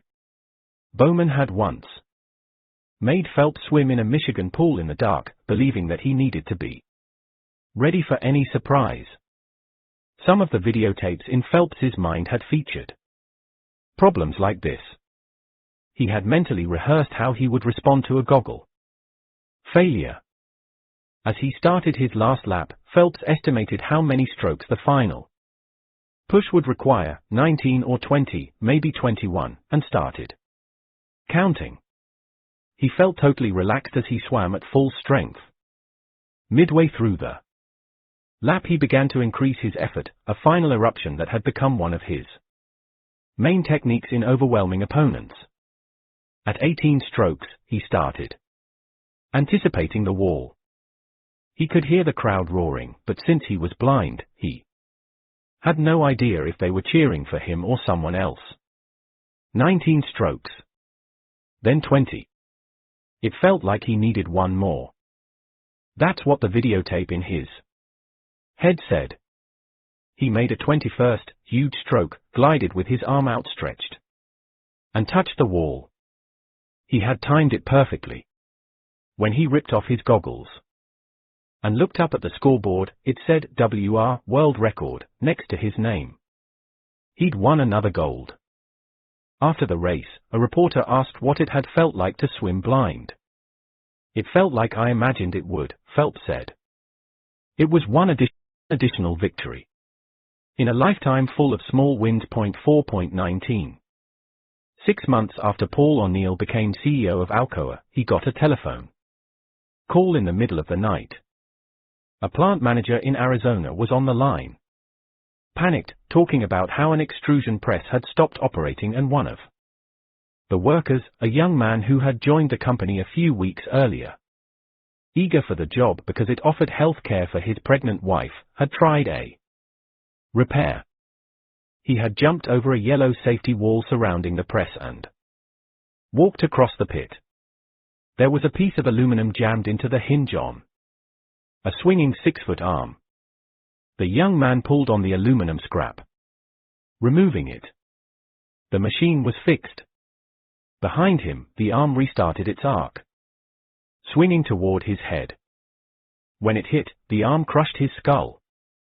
He was killed instantly. 4.20. 14 hours later, O'Neill ordered all the plant's executives, as well as Alcoa's top officers in Pittsburgh, into an emergency meeting. For much of the day, they painstakingly recreated the accident with diagrams and by watching videotapes again and again. They identified dozens of errors that had contributed to the death, including 2 managers who had seen the man jump over the barrier but failed to stop him, a training program that hadn't emphasized to the man that he wouldn't be blamed for a breakdown, lack of instructions that he should find a manager before attempting a repair, and the absence of sensors to automatically shut down the machine when someone stepped into the pit. "We killed this man," a grim-faced O'Neill told the group. "It's my failure of leadership. I caused his death. And it's the failure of all of you in the chain of command." The executives in the room were taken aback. Sure, a tragic accident had occurred, but tragic accidents were part of life at Alcoa. It was a huge company, with employees who handled red-hot metal and dangerous machines.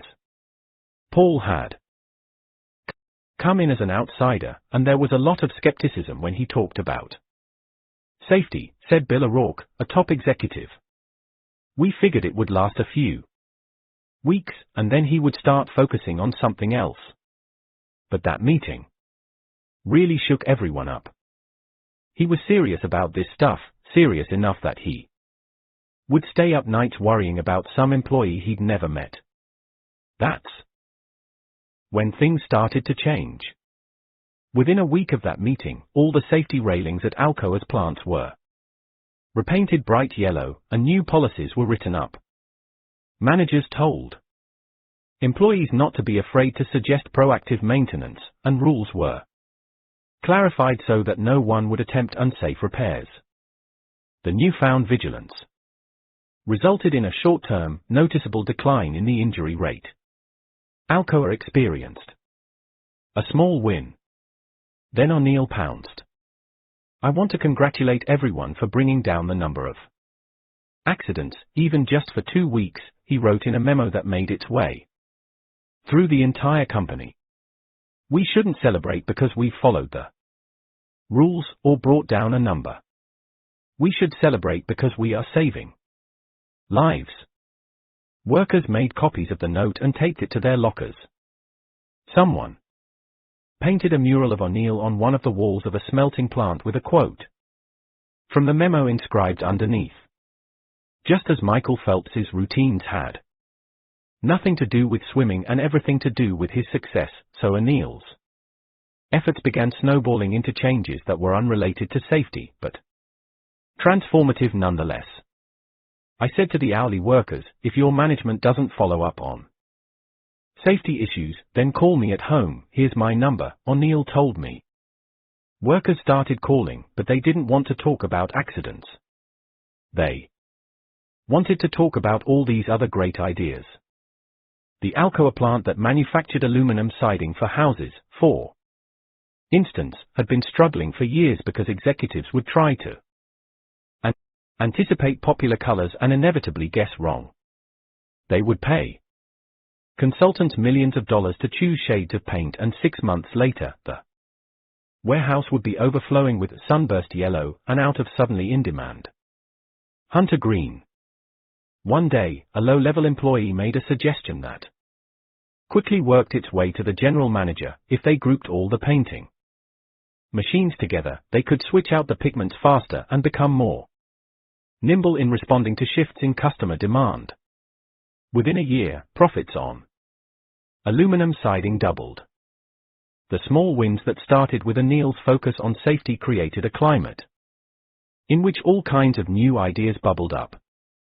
It turns out this guy had been suggesting this painting idea for a decade, but hadn't told anyone in management. An Alcoa executive told me. Then he figures, since we keep on asking for safety recommendations, why not tell them about this other idea? It was like he gave us the winning lottery numbers. 3. When a young Paul O'Neill was working for the government and creating a framework for analyzing federal spending on health care, one of the foremost issues concerning officials was infant mortality. The United States, at the time, was one of the wealthiest countries on earth. Yet it had a higher infant mortality rate than most of Europe and some parts of South America. Rural areas, in particular, saw a staggering number of babies die before their first birthdays. 4.21. O'Neill was tasked with figuring out why. He asked other federal agencies to start analyzing infant mortality data, and each time someone came back with an answer, he'd ask another question, trying to get deeper, to understand the problem's root causes. Whenever someone came into O'Neill's office with some discovery, O'Neill would start interrogating them with new inquiries. He drove people crazy with his never-ending push to learn more, to understand what was really going on. I love Paul O'Neill, but you could not pay me enough to work for him again, one official told me. The man has never encountered an answer. He can't turn into another 20 hours of work. Some research, for instance, suggested that the biggest cause of infant deaths was premature births. And the reason babies were born too early was that mothers suffered from malnourishment during pregnancy. So to lower infant mortality, improve mothers' diets. Simple, right? But to stop malnourishment, women had to improve their diets before they became pregnant. Which meant the government had to start educating women about nutrition before they became sexually active. Which meant officials had to create nutrition curriculums inside high schools. However, when O'Neill began asking about how to create those curriculums, he discovered that many high school teachers in rural areas didn't know enough basic biology to teach nutrition. So the government had to remake how teachers were getting educated in college, and give them a stronger grounding in biology so they could eventually teach nutrition to teenage girls, so those teenagers would eat better before they started having sex, and, eventually, be sufficiently nourished when they had children.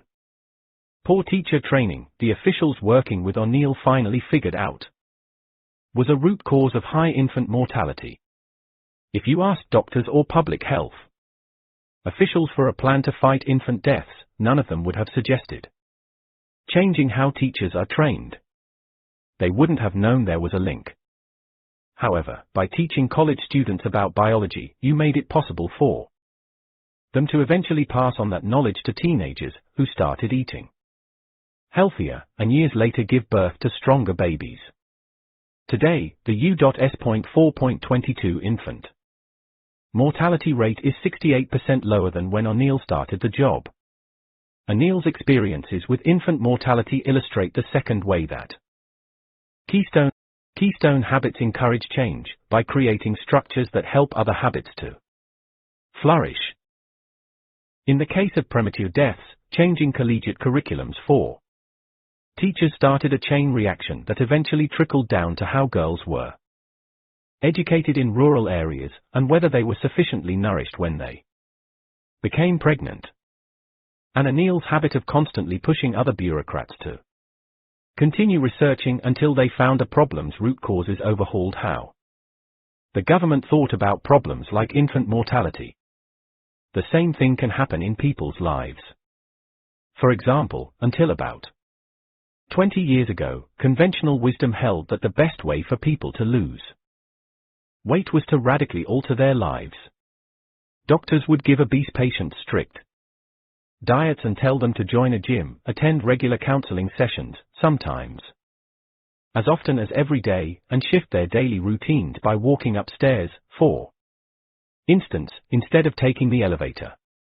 Only by completely shaking up someone's life, the thinking went, could their bad habits be reformed? But when researchers studied the effectiveness of these methods over prolonged periods, they discovered they were failures. Patients would use the stairs for a few weeks, but by the end of the month, it was too much hassle. They began diets and joined gyms, but after the initial burst of enthusiasm wore off, they slid back into their old eating and TV watching habits. 4.23 Piling on so much change at once made it impossible for any of it to stick.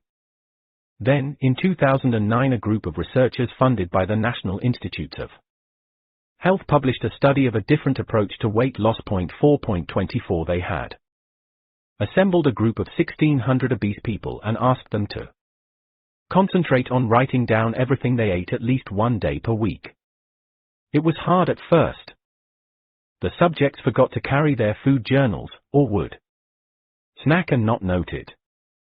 Slowly, however, people started recording their meals once a week, and sometimes more often. Many participants started keeping a daily food log. Eventually, it became a habit.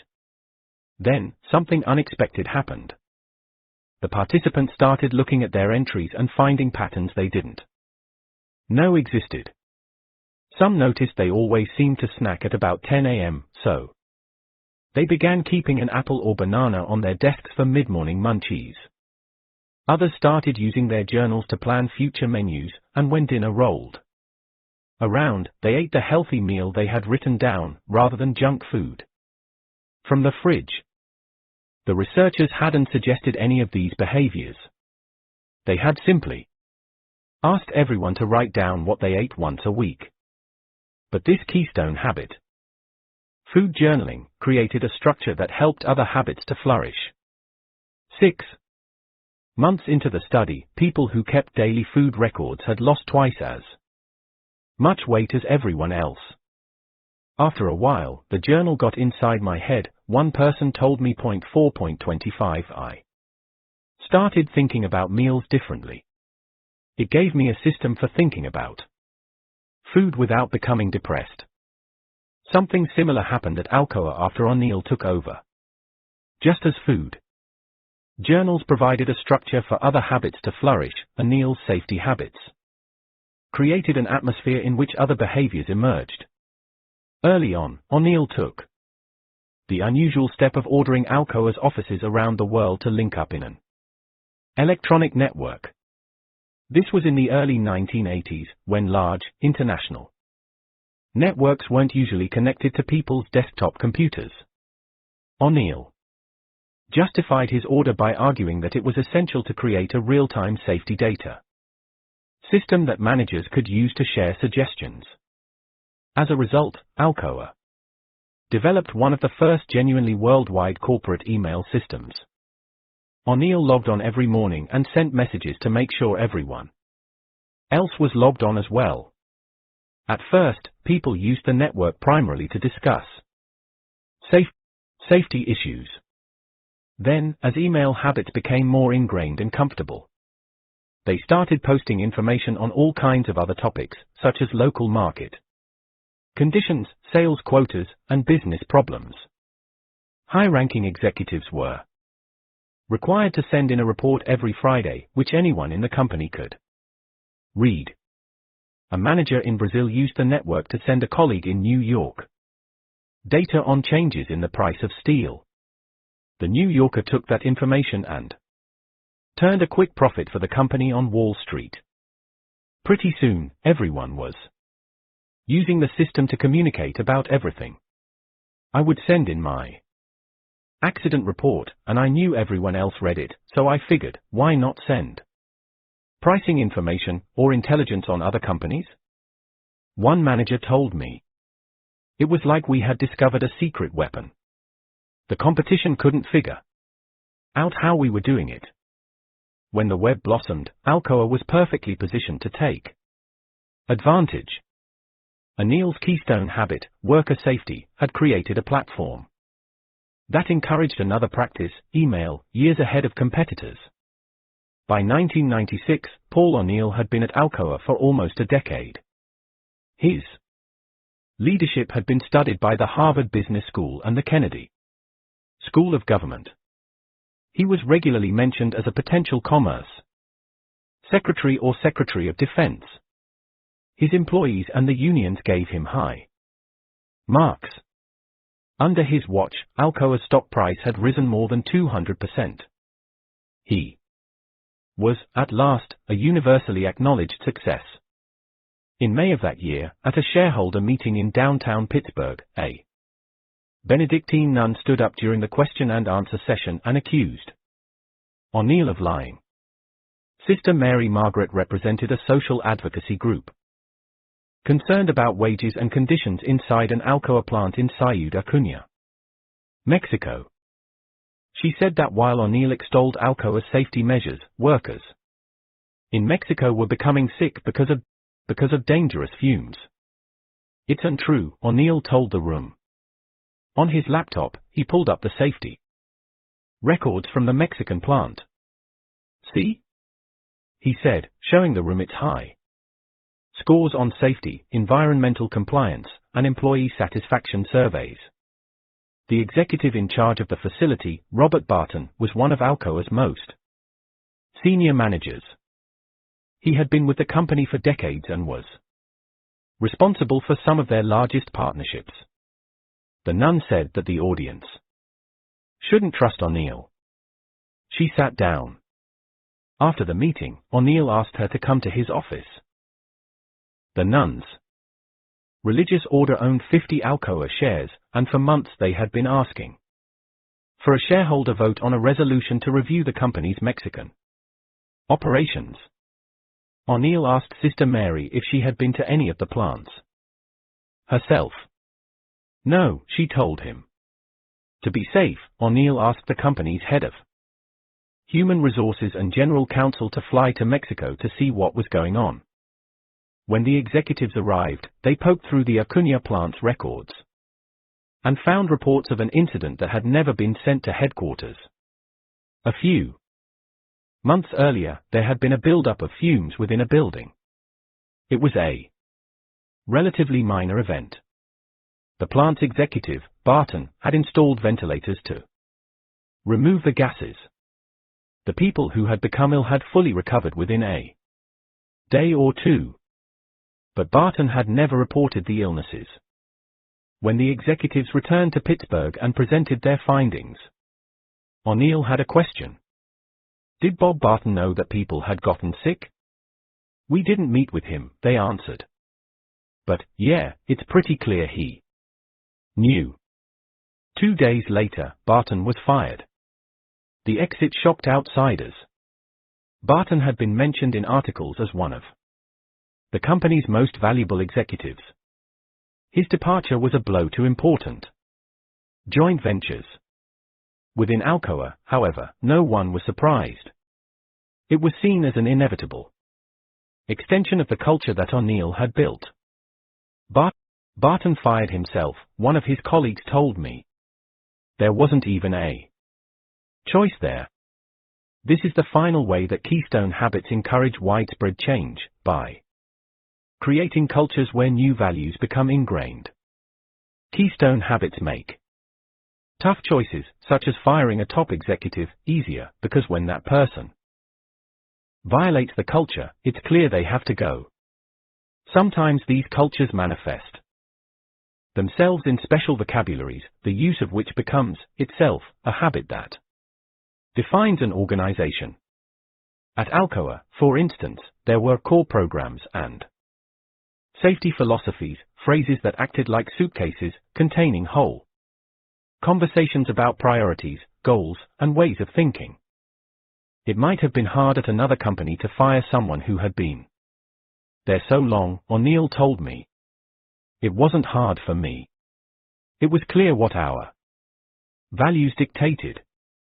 He got fired because he didn't report the incident, and so no one else had the opportunity to learn from it.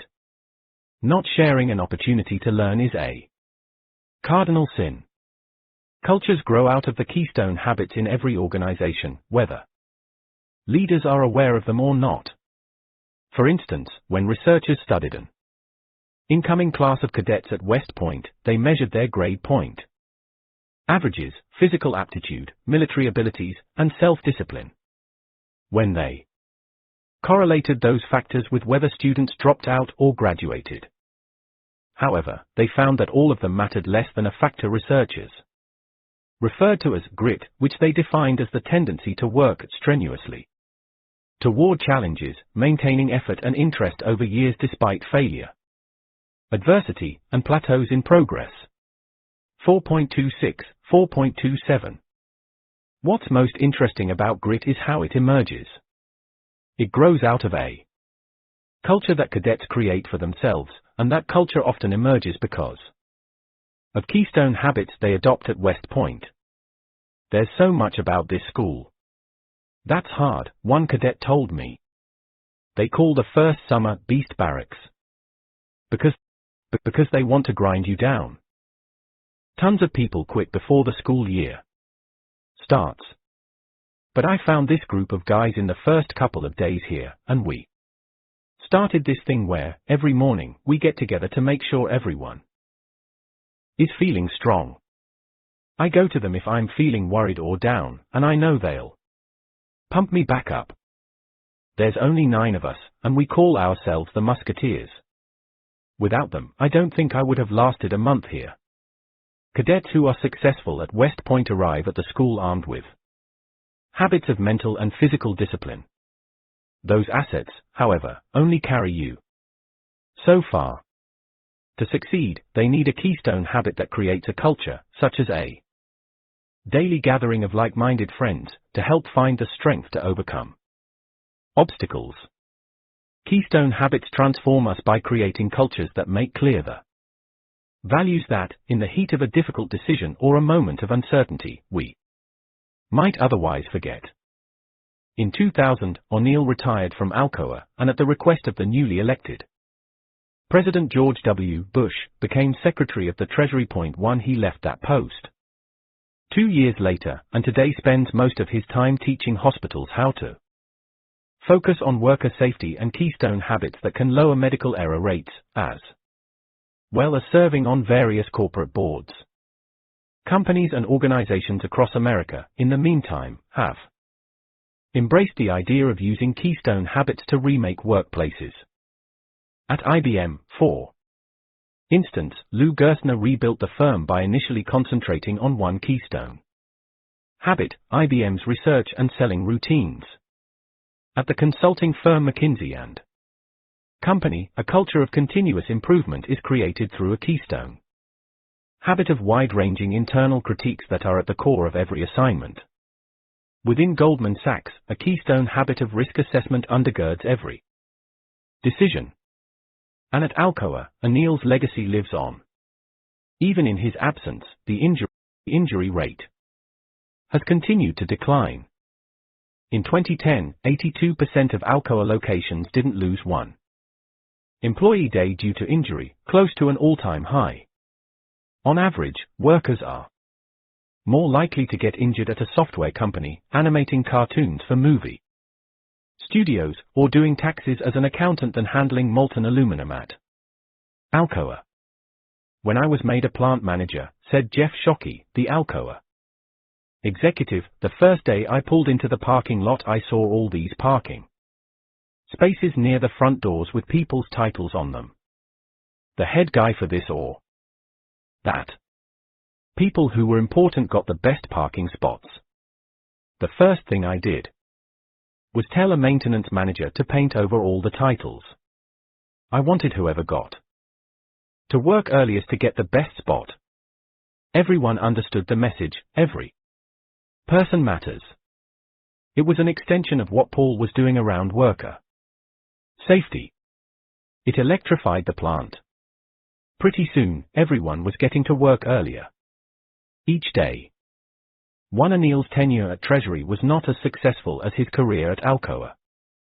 Almost immediately after taking office, he began focusing on a couple of key issues, including worker safety, job creation, executive accountability, and fighting African poverty, among other initiatives. However, Enny's politics did not line up with those of President Bush, and he launched an internal fight opposing Bush's proposed tax cuts. He was asked to resign at the end of 2002. What I thought was the right thing for economic policy was the opposite of what the White House wanted, O'Neill told me. That's not good for a Treasury secretary, so I got fired. Starbucks and the habit of success. When willpower becomes automatic. The first time Travis Leach saw his father overdose, he was 9 years old. His family had just moved into a small apartment at the end of an alleyway, the latest in a seemingly endless series of relocations that had most recently caused them to abandon their previous home in the middle of the night, throwing everything they owned into black garbage bags after receiving an eviction notice. Too many people coming and going too late at night, the landlord said. Too much noise. Sometimes, at his old house, Travis would come home from school and find the rooms neatly cleaned, leftovers meticulously wrapped in the fridge, and packets of hot sauce and ketchup in Tupperware containers. He knew this meant his parents had temporarily abandoned heroin for crank and spent the day in a cleaning frenzy. Those usually ended badly. Travis felt safer when the house was messy and his parents were on the couch, their eyes half-lidded, watching cartoons. There is no chaos at the end of a heroin fog. Travis's father was a gentleman who loved to cook and, except for a stint in the Navy, spent his entire life within a few miles of his parents in Lodi, California. Travis's mother, by the time everyone moved into the alleyway apartment, was in prison for heroin possession and prostitution. His parents were, essentially, functional addicts and the family maintained a veneer of normalcy. They went camping every summer and on most Friday nights attended his sister and brother's softball games. When Travis was 4 years old, he went to Disneyland with his dad and was photographed for the first time in his life by a Disney employee. The family camera had been sold to a pawn shop years before. On the morning of the overdose, Travis and his brother were playing in the living room on top of blankets they laid out on the floor each night for sleeping. Travis's father was getting ready to make pancakes when he stepped into the bathroom. He was carrying the tube sock that contained his needle, spoon, lighter, and cotton swabs. A few moments later, he came out, opened the refrigerator to get the eggs, and crashed to the floor. When the kids ran around the corner, their father was convulsing, his face turning blue. Travis's siblings had seen an overdose before and knew the drill. His brother rolled him onto his side. His sister opened his mouth to make sure he wouldn't choke on his tongue and told Travis to run next door, ask to use the neighbor's phone, and dial 911. "My name is Travis, my dad is passed out, and we don't know what happened. He's not breathing," Travis lied to the police operator. Even at 9 years old, he knew why his father was unconscious. He didn't want to say it in front of the neighbor. 3 years earlier, one of his dad's friends had died in their basement after shooting up. When the paramedics had taken the body away, neighbors gawked at Travis and his sister while they held the door open for the gurney. One of the neighbors had a cousin whose son was in his class, and soon everyone in school had known. After hanging up the phone, Travis walked to the end of the alleyway and waited for the ambulance. His father was treated at the hospital that morning, charged at the police station in the afternoon, and home again by dinner time. He made spaghetti. Travis turned 10 a few weeks later. When Travis was 16, he dropped out of high school. "I was tired of being called a faggot," he said, "tired of people following me home and throwing things at me. Everything seemed really overwhelming. It was easier to quit and go somewhere else." He moved 2 hours south, to Fresno, and got a job at a car wash. He was fired for insubordination. He got jobs at McDonald's and Hollywood Video, but when customers were rude, "I wanted ranch dressing, you moron," he would lose control. "Get out of my drive-thru," he shouted at one woman, throwing the chicken nuggets at her car before his manager pulled him inside. Sometimes he'd get so upset that he would start crying in the middle of a shift. He was often late, or he'd take a day off for no reason. In the morning, he would yell at his reflection in the mirror, order himself to be better, to suck it up. But he couldn't get along with people, and he wasn't strong enough to weather the steady drip of criticisms and indignities. When the line at his register would get too long and the manager would shout at him, Travis's hands would start shaking and he'd feel like he couldn't catch his breath. He wondered if this is what his parents felt like, so defenseless against life, when they started using drugs. One day, a regular customer at Hollywood Video who'd gotten to know Travis a little bit suggested he think about working at Starbucks. "We're opening a new store on Fort Washington, and I'm going to be an assistant manager," the man said. "You should apply." A month later, Travis was a barista on the morning shift. That was 6 years ago. Today, at 25, Travis is the manager of 2 Starbucks where he oversees 40 employees and is responsible for revenues exceeding $2 million per year. His salary is $44,000 and he has a 401k and no debt. He's never late to work. He does not get upset on the job. When one of his employees started crying after a customer screamed at her, Travis took her aside. "Your apron is a shield," he told her. "Nothing anyone says will ever hurt you. You will always be as strong as you want to be." He picked up that lecture in one of his Starbucks training courses, an education program that began on his first day and continues throughout an employee's career. The program is sufficiently structured that he can earn college credits by completing the modules. The training has, Travis says, changed his life. Starbucks has taught him how to live, how to focus, how to get to work on time, and how to master his emotions.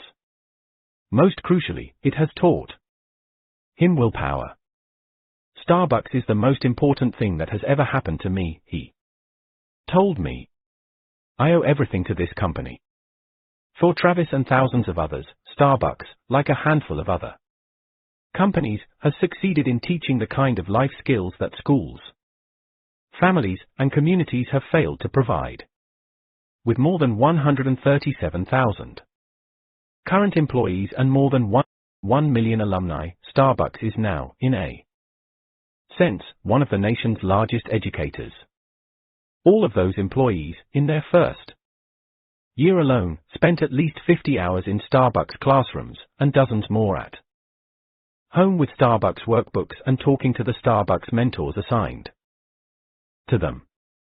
At the core of that education is an intense focus on an all-important habit: willpower. Dozens of studies show that willpower is the single most important keystone habit for individual success. 5.1 In a 2005 study, for instance, researchers from the University of Pennsylvania analyzed 164 eighth grade students, measuring their IQs and other factors, including how much willpower the students demonstrated, as measured by tests of their self-discipline. Students who exerted high levels of willpower were more likely to earn higher grades in their classes and gain admission into more selective schools. They had fewer absences and spent less time watching television and more hours on homework. Highly self-disciplined adolescents outperformed their more impulsive peers on every academic performance variable, the researchers wrote. Self-discipline predicted academic performance more robustly than did IQ. Self-discipline also predicted which students would improve their grades over the course of the school year, whereas IQ did not. Self-discipline has a bigger effect on academic performance than does intellectual talent. 5.2 And the best way to strengthen willpower and give students a leg up, studies indicate, is to make it into a habit. Sometimes it looks like people with great self-control aren't working hard, but that's because they've made it automatic.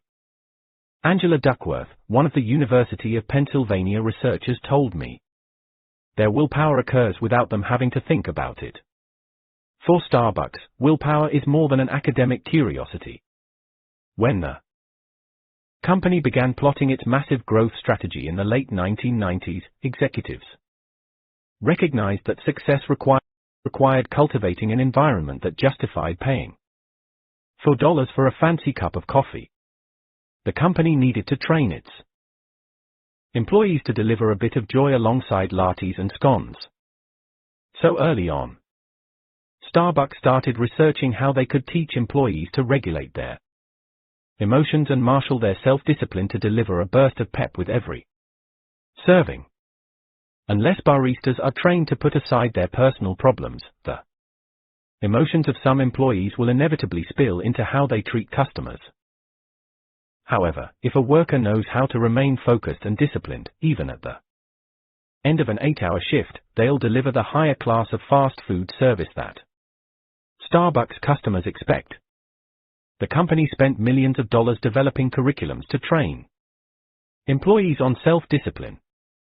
Executives wrote workbooks that, in effect, serve as guides to how to make willpower a habit in workers' lives. 5.3 Those curriculums are, in part, why Starbucks has grown from a sleepy Seattle company into a behemoth with more than 17,000 stores and revenues of more than $10 billion a year.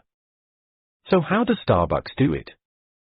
How do they take people like Travis, the son of drug addicts and a high school dropout who couldn't muster enough self-control to hold down a job at McDonald's, and teach him to oversee dozens of employees and tens of thousands of dollars in revenue each month? What precisely did Travis learn? 2. Everyone who walked into the room where the experiment was being conducted at Case Western Reserve University agreed on one thing: the cookies smelled delicious. They had just come out of the oven and were piled in a bowl, oozing with chocolate chips. On the table next to the cookies was a bowl of radishes. All day long, hungry students walked in, sat in front of the two foods, and submitted, unknowingly, to a test of their willpower that would upend our Understanding of how self-discipline works. At the time, there was relatively little academic scrutiny into willpower. Psychologists considered such subjects to be aspects of something they called self-regulation, but it wasn't a field that inspired great curiosity.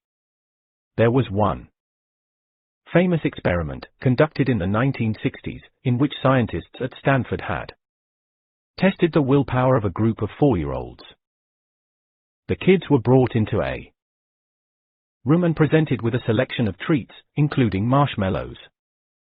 They were offered a deal: they could eat one marshmallow right away, or, if they waited a few minutes, they could have 2 marshmallows. Then the researcher left the room. Some kids gave in to temptation and ate the marshmallow as soon as the adult left. About 30% managed to ignore their urges, and doubled their treats when the researcher came back 15 minutes later. Scientists, who were watching everything from behind a two-way mirror, kept careful track of which kids had enough self-control to earn the second marshmallow. Years later, they tracked down many of the study's participants. By now, they were in high school. The researchers asked about their grades and SAT scores, ability to maintain friendships, and their capacity to cope with important problems.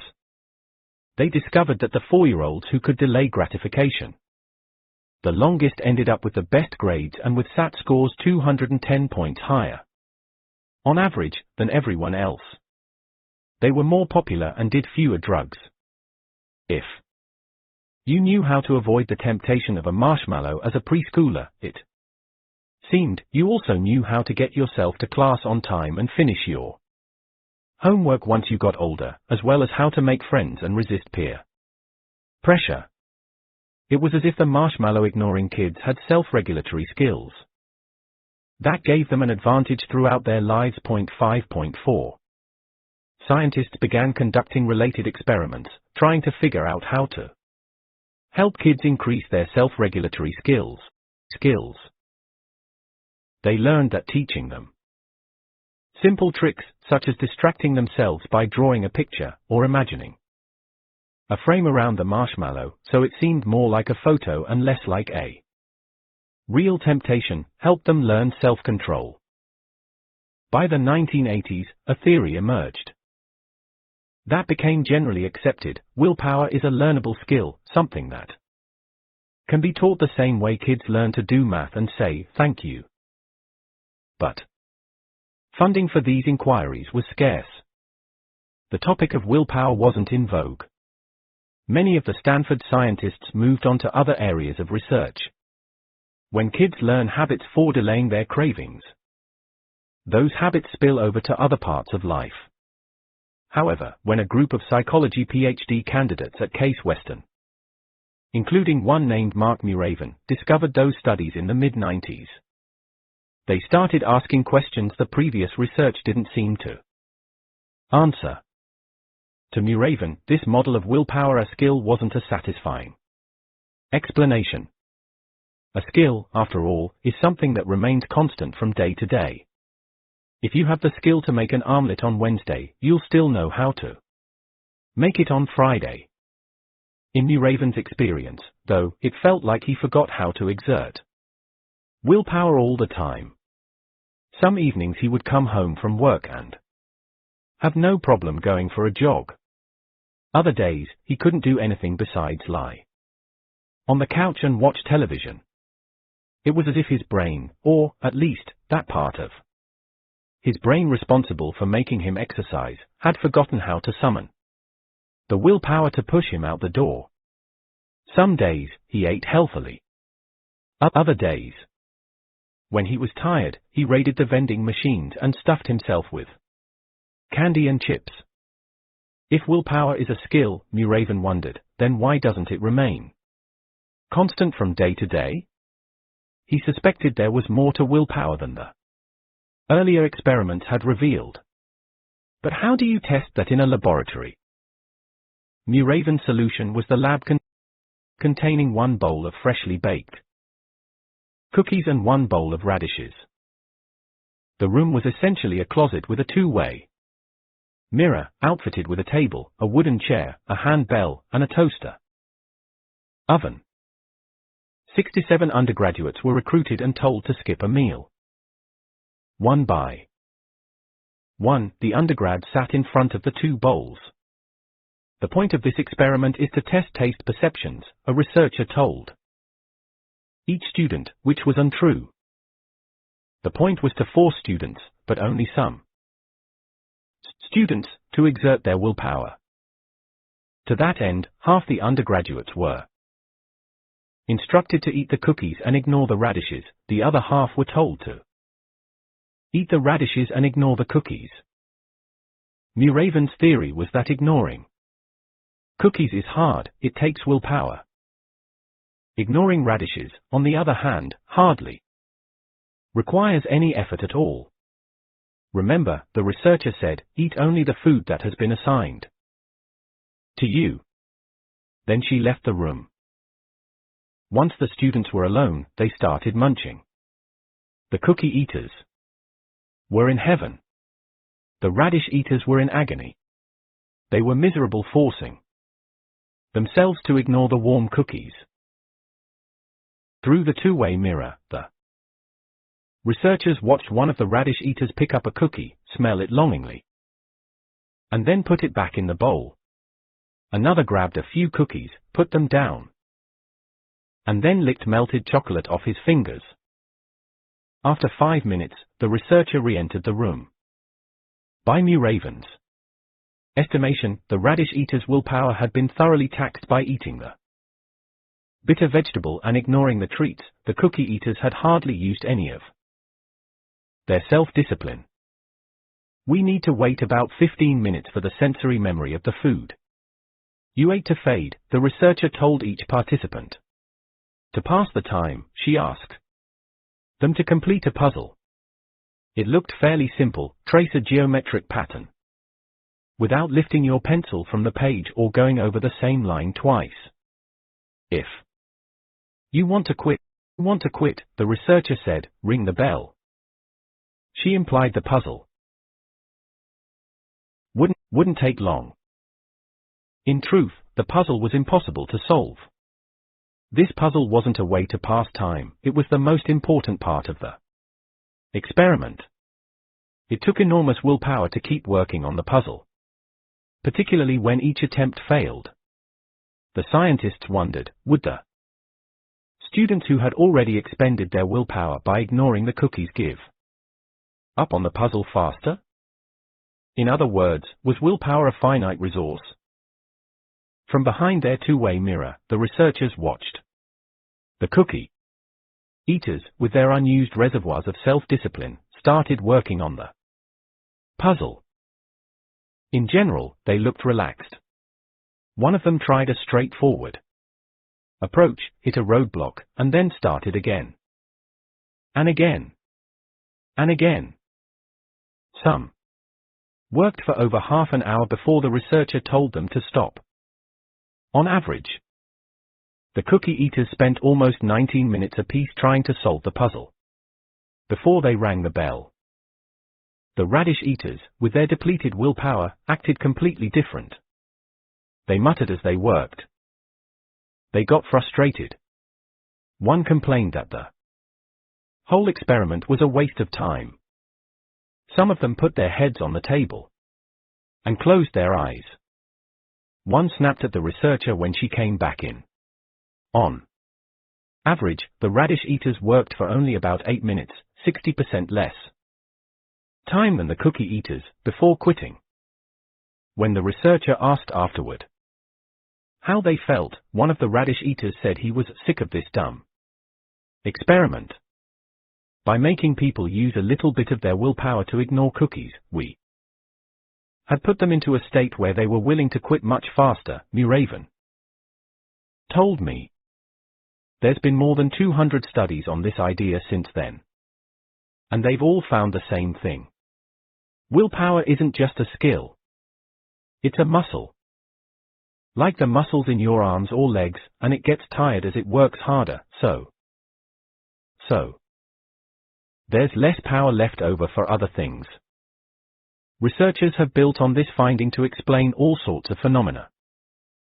Some have suggested it helps clarify why otherwise successful people succumb to extramarital affairs, which are most likely to start late at night after a long day of using willpower at work, or why good physicians make dumb mistakes, which most often occur after a doctor has finished a long, complicated task that requires intense focus. Point 5.5 If you want to do something that requires willpower, like going for a run after work, you have to conserve your willpower muscle. During the day, Muraven told me, if you use it up too early on tedious tasks, like writing emails or filling out complicated and boring expense forms, all the strength will be gone by the time you get home. 5.6 But how far does this analogy extend? Will exercising willpower muscles make them stronger the same way using dumbbells strengthen biceps? In 2006, two Australian researchers, Megan Oten and Ken Cheng, tried to answer that question by creating a willpower workout. They enrolled 24 people between the ages of 18 and 50 in a physical exercise program and, over 2 months, put them through an increasing number of weightlifting, resistance training, and aerobic routines. 5.7 Week after week, people forced themselves to exercise more frequently, using more and more willpower each time they hit the gym.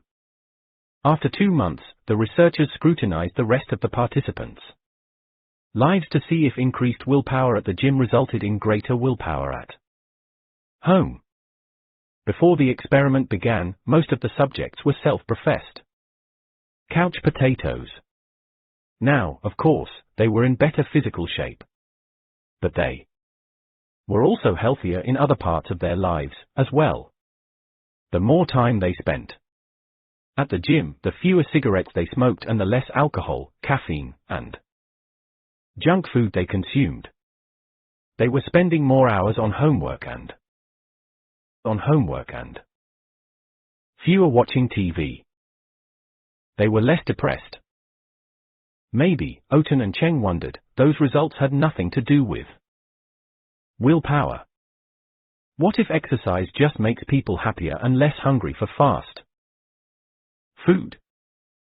So they designed another experiment. 5.8 This time, they signed up 29 people for a 4-month money management program. They set savings goals and asked participants to deny themselves luxuries, such as meals at restaurants or movies. Participants were asked to keep detailed logs of everything they bought, which was annoying at first, but eventually people worked up the self-discipline to jot down every purchase. People's finances improved as they progressed through the program. More surprising, they also smoked fewer cigarettes and drank less alcohol and caffeine.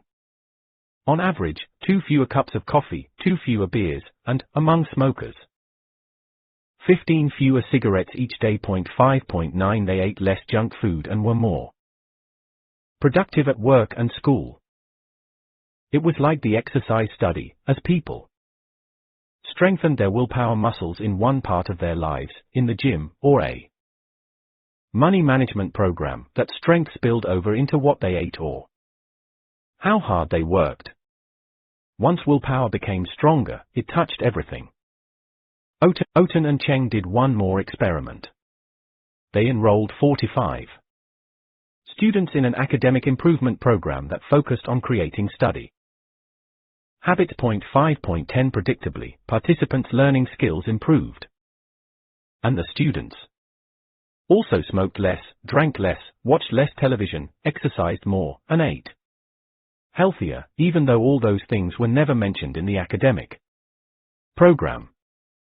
Again, as their willpower muscle strengthened, good habits seemed to spill over into other parts of their lives.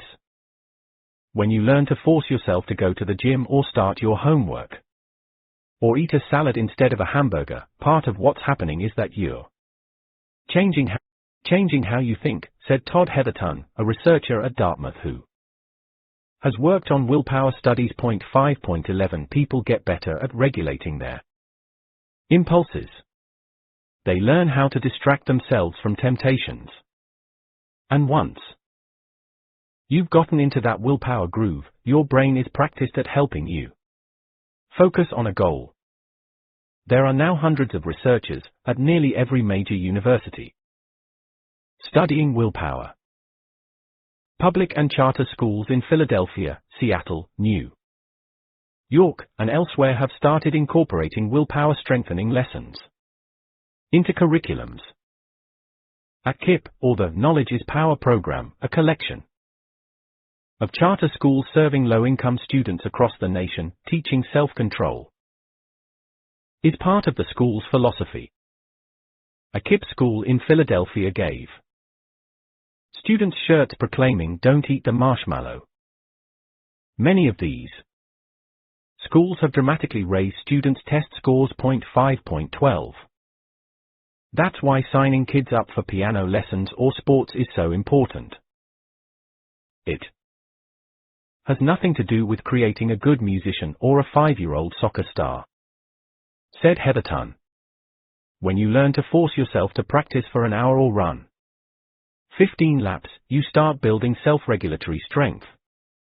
A 5-year-old who can follow the ball for 10 minutes becomes a 6th grader who can start his homework on time. 5.13 As research on willpower has become a hot topic in scientific journals and newspaper articles, it has started to trickle into corporate America. Firms such as Starbucks and The Gap, Walmart, restaurants, or any other business that relies on entry-level workers all face a common problem. No matter how much their employees want to do a great job, many will fail because they lack self-discipline. They show up late. They snap at rude customers. They get distracted or drawn into workplace dramas. They quit for no reason. For a lot of employees, Starbucks is their first professional experience, said Christine Deputy, who helped oversee the company's training programs for more than a decade.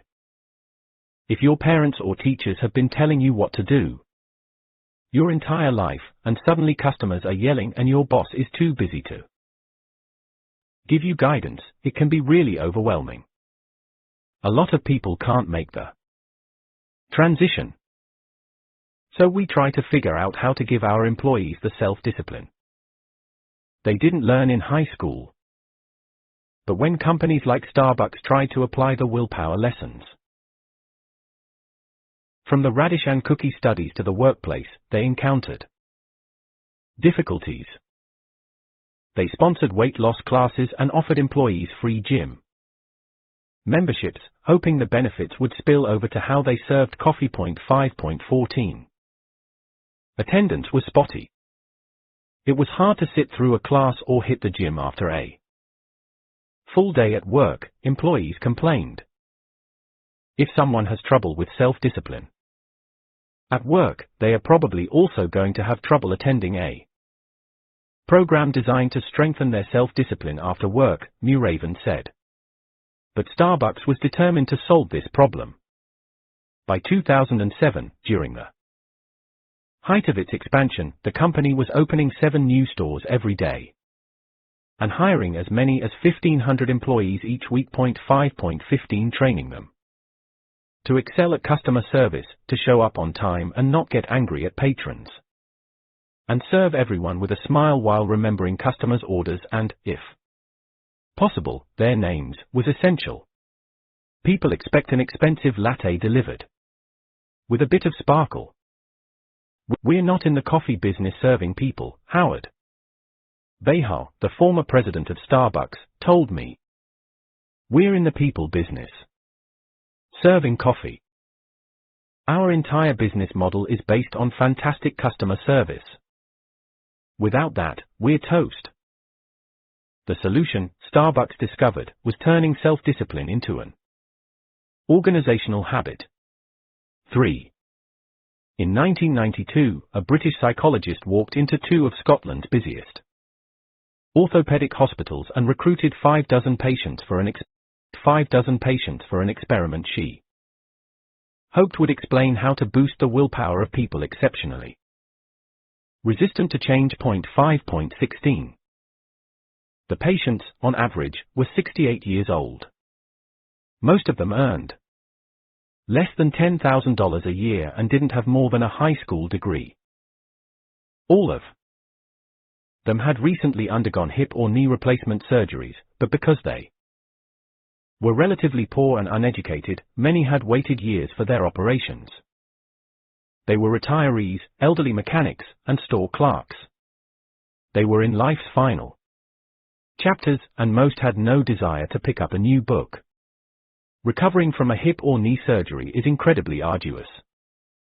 The operation involved severing joint muscles and sawing through bones. While recovering, the smallest movements, shifting in bed or flexing a joint, can be excruciating. However, it is essential that patients begin exercising almost as soon as they wake from surgery. They must begin moving their legs and hips before the muscles and skin have healed, or scar tissue will clog the joint, destroying its flexibility. In addition, if patients don't start exercising, they risk developing blood clots. But the agony is so extreme that it's not unusual for people to skip out on rehab sessions. Patients, particularly elderly ones, often refuse to comply with doctors' orders. The Scottish study's participants were the types of people most likely to fail at rehabilitation. The scientist conducting the experiment wanted to see if it was possible to help them harness their willpower.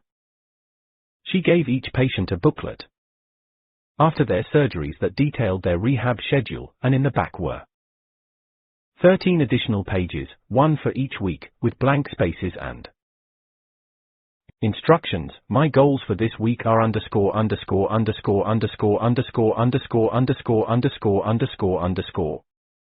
Write down exactly what you are going to do. For example, if you are going to go for a walk this week, write down where and when you are going to walk. She asked patients to fill in each of those pages with specific plans. Then she compared the recoveries of those who wrote out goals with those of patients who had received the same booklets, but didn't write anything. It seems absurd to think that giving people a few pieces of blank paper might make a difference in how quickly they recover from surgery.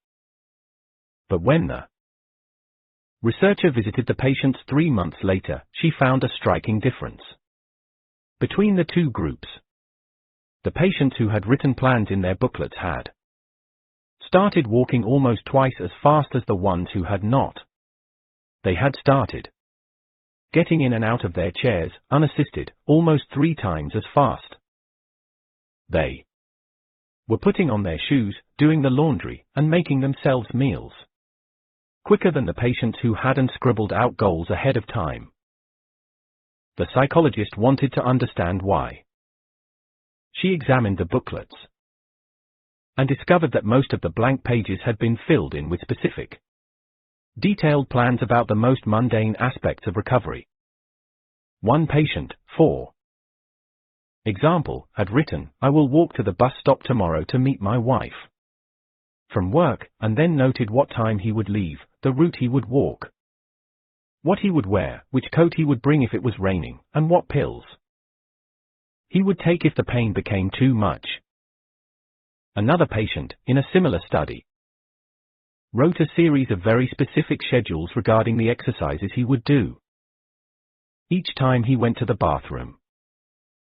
A third wrote a minute-by-minute itinerary for walking around the block. As the psychologist scrutinized the booklets, she saw that many had something in common. They focused on how patients would handle a specific moment of anticipated pain. The man who exercised on the way to the bathroom, for instance, knew that each time he stood up from the couch, the ache was excruciating. So he wrote out a plan for dealing with it, automatically. Take the first step, right away, so he wouldn't be tempted to sit down again. The patient who met his wife at the bus stop dreaded the afternoons, because that stroll was the longest and most painful each day. So he detailed every obstacle he might confront, and came up with a solution ahead of time. Put another way, the patient's plans were built around inflection points when they knew their pain, and thus the temptation to quit would be strongest. The patients were telling themselves how they were going to make it over the hump. Each of them, intuitively, employed the same rules that Claude Hopkins had used to sell Pepsodent. They identified simple cues and obvious rewards. The man who met his wife at the bus stop, for instance, identified an easy cue. It's 3:30, she's on her way home, and he clearly defined his reward. Honey, I'm here. When the temptation to give up halfway through the walk appeared, the patient could ignore it because he had crafted self-discipline into a habit. Patients designed willpower habits to help them overcome painful inflection points. There's no reason why the other patients, the ones who didn't write out recovery plans, couldn't have behaved the same way. All the patients had been exposed to the same admonitions and warnings at the hospital. They all knew exercise was essential for their recovery. They all spent weeks in rehab. But the patients who didn't write out any plans were at a significant disadvantage, because they never thought ahead about how to deal with painful inflection points. They never deliberately designed willpower habits. Even if they intended to walk around the block, their resolve abandoned them when they confronted the agony of the first few steps.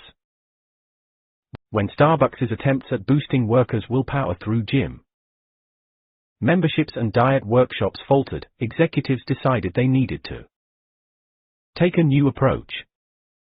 They started by looking more closely at what was actually happening inside their stores. They saw that, like the Scottish patients, their workers were failing when they ran up against inflection points. What they needed were institutional habits that made it easier to muster their self-discipline. Executives determined that, in some ways, they had been thinking about willpower all wrong. Employees with willpower lapses, it turned out, had no difficulty doing their jobs most of the time. On the average day, a willpower challenged worker was no different from anyone else. But sometimes, particularly when faced with unexpected stresses or uncertainties, those employees would snap and their self-control would evaporate. A customer might begin yelling, for instance, and a normally calm employee would lose her composure. An impatient crowd might overwhelm a barista, and suddenly he was on the edge of tears. 5.17. What employees really needed were clear instructions about how to deal with inflection points, something similar to the Scottish patients' booklets, a routine for employees to follow when their willpower muscles went limp. 5.18. So the company developed new training materials that spelled out routines for employees to use when they hit rough patches. The manuals taught workers how to respond to specific cues, such as a screaming customer or a long line at a cash register. Managers drilled employees, role-playing with them until the responses became automatic.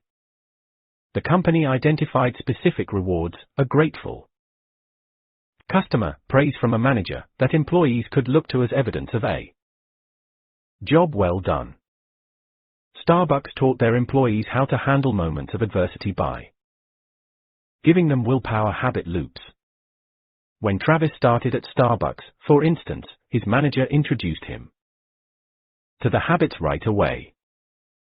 One of the hardest things about this job is dealing with an angry customer, Travis's manager told him. When someone comes up and starts yelling at you because they got the wrong drink, what's your first reaction? I don't know, Travis said. I guess I feel kind of scared. Or angry. That's natural, his manager said. But our job is to provide the best customer service, even when the pressure's on.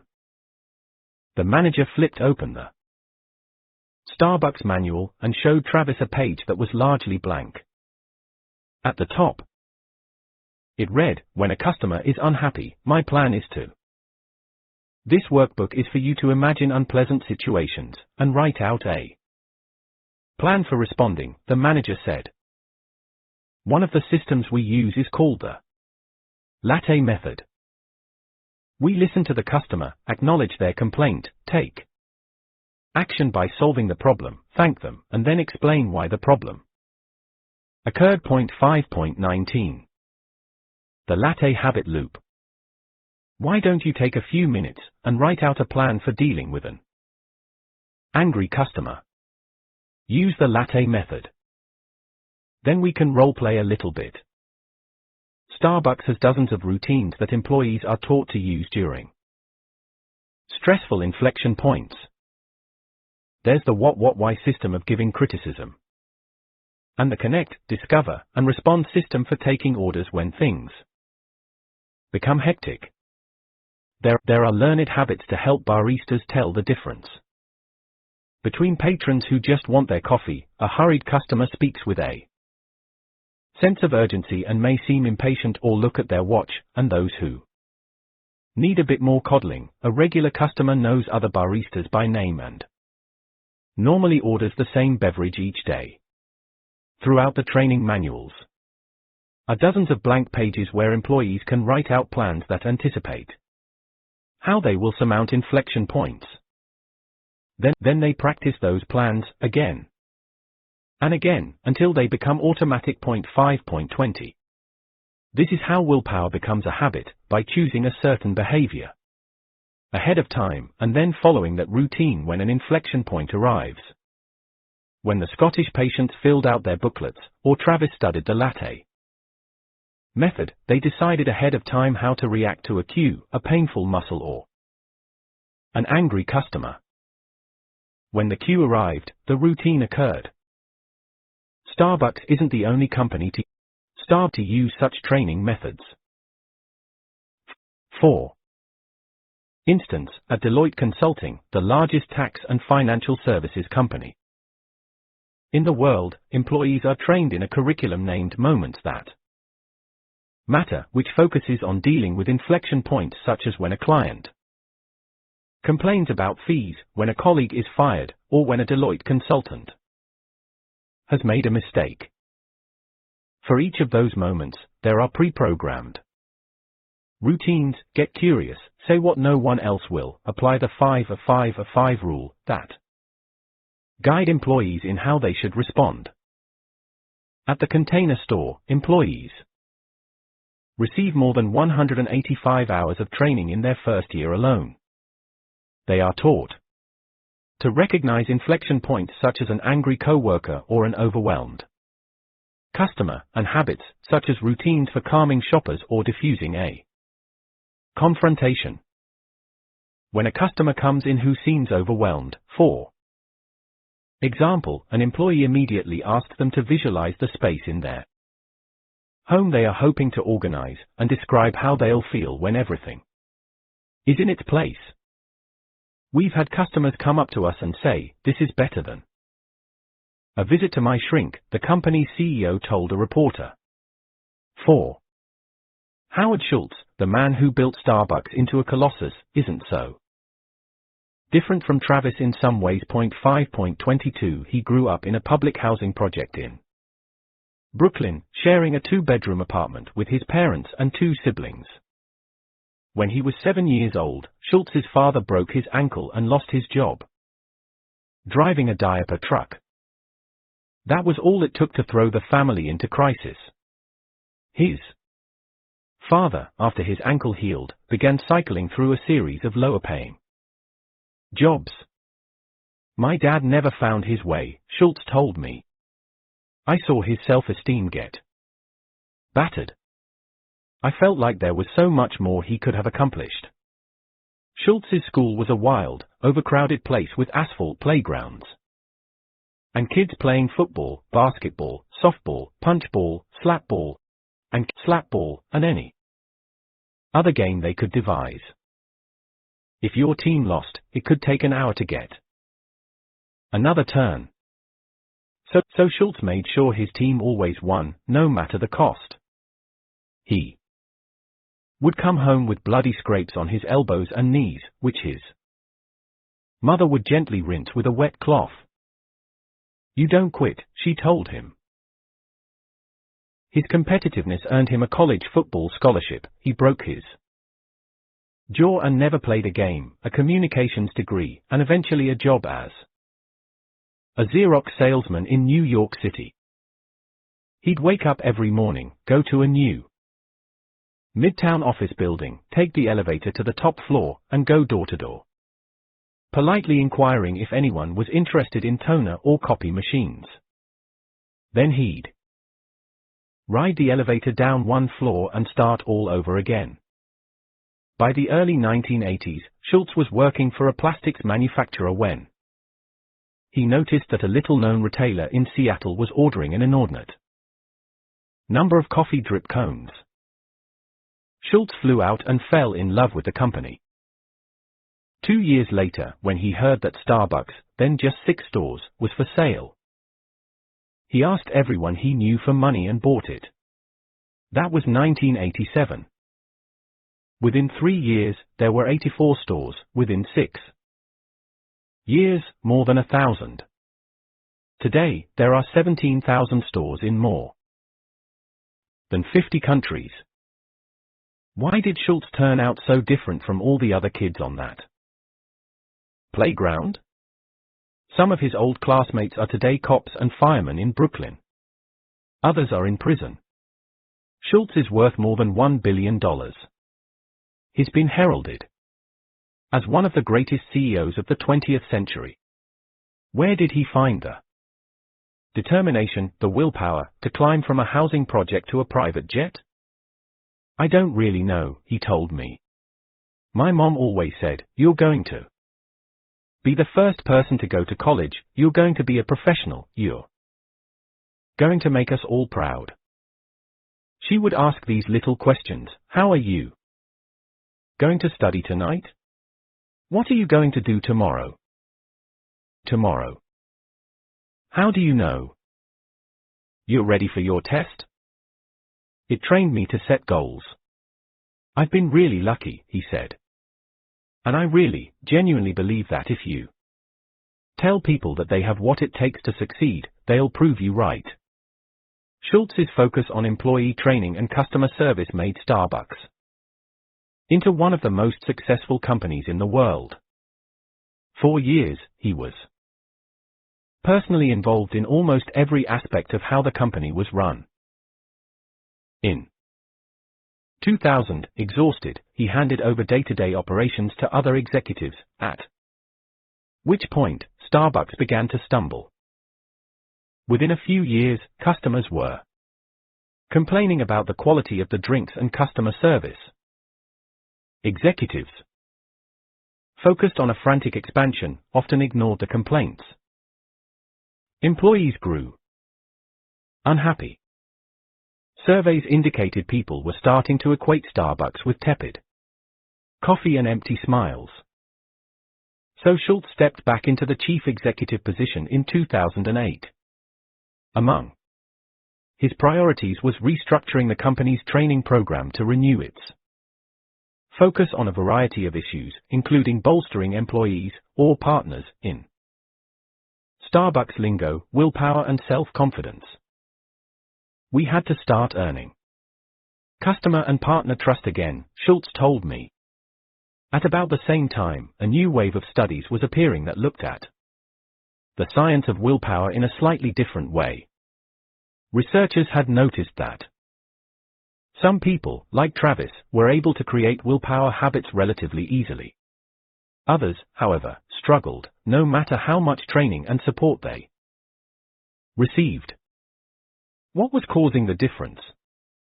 Mark Muraven, who was by then a professor at the University of Albany, set up a new experiment. 5.23 He put undergraduates in a room that contained a plate of warm, fresh cookies and asked them to ignore the treats. Half the participants were treated kindly. We ask that you please don't eat the cookies. Is that okay? A researcher said.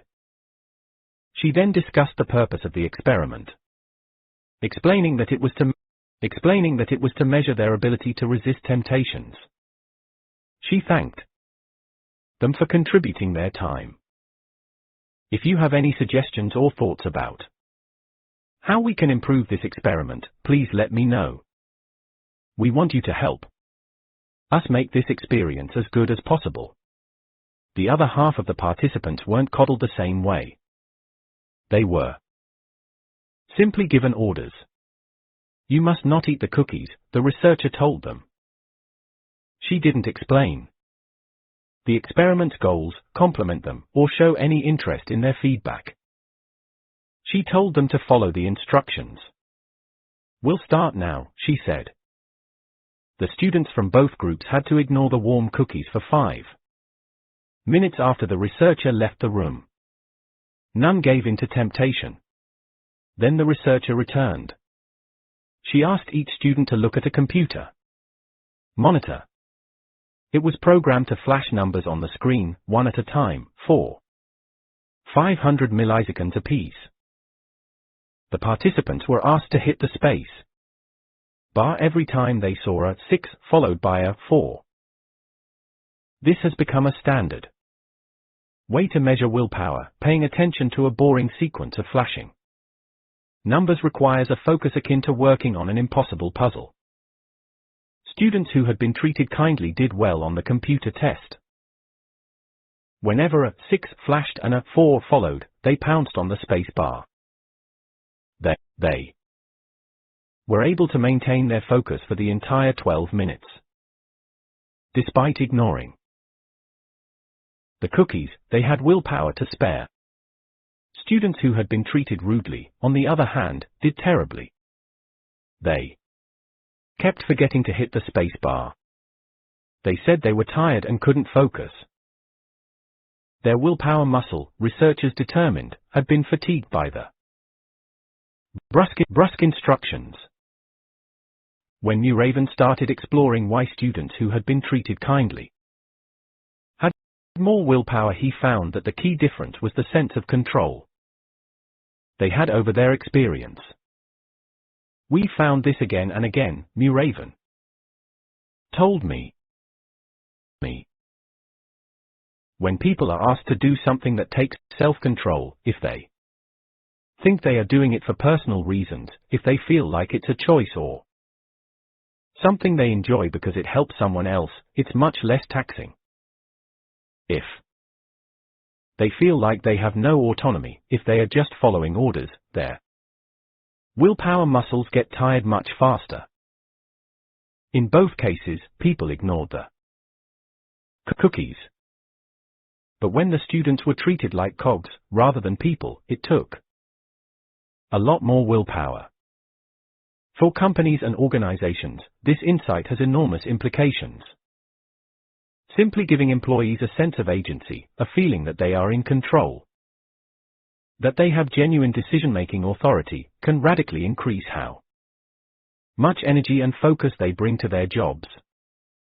One 2010 study at a manufacturing plant in Ohio, for instance, scrutinized assembly line workers who were empowered to make small decisions about their schedules and work environment. 5.24 They designed their own uniforms and had authority over shifts. Nothing else changed. All the manufacturing processes and pay scales stayed the same. Within 2 months, productivity at the plant increased by 20%. Workers were taking shorter breaks. They were making fewer mistakes. Giving employees a sense of control improved how much self-discipline they brought to their jobs. The same lessons hold true at Starbucks. Today, the company is focused on giving employees a greater sense of authority. They have asked workers to redesign how espresso machines and cash registers are laid out, to decide for themselves how customers should be greeted and where merchandise should be displayed. It's not unusual for a store manager to spend hours discussing with his employees where a blender should be located. We've started asking partners to use their intellect and creativity, rather than telling them, take the coffee out of the box, put the cup here, follow this rule, said Chris Engskoff, a vice president at Starbucks. President at Starbucks. People want to be in control of their lives. Turnover has gone down. Customer satisfaction is up. Since Schultz's return, Starbucks has boosted revenues by more than $1.2 billion per year. When Travis was 16, before he dropped out of school and started working for Starbucks, his mother told him a story. They were driving together, and Travis asked why he didn't have more siblings. His mother had always tried to be completely honest with her children, and so she told him that she had become pregnant 2 years before Travis was born but had gotten an abortion. They already had 2 children at that point, she explained, and were addicted to drugs. They didn't think they could support another baby. Then, a year later, she became pregnant with Travis. She thought about having another abortion, but it was too much to bear. It was easier to let nature take its course. Travis was born. She told me that she had made a lot of mistakes, but that having me was one of the best things that ever happened to her, Travis said. When your parents are addicts, you grow up knowing you can't always trust them for everything you need. But I've been really lucky to find bosses who gave me what was missing.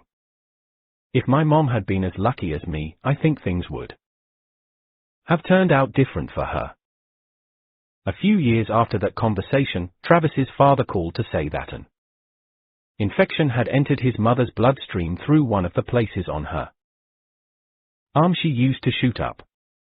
Travis immediately drove to the hospital in Lodi, but she was unconscious by the time he arrived. She died a half-hour later, when they removed her life support. A week later, Travis's father was in the hospital with pneumonia. His lung had collapsed. Travis drove to Lodi again, but it was 8:02 p.m. when he got to the emergency room. A nurse brusquely told him he'd have to come back tomorrow. Visiting hours were over. Tomorrow, over. Travis has thought a lot about that moment since then. He hadn't started working at Starbucks yet. He hadn't learned how to control his emotions. He didn't have the habits that, since then, he's spent years practicing.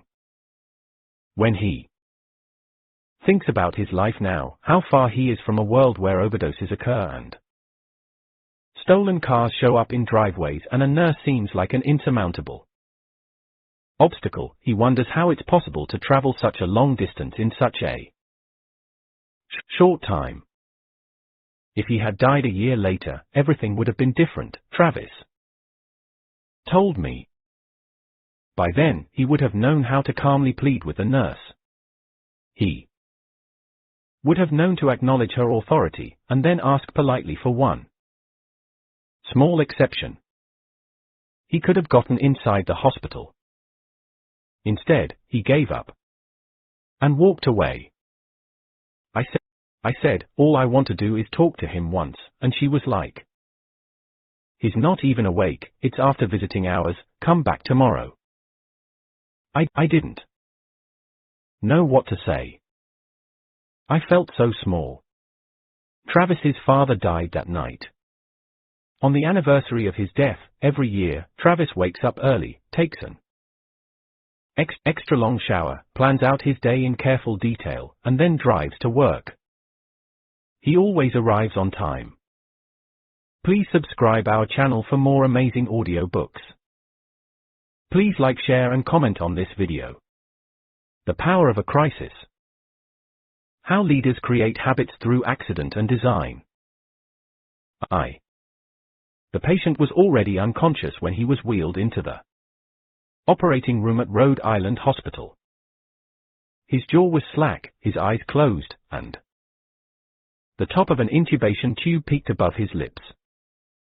As a nurse hooked him up to a machine that would force air into his lungs during surgery, one of his arms slipped off the gurney, the skin mottled with liver spots. The man was 86 years old and, 3 days earlier, had fallen at home. Afterward, he had trouble staying awake and answering questions, and so eventually his wife called an ambulance. 6.1 in the emergency room, a doctor asked him what happened, but the man kept nodding off in the middle of his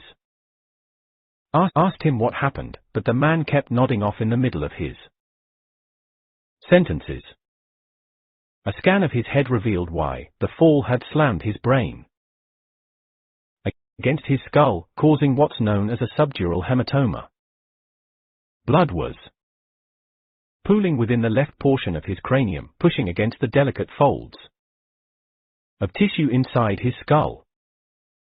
The fluid had been building for almost 72 hours, and those parts of the brain that controlled his breathing and heart were beginning to falter. Unless the blood was drained, the man would die. 6.2. At the time, Rhode Island Hospital was one of the nation's leading medical institutions, the main teaching hospital for Brown University and the only level I trauma center in southeastern New England. Inside the tall brick and glass building, physicians had pioneered cutting-edge medical techniques, including the use of ultrasound waves to destroy tumors inside a patient's body. In 2002, the National Coalition on Health Care rated the hospital's intensive care unit as one of the finest in the country. 6.3. But by the time the elderly patient arrived, Rhode Island Hospital also had another reputation, a place riven by internal tensions. There were deep, simmering enmities between nurses and physicians. In 2000, the nurses' union had voted to strike after complaining that they were being forced to work dangerously long hours. More than 300 of them stood outside the hospital with signs reading, "Stop slavery," and "They can't take away our pride." 6.4. This place can be awful, one nurse recalled telling a reporter. The doctors can make you feel like you're worthless, like you're disposable. Like you should be thankful to pick up after them. Administrators eventually agreed to limit nurses' mandatory overtime, but tensions continued to rise. 6.5. A few years later, a surgeon was preparing for a routine abdominal operation when a nurse called for a timeout. Such pauses are standard procedure at most hospitals, a way for doctors and staff to make sure mistakes are avoided. 6.6. The nursing staff at Rhode Island Hospital was insistent on timeouts, particularly since a surgeon had accidentally removed the tonsils of a girl who was supposed to have eye surgery. Timeouts were supposed to catch such errors before they occurred. At the abdominal surgery, when the OR nurse asked the team to gather around the patient for a timeout and to discuss their plan, the doctor headed for the doors. "Why don't you lead this?" the surgeon told the nurse. "I'm going to step outside for a call. Knock when you're ready." "You're supposed to be here for this, doctor," she replied. "You can handle it," the surgeon said, as he walked toward the door. "Doctor, I don't feel this is appropriate." The doctor stopped and looked at her. "If I want your damn opinion, I'll ask for it," he said. "Don't ever question my authority again. If you can't do your Job, get the hell out of my OR. The nurse led the timeout, retrieved the doctor a few minutes later, and the procedure occurred without complication. She never contradicted a physician again, and never said anything when other safety policies were ignored. Some doctors were fine, and some were monsters. One nurse who worked at Rhode Island Hospital in the mid-2000s told me, "We called it the glass factory because it felt like everything could crash down at any minute." To deal with these tensions, the staff had developed informal rules, habits unique to the institution, that helped avert the most obvious conflicts. Nurses, for instance, always double-checked the orders of error-prone physicians and quietly made sure that correct doses were entered. They took extra time to write clearly on patients' charts, lest a hasty surgeon make the wrong cut. One nurse told me they developed a system of color codes to warn one another. "We put doctors' names in different colors on the whiteboards," she said. Blue meant nice, red meant jerk, and black meant, whatever you do, don't contradict them or they'll take your head off. Rhode Island Hospital was a place filled with a corrosive culture. Unlike at Alcoa, where carefully designed keystone habits surrounding worker safety had created larger and larger successes, inside Rhode Island Hospital, habits emerged on the fly among nurses seeking to offset physician arrogance. The hospital's routines weren't carefully thought out. Rather, they appeared by accident and spread through whispered warnings, until toxic patterns emerged. This can happen within any organization where habits aren't deliberately planned. Just as choosing the right keystone habits can create amazing change, the wrong ones can create disasters. And when the habits within Rhode Island Hospital imploded, they caused terrible mistakes. When the emergency room staff saw the brain scans of the 86-year-old man with the subdural hematoma, they immediately paged the neurosurgeon on duty. He was in the middle of a routine spinal surgery, but when he got the page, he stepped away from the operating table and looked at images of the elderly man's head on a computer screen. The surgeon told his assistant, a nurse practitioner, to go to the emergency room and get the man's wife to sign a consent form approving surgery. He finished his spinal procedure. A half hour later, the elderly man was wheeled into the same operating theater. 6.7. Nurses were rushing around. The unconscious elderly man was placed on the table. A nurse picked up his consent form and medical chart. "Doctor," the nurse said, looking at the patient's chart, "the consent form doesn't say where the hematoma is." The nurse leafed through the paperwork. There was no clear indication of which side of his head they were supposed to operate on. 6.8. Every hospital relies upon paperwork to guide surgeries. But before any cut is made, a patient or family member is supposed to sign a document approving each procedure and verifying the details. In a chaotic environment, whereas many as a dozen doctors and nurses may handle a patient between the ER and the recovery suite, consent forms are the instructions that keep track of what is supposed to occur. No one is supposed to go into surgery without a signed and detailed consent. "I saw the scans before," the surgeon said. "It was the right side of the head. If we don't do this quickly, he's gonna die.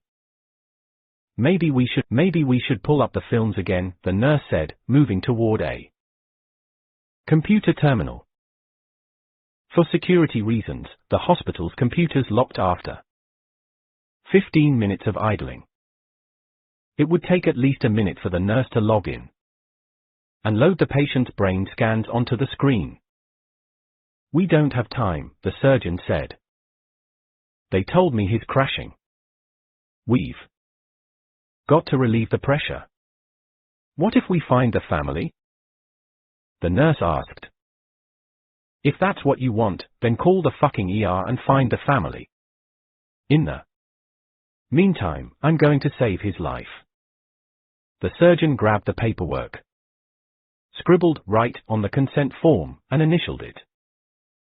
"There," he said. "We have to operate immediately." 6.9. The nurse had worked at Rhode Island Hospital for a year. He understood the hospital's culture. This surgeon's name, the nurse knew, was often scribbled in black on the large whiteboard in the hallway, signaling that nurses should beware. The unwritten rules in this scenario were clear: the surgeon always wins. The nurse put down the chart and stood aside as the doctor positioned the elderly man's head in a cradle that provided access to the right side of his skull, and shaved and applied antiseptic to his head. The plan was to open the skull and suction out the blood pooling on top of his brain. The surgeon sliced away a flap of scalp, exposed the skull, and put a drill against the white bone. He began pushing until the bit broke through with a soft pop. Until the bit broke through with a soft pop. He made 2 more holes and used a saw to cut out a triangular piece of the man's skull. Underneath was the dura, the translucent sheath surrounding the brain. "Oh my God," someone said. There was no hematoma. They were operating on the wrong side of the head. "We need him turned," the surgeon yelled. 6.10. The triangle of bone was replaced and reattached with small metal plates and screws, and the patient's scalp sewed up. His head was shifted to the other side and then, once again, shaved, cleansed, cut, and drilled until a triangle of skull could be removed. This time, the hematoma was immediately visible, a dark bulge that spilled like thick syrup when the dura was pierced. The surgeon vacuumed the blood and the pressure inside the old man's skull fell immediately. The surgery, which should have taken about an hour, had run almost twice as long. Afterward, the patient was taken to the intensive care unit, but he never regained full consciousness. 2 weeks later, he died. A subsequent investigation said it was impossible to determine the precise cause of death, but the patient's family argued that the trauma of the medical error had overwhelmed his already fragile body, that the stress of removing 2 pieces of skull, the additional time in surgery, and the delay in evacuating the hematoma had pushed him over the edge. If not for the mistake, they claimed, he might still be alive. The hospital paid a settlement and the surgeon was barred from ever working at Rhode Island Hospital again. 6.11. Such an accident, some nurses later claimed, was inevitable. Rhode Island Hospital's institutional habits were so dysfunctional, it was only a matter of time until a grievous mistake occurred. 1. It's not just hospitals that breed dangerous patterns, of course. Destructive organizational habits can be found within hundreds of industries and at thousands of firms. And almost always, they are the products of thoughtlessness of leaders who avoid thinking about the culture, and so let it develop without guidance. There are no organizations without institutional habits. There are only places where they are deliberately designed, and places where they are created without forethought, so they often grow from rivalries or fear. But sometimes, even destructive habits can be transformed by leaders who know how to seize the right opportunities. Sometimes, in the heat of a crisis, the right habits emerge. 2. When an evolutionary theory of economic change was first published in 1982, very few people outside of academia noticed. The book's bland cover and daunting first sentence. In this volume we develop an evolutionary theory of the capabilities and behavior of business firms operating in a market environment, and construct and analyze a number of models consistent with that theory. Almost seemed designed to ward off readers. 6.12 The authors, Yale professors Richard Nelson and Sidney Winter, were best known for a series of intensely analytic papers exploring Schumpeterian theory that even most PhD candidates didn't pretend to understand. 6.13 Within the world of business strategy and organizational theory, however, the book went off like a bombshell. 6.14 It was soon hailed as one of the most important texts of the century.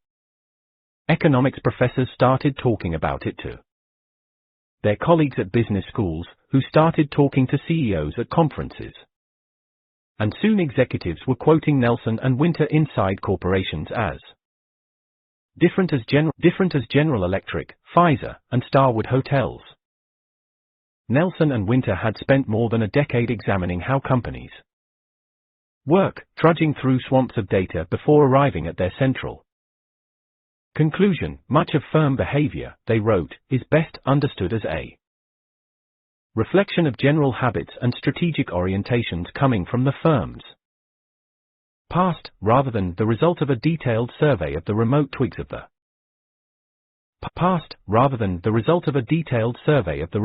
of the decision tree. 6.15 Or, put in language that people use outside of theoretical economics, it may seem like most organizations make rational choices based on deliberate decision making, but that's not really how companies operate at all. Instead, firms are guided by long-held organizational habits, patterns that often emerge from thousands of employees' independent decisions. 6.16 And these habits have more profound impacts than anyone previously understood. For instance, it might seem like the chief executive of a clothing company made the decision last year to feature a red cardigan on the catalog's cover by carefully reviewing sales and marketing data. But, in fact, what really happened was that his vice president constantly trolls websites devoted to Japanese fashion trends, where red was hit last spring, and the firm's marketers routinely ask their friends which colors are in, and the company's executives, back from their annual trip to the Paris runway shows, reported hearing that designers at rival firms were using new magenta pigments. All these small inputs, the result of uncoordinated patterns among executives gossiping about competitors and talking to their friends, got mixed into the company's more formal research and development routines until a consensus emerged: red will be popular this year. No one made a solitary, deliberate decision. Rather, dozens of habits, processes, and behaviors converged until it seemed like red was the inevitable choice. These organizational habits, or routines, as Nelson and Winter called them, are enormously important, because without them, most companies would never get any work done. 6.17 Routines provide the hundreds of unwritten rules that companies need to operate. 6.18 6.19 They allow workers to experiment with new ideas without having to ask for permission at every step. They provide a kind of organizational memory, so that managers don't have to reinvent the sales process every 6 months or panic each time a VP quits. 6.20 Routines reduce uncertainty. A study of recovery efforts after earthquakes in Mexico and Los Angeles, for instance, found that the habits of relief workers, which they carried from disaster to disaster, and which included things such as establishing communication networks by hiring children to carry messages between neighborhoods, were absolutely critical, because without them, policy formulation and implementation would be lost in a jungle of detail. 6.21 But among the most important benefits of routines is that they create truces between potentially warring groups or individuals within an organization. 6.22. Most economists are accustomed to treating companies as idyllic places, where everyone is devoted to a common goal, making as much money as possible. Nelson and Winter pointed out that, in the real world, that's not how things work at all. Companies aren't big happy families where everyone plays together nicely. Rather, most workplaces are made up of fiefdoms where executives compete for power and credit, often in hidden skirmishes that make their own performances appear superior and their rivals seem worse. Divisions compete for resources and sabotage each other to steal glory. Bosses pit their subordinates against one another so that no one can mount a coup. Companies aren't families. They are battlefields in a civil war.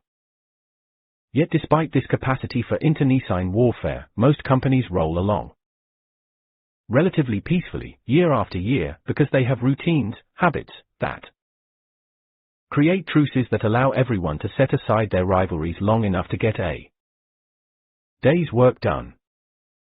Organizational habits offer a basic promise: if you follow the established patterns and abide by the truce, then rivalries won't destroy the company, the profits will roll in, and, eventually, everyone will get rich. A salesperson, for example, knows she can boost her bonus by giving favored customers hefty discounts in exchange for larger orders. But she also knows that if every salesperson gives away hefty discounts, the firm will go bankrupt and there won't be any bonuses to hand out. So a routine emerges: the salespeople all get together every January and agree to limit how many discounts they offer in order to protect the company's profits, and at the end of the year everyone gets a raise. Or take a young executive gunning for vice president who, with one quiet phone call to a major customer, could kill a sale and sabotage a colleague's division, taking him out of the running for the promotion. The problem with sabotage is that even if it's good for you, it's usually bad for the firm. So at most companies, an unspoken compact emerges: it's okay to be ambitious, but if you play too rough, your peers will unite against you. On the other hand, if you focus on boosting your own department, rather than undermining your rival, you'll probably get taken care of over time. 6.23. Routines create truces that allow work to get done. Routines and truces offer a type of rough organizational justice, and because of them, Nelson and Winter wrote, conflict within companies usually follows largely predictable paths and stays within predictable bounds that are consistent with the ongoing routine. The usual amount of work gets done, reprimands and compliments are delivered with the usual frequency. Nobody is trying to steer the organizational ship into a sharp turn in the hope of throwing a rival overboard. 6.24. Most of the time, routines and truces work perfectly. Rivalries still exist, of course, but because of institutional habits, they are kept within bounds and the business thrives. However, sometimes even a truce proves insufficient. Sometimes, as Rhode Island Hospital discovered, an unstable peace can be as destructive as any civil war. Somewhere in your office, buried in a desk drawer, there's probably a handbook you received on your first day of work. It contains expense forms and rules about vacations, insurance options, and the company's organizational chart. It has brightly colored graphs describing different healthcare plans, a list of relevant phone numbers, and instructions on how to access your email or enroll in the 401k. Now, imagine what you would tell a new colleague who asked for advice. about how to succeed at your firm. Your recommendations probably wouldn't contain anything you'd find in the company's handbook. Instead, the tips you would pass along, who is trustworthy, which secretaries have more clout than their bosses, how to manipulate the bureaucracy to get something done, other habits you rely on every day to survive. If you could somehow diagram all your work habits, and the informal power structures, relationships, alliances, and conflicts they represent, and then overlay your diagram with diagrams prepared by your colleagues, it would create a map of your firm's secret hierarchy, a guide to who knows how to make things happen and who never seems to get ahead of the ball. Nelson and Winter's routines, and the truces they make possible, are critical to every kind of business.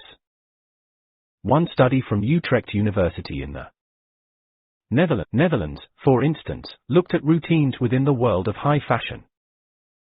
To survive, every fashion designer has to possess some basic skills, creativity and a flair for haute couture as a start.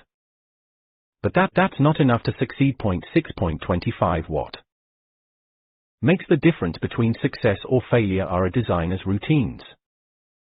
Whether they have a system for getting Italian broadcloth before wholesalers stock sell out, a process for finding the best zipper and button seamstresses, a routine for shipping a dress to a store in 10 days, rather than 3 weeks. Fashion is such a complicated business that, without the right processes, a new company will get bogged down with logistics, and once that happens,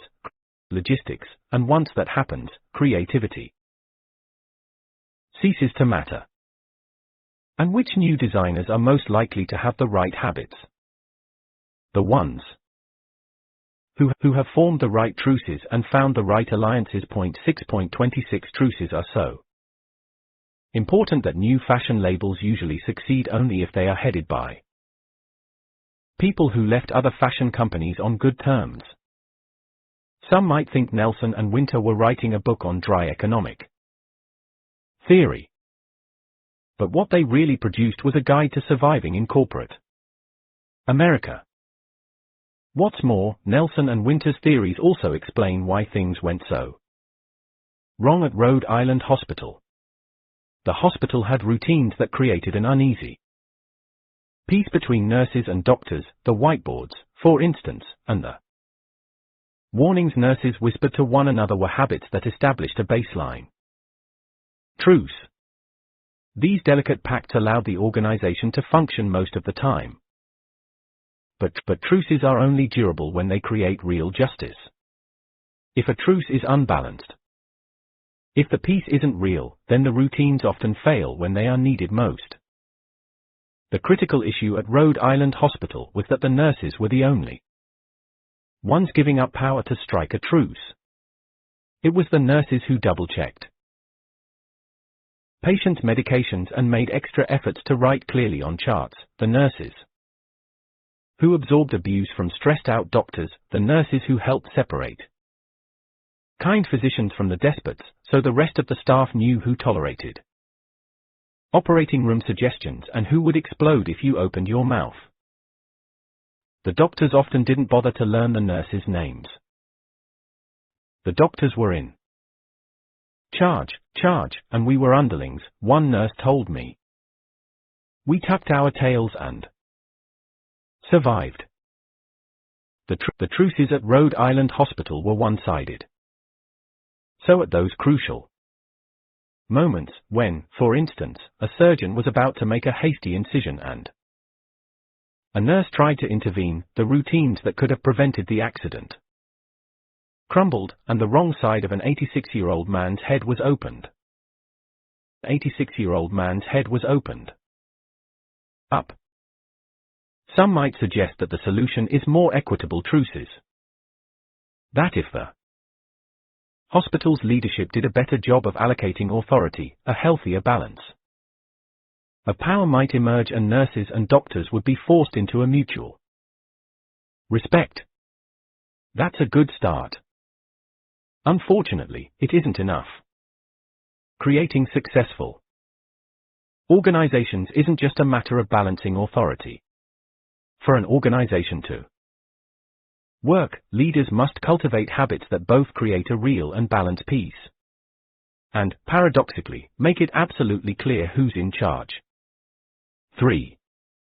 Philip Brickell, a 43-year-old employee of the London Underground, was inside the cavernous main hall of the King's Cross subway station on a November evening in 1987 when a commuter stopped him as he was collecting tickets and said there was a burning tissue at the bottom of a nearby escalator. 6.27, 6.28.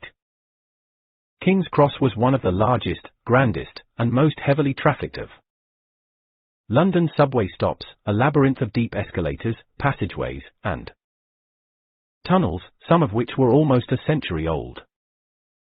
The station's escalators, in particular, were famous for their size and age.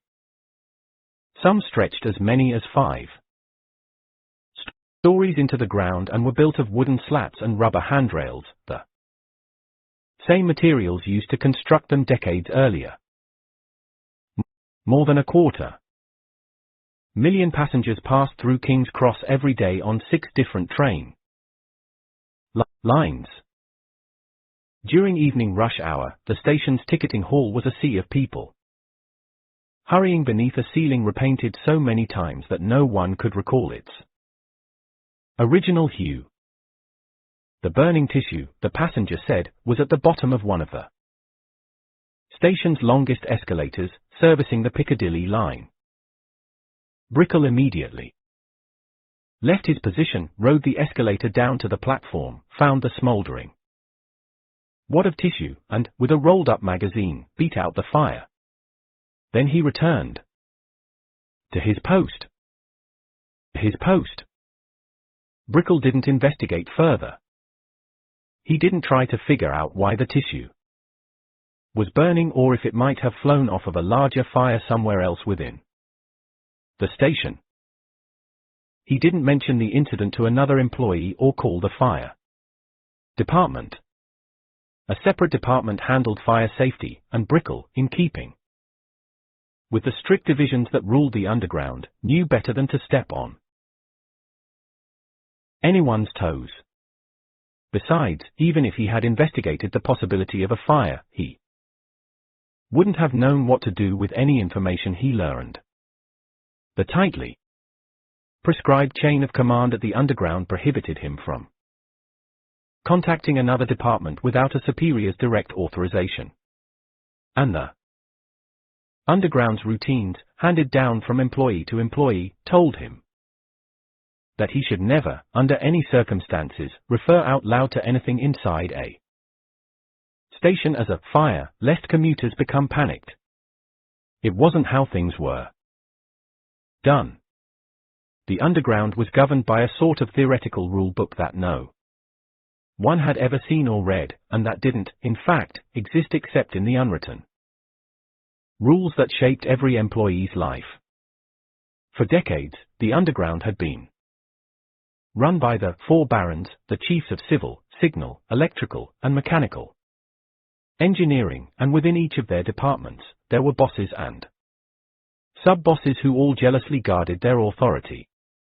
The trains ran on time because all 19,000 underground employees cooperated in a delicate system that passed passengers and trains among dozens, sometimes hundreds of hands all day long. But that cooperation depended upon a balance of power between each of the 4 departments and all their lieutenants that, itself, relied upon thousands of habits that employees adhered to. These habits created a truce among the 4 barons and their deputies. And from that truce arose policies that told Brickell, looking for fires isn't your job. Don't overstep your bounds. Even at the highest level, one director was unlikely to trespass on the territory of another, an investigator would later note. Thus, the engineering director did not concern himself with whether the operating staff were properly trained in fire safety and evacuation procedures because he considered those matters to be the province of the Operations Directorate. So Brickell didn't say anything about the burning tissue. In other circumstances, it might have been an unimportant detail. In this case, the tissue was a stray warning, a bit of fuel that had escaped from a larger, hidden blaze. That would show how perilous even perfectly balanced truces can become if they aren't designed just right. 6.29. 15 minutes after Brickell returned to his booth, another passenger noticed a wisp of smoke as he rode up the Piccadilly escalator. He mentioned it to an underground employee. The King's Cross safety inspector, Christopher Hayes, was eventually roused to investigate. A third passenger, seeing smoke and a glow from underneath the escalator's stairs, hit an emergency stop button and began shouting at passengers to exit the escalator.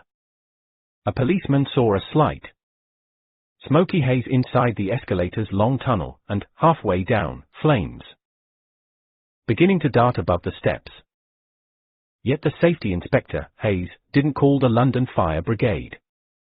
He hadn't seen any smoke himself, and another of the Underground's unwritten rules was that the fire department should never be contacted unless absolutely necessary. The policeman who had noticed the haze, however, figured he should contact headquarters. His radio didn't work underground, so he walked up a long staircase into the outdoors and called his superiors, who eventually passed word to the fire department. At 7:36 p.m., 22 minutes after Brickell was alerted to the flaming tissue, the fire brigade received a call, small fire at King's Cross. Commuters were pushing past the policeman as he stood outside, speaking on his radio. They were rushing into the station, down into the tunnels, focused on getting home for dinner. Within minutes, many of them would be dead. At 7:36 p.m., an underground worker roped off entry to the Piccadilly escalator and another started diverting people to a different stairway. New trains were arriving every few minutes. The platforms where passengers exited subway cars were crowded. A bottleneck started building at the bottom of an open staircase. Hayes, the safety inspector, went into a passageway that led to the Piccadilly escalator's machine room. In the dark, there was a set of controls for a sprinkler system specifically designed to fight fires on escalators. It had been installed years earlier, after a fire in another station had led to a series of dire reports about the risks of a sudden blaze. More than 24 studies and reprimands had said that the underground was unprepared for fires, and that staff needed to be trained in how to use sprinklers and fire extinguishers, which were positioned on every train platform. 2 years earlier, the Deputy Assistant Chief of the London Fire Brigade had written to the Operations Director for Railways, complaining about subway workers' safety habits. "I am gravely concerned," the letter read.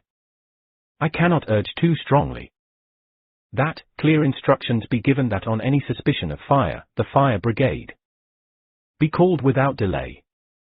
This could save lives." However, Hayes, the safety inspector, never saw that letter because it was sent to a separate division from the one he worked within, and the Underground's policies were never rewritten to reflect the warning. No one inside King's Cross understood how to use the escalator sprinkler system or was authorized to use the extinguishers, because another department controlled them. Hayes completely forgot the sprinkler system existed. The truces ruling the Underground made sure everyone knew their place, but they left no room for learning about anything outside what you were assigned to know. Hayes ran past the sprinkler controls without so much as a glance. When he reached the machine room, he was nearly overcome by heat. The fire was already too big to fight. He ran back to the main hall. There was a line of people standing at the ticket machines and hundreds of people milling about the room, walking to platforms or leaving the station. Hayes found a policeman. "We've got to stop the trains and get everyone out of here," he told him. "The fire is out of control. It's going everywhere."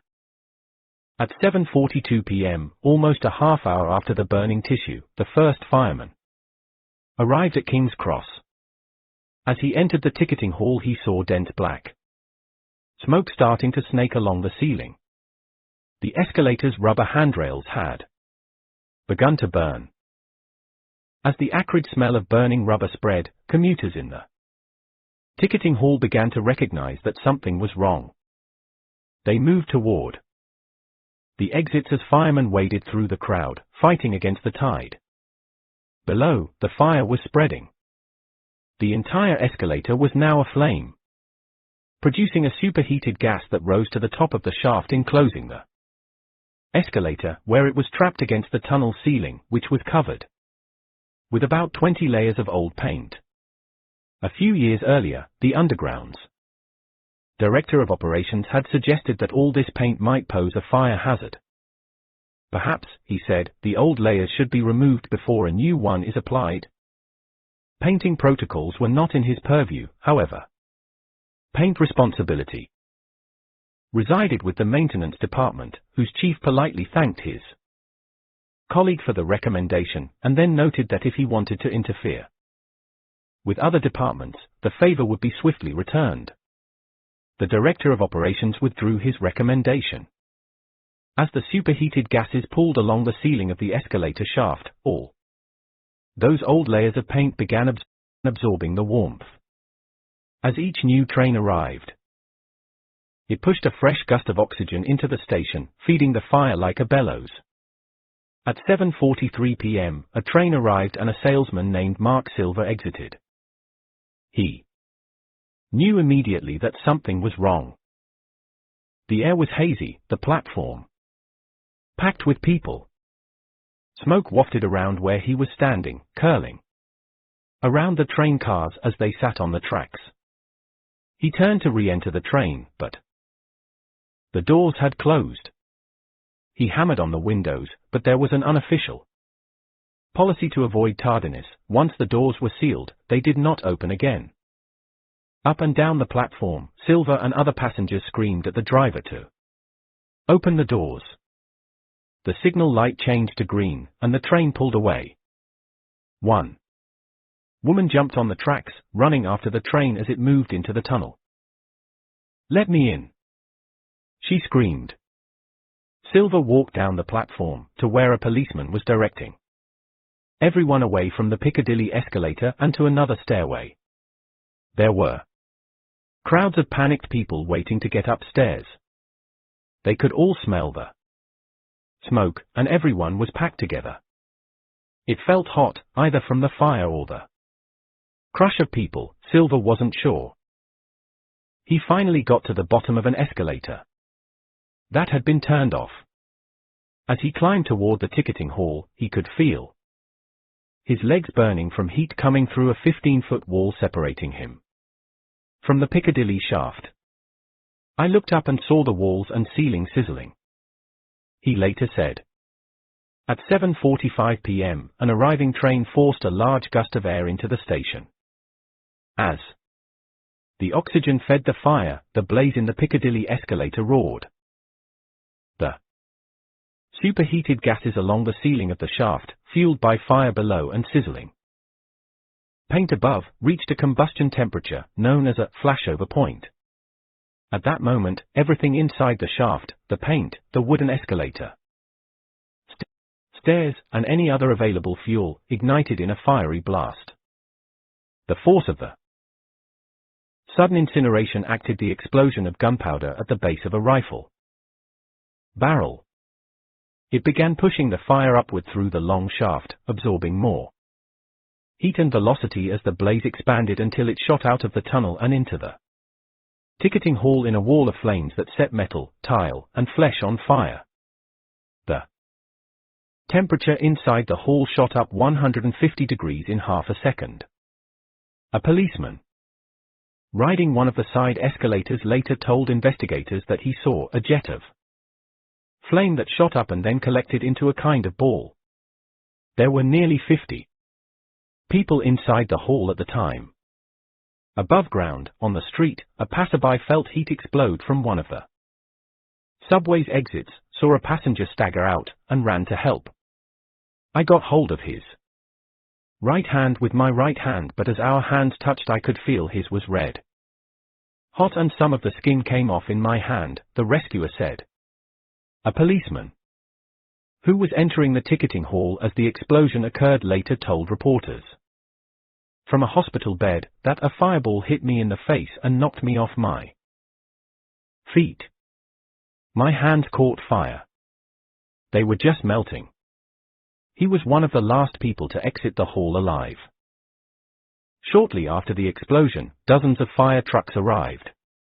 But because the fire department's rules instructed them to connect their hoses to street-level hydrants, rather than those installed by the underground inside the station, and because none of the subway employees had blueprints showing the station's layout, all the plans were in an office that was locked, and none of the ticketing agents or the station manager had keys. It took hours to extinguish the flames. When the blaze was finally put out at 1:46 a.m., 6 hours after the burning tissue was noticed, the toll stood at 31 dead and dozens injured. Why did they send me straight into the fire? A 20-year-old music teacher asked the next day from a hospital bed. I could see them burning. I could hear them screaming. Why didn't someone take charge? 6.30. To answer those questions, consider a few of the truces the London Underground relied upon to function. Ticketing clerks were warned that their jurisdiction was strictly limited to selling tickets, so if they saw a burning tissue, they didn't warn anyone for fear of overstepping their bounds. Station employees weren't trained how to use the sprinkler system or extinguishers, because that equipment was overseen by a different division. The station's safety inspector never saw a letter from the London Fire Brigade warning about fire risks because it was sent to the operations director. And information like that wasn't shared across divisions. Employees were instructed only to contact the fire brigade as a last resort, so as not to panic commuters unnecessarily. The fire brigade insisted on using its own street-level hydrants, ignoring pipes in the ticketing hall that could have delivered water because they had been ordered not to use equipment installed by other agencies. In some ways, each of these informal rules, on its own, makes a certain amount of sense.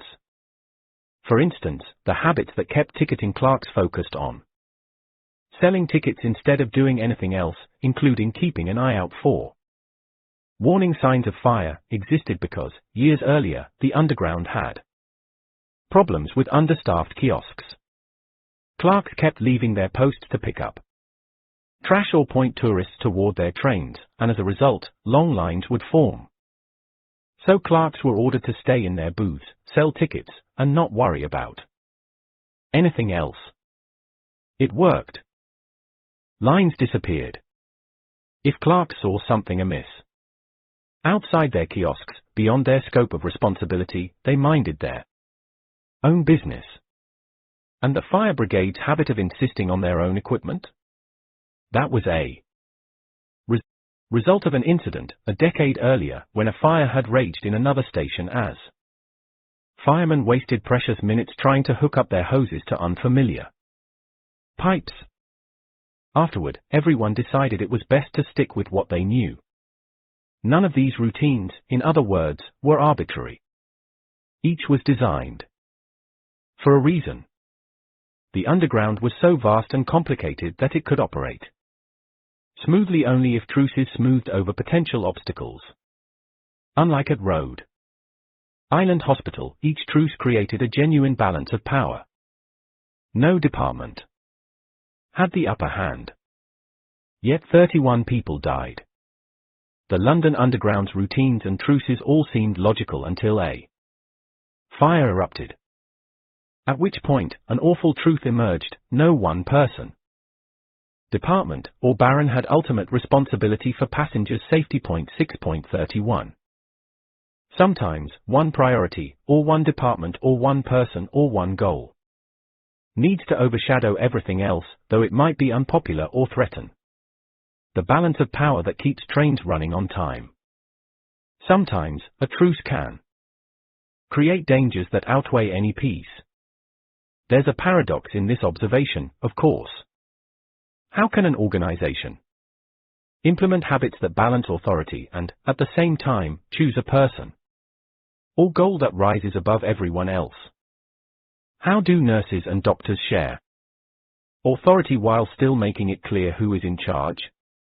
How does a subway system avoid becoming bogged down in turf battles while making sure safety is still a priority, even if that means lines of authority must be redrawn? The answer lies in seizing the same advantage that Tony Dungy encountered when he took over the woeful Bucks and Paul O'Neill discovered when he became CEO of Flailing Alcoa. It's the same opportunity Howard Schultz exploited when he returned to a flagging Starbucks in 2007.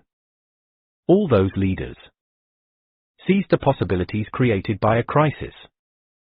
During turmoil, organizational habits become malleable enough to both assign responsibility and create a more equitable balance of power. Crises are so valuable, in fact, that sometimes it's worth stirring up a sense of looming catastrophe rather than letting it die down. 4 months after the elderly man with the botched skull surgery died at Rhode Island Hospital, another surgeon at the hospital committed a similar error, operating on the wrong section of another patient's head. The state's health department reprimanded the facility and fined it $50,000. 18 months later, a surgeon operated on the wrong part of a child's mouth during a cleft palate surgery. 5 months after that, a surgeon operated on a patient's wrong finger. 10 months after that, a drill bit was left inside a man's head. For these transgressions, the hospital was fined another $450,000.6.32. Rhode Island Hospital is not the only medical institution where such accidents happen, of course, but they were unlucky enough to become the poster child for such mistakes. Local newspapers printed detailed stories of each incident. Television stations set up camp outside the hospital. The national media joined in, too. The problem's not going away, a vice president of the National Hospital Accreditation Organization told an Associated Press reporter. 6.33 Rhode Island Hospital, the state's medical authorities declared to reporters, was a facility in chaos. It felt like working in a war zone, a nurse told me. There were TV reporters ambushing doctors as they walked to their cars. One little boy asked me to make sure the doctor wouldn't accidentally cut off his arm during surgery. It felt like everything was out of control. 6.34 As critics and the media piled on, a sense of crisis emerged within the hospital. 6.35 Some administrators started worrying that the facility would lose its accreditation. Others became defensive, attacking the television stations for singling them out. I found a button that said scapegoat that I was going to wear to work, one doctor told me. My wife said that was a bad idea. Then an administrator, Dr. Mary Rai Cooper, who had become chief quality officer a few weeks before the 86-year-old man's death, spoke up. In meetings with the hospital's administrators and staff, Cooper said that they were looking at the situation all wrong. All this criticism wasn't a bad thing, she said. In fact, the hospital had been given an opportunity that few organizations ever received. I saw this as an opening, Dr. Cooper told me. There's a long history of hospitals trying to attack these problems and failing. Sometimes people need a jolt, and all the bad publicity was a serious jolt. It gave us a chance to re-examine everything. Rhode Island Hospital shut down all elective surgery units for an entire day. a huge expense, and put the entire staff through an intensive training program that emphasized teamwork and stressed the importance of empowering nurses and medical staff. The chief of neurosurgery resigned and a new leader was selected. The hospital invited the Center for Transforming Healthcare, a coalition of leading medical institutions, to help redesign its surgical safeguards. Administrators installed video cameras in operating rooms to make sure timeouts occurred, and checklists were mandated for every surgery. 6.36a.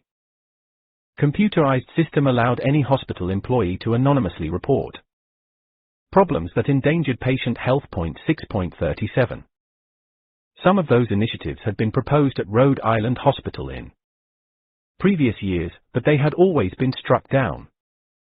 Doctors and nurses didn't want people recording their surgeries or other hospitals telling them how to do their jobs.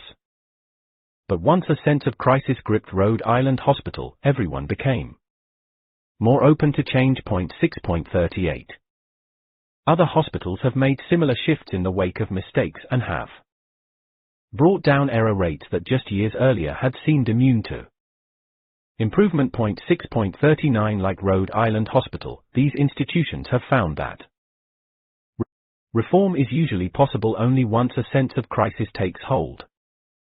For instance, one of Harvard University's teaching hospitals, Beth Israel Deaconess Medical Center, went through a spate of errors and internal battles in the late 1990s that spilled into newspaper articles and ugly shouting matches between nurses and administrators at public meetings. There was talk among some state officials of forcing the hospital to close departments until they could prove the mistakes would stop. Then the hospital, under attack, coalesced around solutions to change its culture. Part of the answer was safety rounds, in which, every 3 months, a senior physician discussed a particular surgery or diagnosis and described, in painstaking detail, a mistake or near miss to an audience of hundreds of her or his peers. It's excruciating to admit a mistake publicly, said Dr. Donald Mormon. Until recently, Beth Israel Deaconess's associate surgeon-in-chief. 20 years ago, doctors wouldn't do it.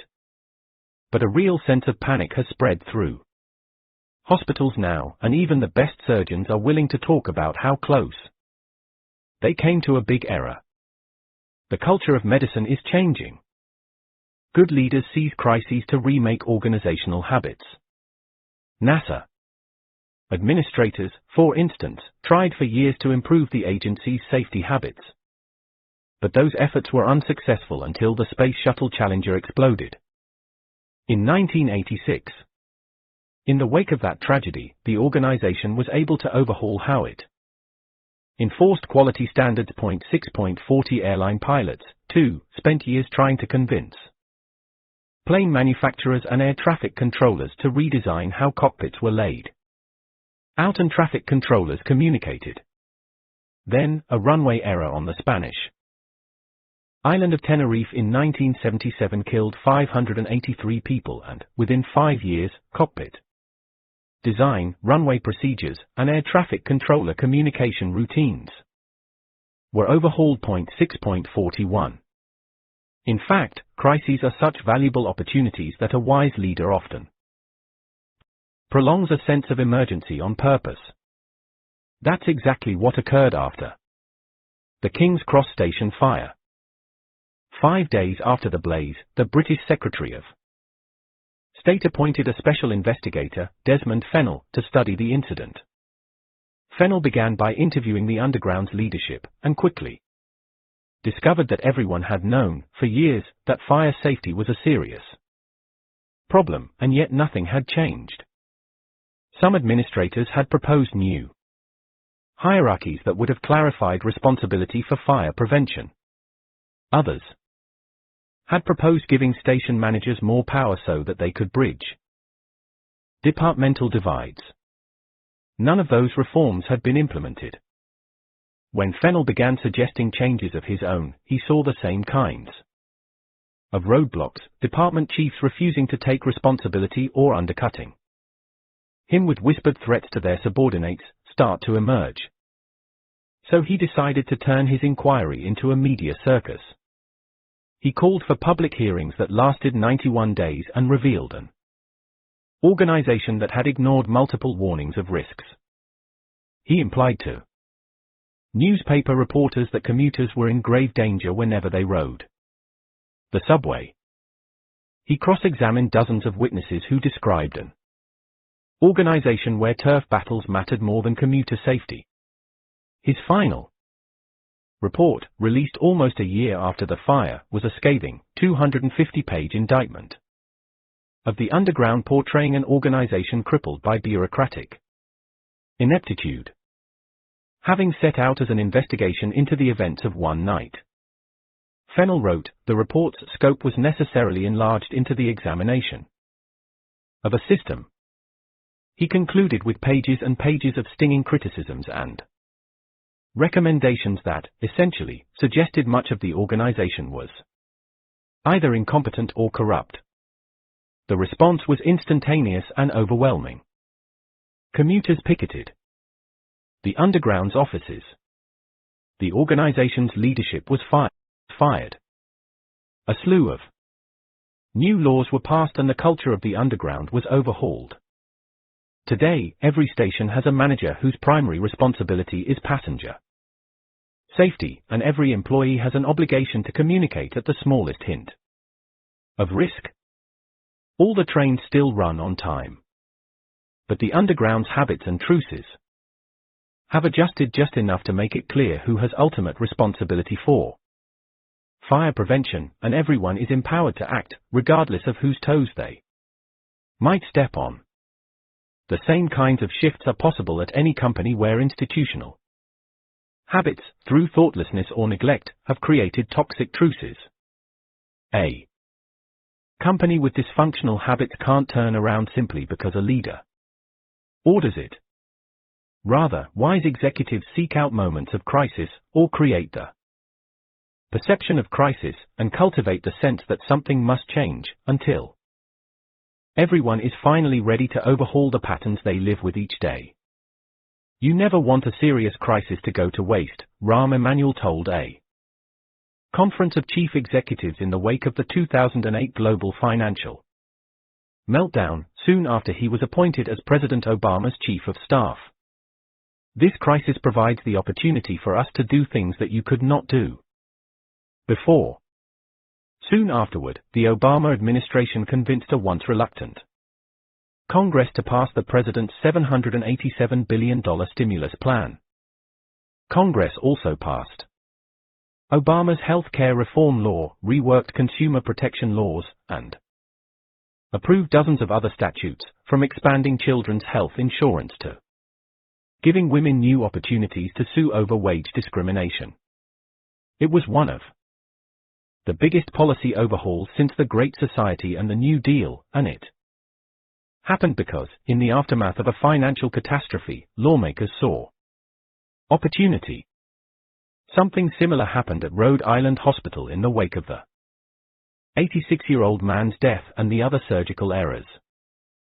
Since the hospital's new safety procedures were fully implemented in 2009, no wrong site errors have occurred.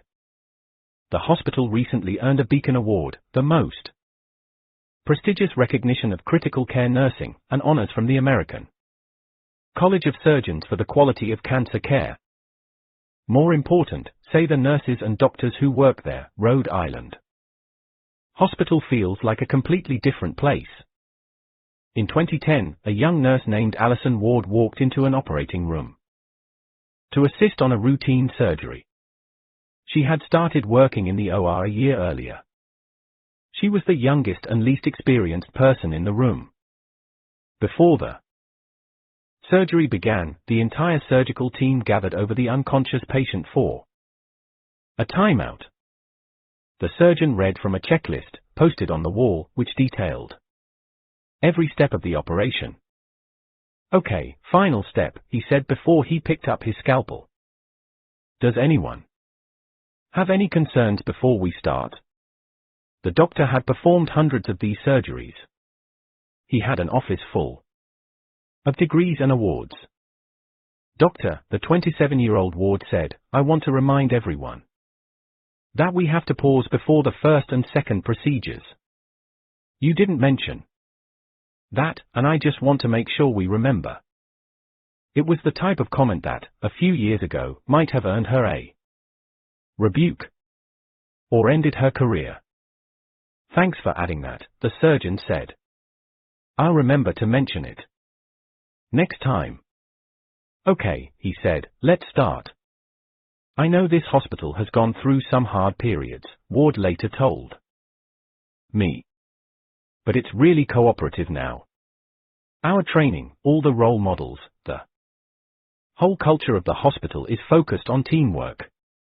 I feel like I can say anything. It's an amazing place to work. The reporting in this chapter is based upon interviews with multiple people working at Rhode Island Hospital and involved in this incident, some of whom provided different accounts of events. For details on responses from hospital representatives and the surgeon involved, please see the notes. Please subscribe our channel for more amazing audio books.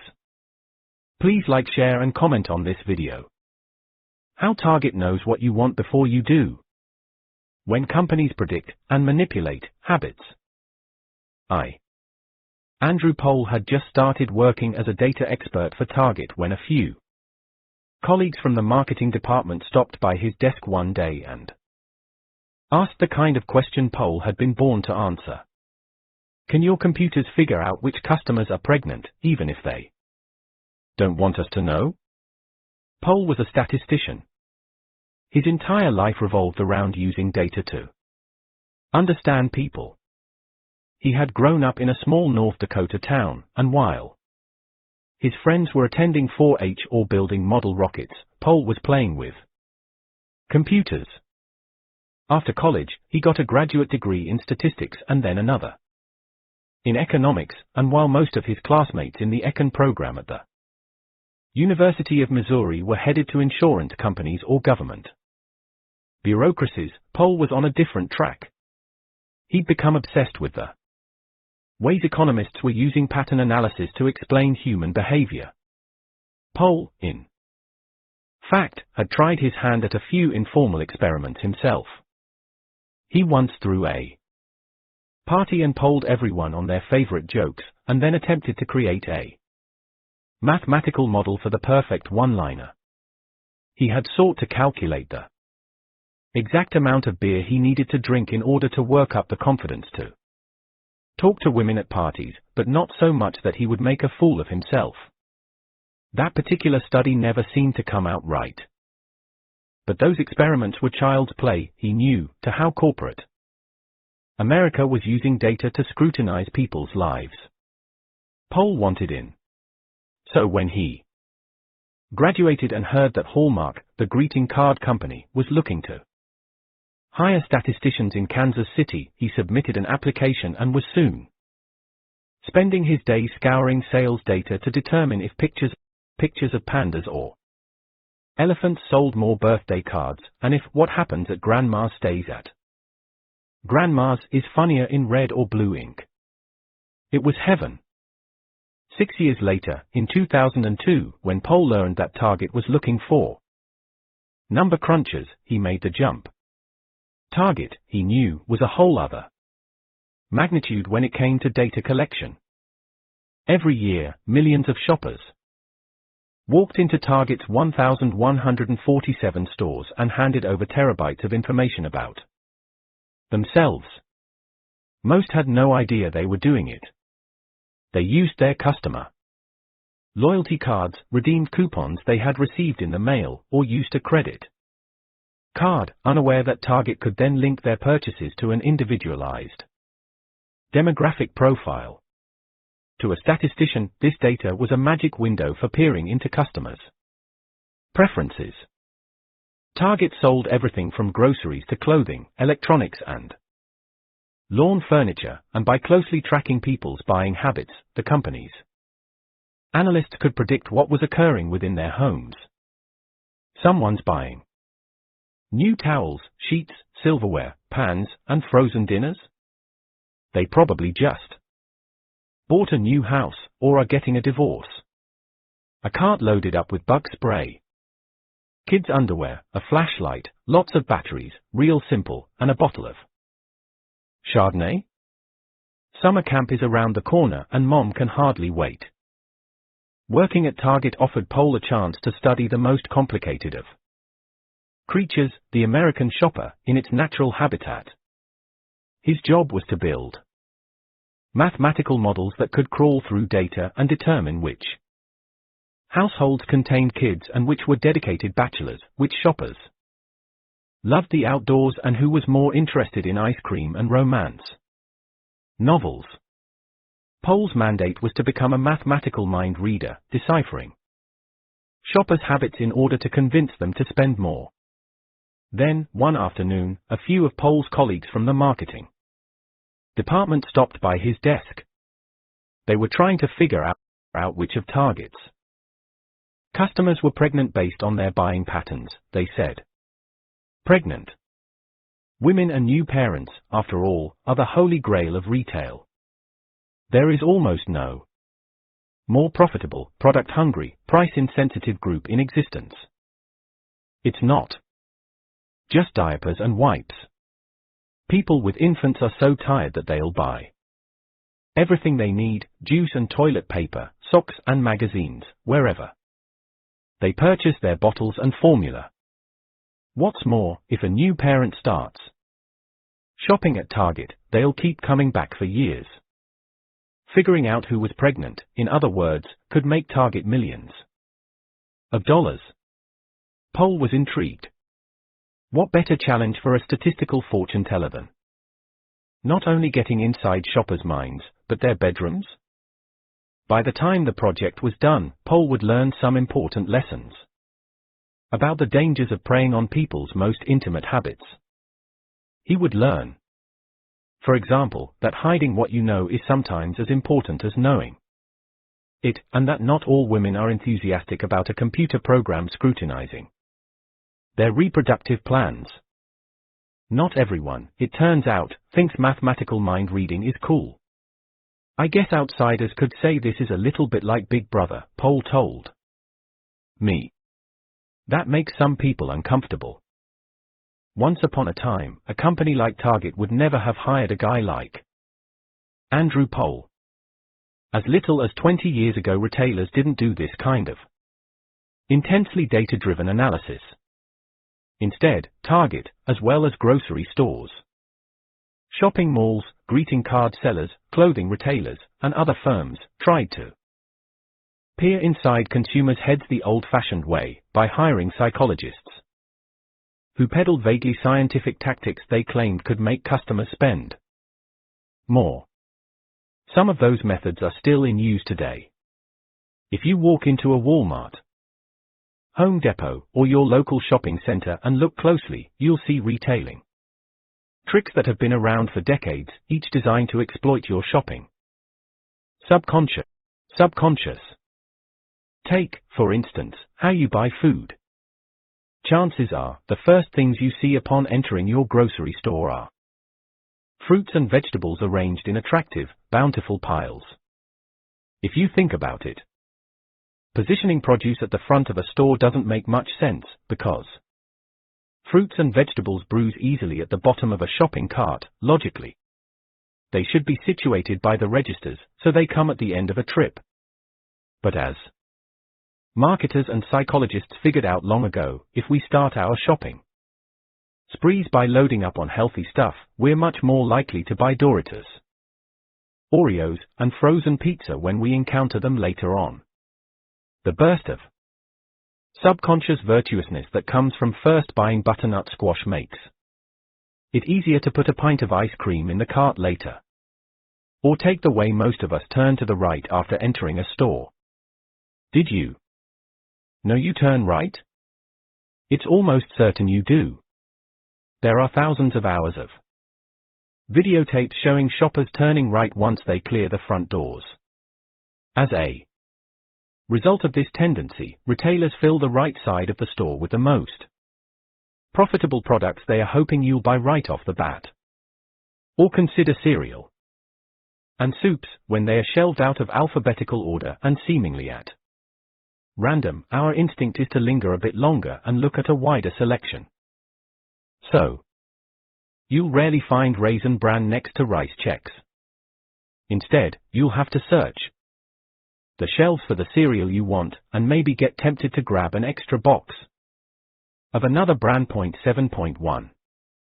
The problem with these tactics, however, is that they treat each shopper exactly the same.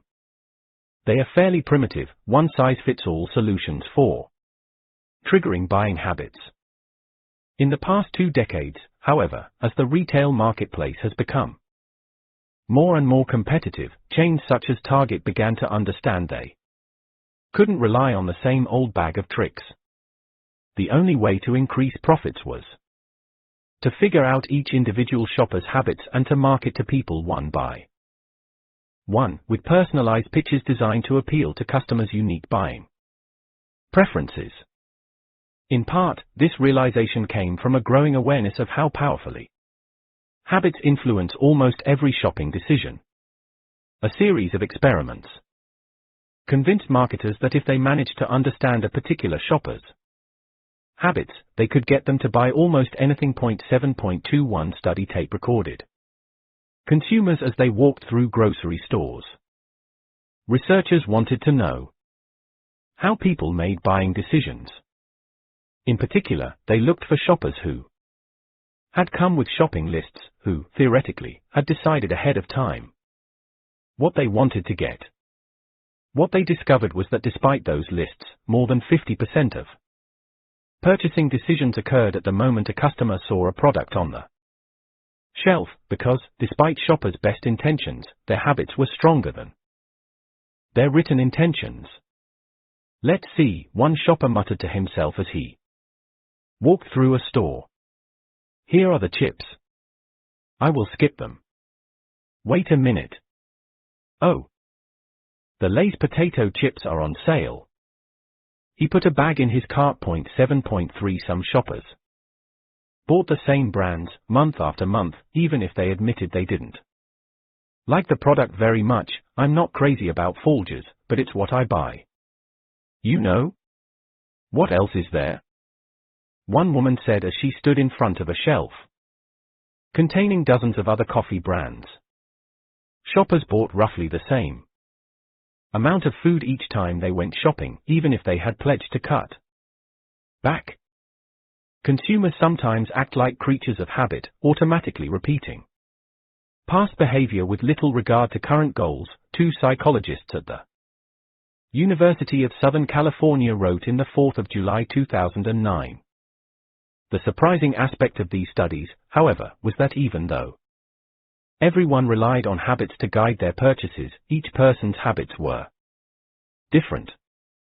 The guy who liked potato chips bought a bag every time, but the Folgers woman never went down the potato chip aisle.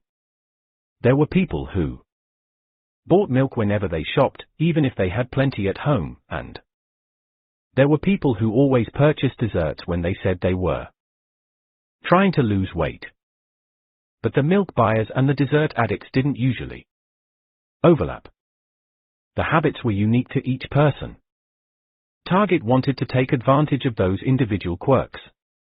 But when millions of people walk through your doors every day, how do you keep track of their preferences and shopping patterns? You collect data. Enormous, almost inconceivably large amounts of data. Starting a little over a decade ago, Target began building a vast data warehouse that assigned every shopper an identification code, known internally as the guest ID number, that kept tabs on how each person shopped. When a customer used a Target-issued credit card, handed over a frequent buyer tag at the register, redeemed a coupon that was mailed to their house, filled out a survey, mailed in a refund, phoned the customer helpline, opened an email from Target, visited Target.com, or purchased anything online, the company's computers took note. A record of each purchase was linked to that shopper's guest ID number along with information on everything else they'd ever bought. Also linked to that guest ID number was demographic information that Target collected or purchased from other firms, including the shopper's age, whether they were married and had kids, which part of town they lived in, how long it took them to drive to the store, an estimate of how much money they earned, if they'd moved recently, which websites they visited, the credit cards they carried in their wallet, and their home and mobile phone numbers.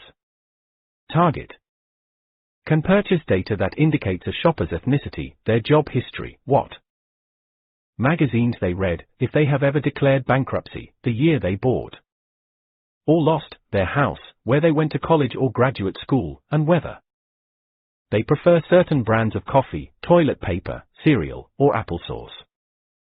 There are data peddlers such as Infinigraph that listen to shoppers online, conversations on message boards and internet forums, and track which products people mention favorably. A firm named Rapleaf sells information on shoppers' political leanings, reading habits, charitable giving, the number of cars they own, and whether they prefer religious news or deals on cigarettes. 7.5 Other companies analyze photos that consumers post online, cataloging if they are obese or skinny, short or tall, hairy or bald, and what kinds of products they might want to buy as a result. Target, in a statement, declined to indicate what demographic companies it does business with and what kinds of information it studies. It used to be that companies only knew what their customers wanted them to know, said Tom Davenport, one of the leading researchers on how businesses use data and analytics. That world is far behind us. You'd be shocked how much information is out there, and every company buys it, because it's the only way to survive. If you use your Target credit card to purchase a box of popsicles once a week, usually around 6:30 p.m. on a weekday, and mega-sized trash bags every July and October, Target statisticians and computer programs will determine that you have kids at home, tend to stop for groceries on your way back from work, and have a lawn that needs mowing in the summer and trees that drop leaves in the fall. It will look at your other shopping patterns and notice that you sometimes buy cereal, but never purchase milk, which means that you must be buying it somewhere else. So Target will mail you coupons for 2% milk, as well as for chocolate sprinkles, school supplies, lawn furniture, rakes, and since it's likely you'll want to relax after a long day at work, beer. The company will guess what you habitually buy, and then try to convince you to get it at Target. The firm has the capacity to personalize the ads and coupons it sends to every customer, even though you'll probably never realize you've received a different flyer in the mail than your neighbors. With the guest ID, we have your name, address, and tender. We know you've got a Target Visa, a debit card, and we can tie that to your store purchases, Poll told an audience of retail statisticians at a conference in 2010. The company can link about half of all in-store sales to a specific person, almost all online sales, and about a quarter of online browsing. At that conference, Poll flashed a slide showing a sample of the data Target collects, a diagram that caused someone in the audience to whistle in wonder when it appeared on the screen. 7.6 The problem with all this data, however, is that it's meaningless without statisticians to make sense of it. To a layperson, two shoppers who both buy orange juice look the same. It requires a special kind of mathematician to figure out that one of them is a 34-year-old woman purchasing juice for her kids, and thus might appreciate a coupon for a Thomas the Tank Engine DVD. And the other is a 28-year-old bachelor who drinks juice after going for a run, and thus might respond to discounts on sneakers. Poll and the 50 other members of Target's guest data and analytical services department were the ones who found the habits hidden in the facts. We call it the guest portrait, Poll told me. The more I know about someone, the better I can guess their buying patterns. I'm not going to guess everything about you every time, but I'll be right more often than I'm wrong. By the time Poll joined Target in 2002, the analytics department had already built computer programs to identify households containing children and, each November, send their parents catalogs of bicycles and scooters that would look perfect under the Christmas tree, as well as coupons for school supplies in September and advertisements for pool toys in June. The computers looked for shoppers buying bikinis in April and sent them coupons for sunscreen in July and weight loss books in December. If it wanted, Target could send each customer a coupon book filled with discounts for products they were fairly certain the shoppers were going to buy because they had already purchased those exact items before. Target isn't alone in its desire to predict consumers' habits. Almost every major retailer, including Amazon.com, Best Buy, Kroger Supermarkets, 1-800, Flowers, Olive Garden, Anheuser-Busch, the U.S. Postal Service, Fidelity Investments, Hewlett-Packard, Bank of America, Capital One, and hundreds of others, have predictive analytics departments devoted to figuring out consumers' preferences.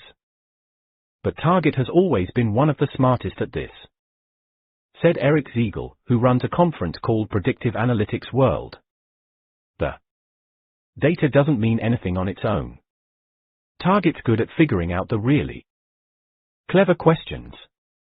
It doesn't take a genius to know that someone buying cereal probably also needs milk. But there were other, much harder, and more profitable questions to be answered. Which is why, a few weeks after Poll was hired, his colleagues asked if it was possible to determine who was pregnant, even if that woman didn't want anyone to know. In 1984, a visiting professor at UCLA named Alan Andreasen published a paper that set out to answer a basic question: why do some people suddenly change their shopping routines? Andreasen's team had spent the previous year conducting telephone surveys with consumers around Los Angeles, interrogating them about their recent shopping trips.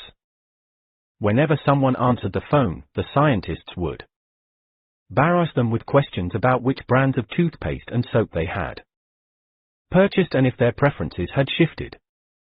All told, they interviewed almost 300 people. Like other researchers, they found that most people bought the same brands of cereal and deodorant week after week. Habits reigned supreme, except when they didn't. For instance, 10.5% of the people Andreasen surveyed had switched toothpaste brands in the previous 6 months. More than 15% had started buying a new kind of laundry detergent. Andreasen wanted to know why these people had deviated from their usual patterns. What he discovered has become a pillar of modern marketing theory. People's buying habits are more likely to change when they go through a major life event. When someone gets married, for example, they are more likely to start buying a new type of coffee. When they move into a new house, they are more apt to purchase a different kind of cereal. When they get divorced, there's a higher chance they'll start buying different brands of beer. 7.7 Consumers going through major life events often don't notice, or care, that their shopping patterns have shifted.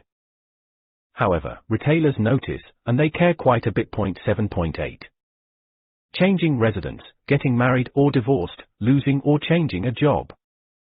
Having someone enter or leave the household, Andreasen wrote, are life changes that make consumers more vulnerable to intervention by marketers.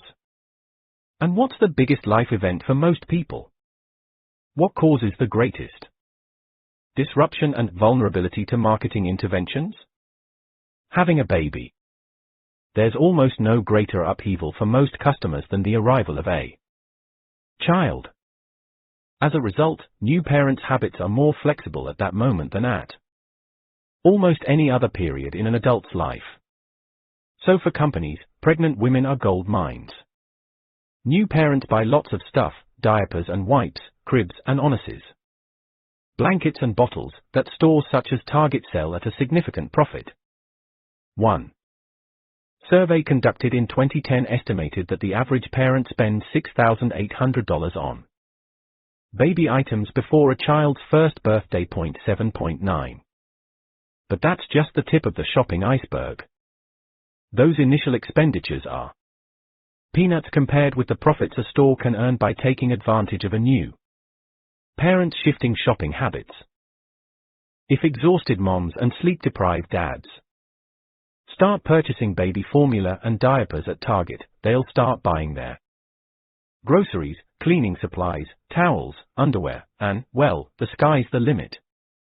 From Target as well. Because it's easy. To a new parent, easy matters most of all.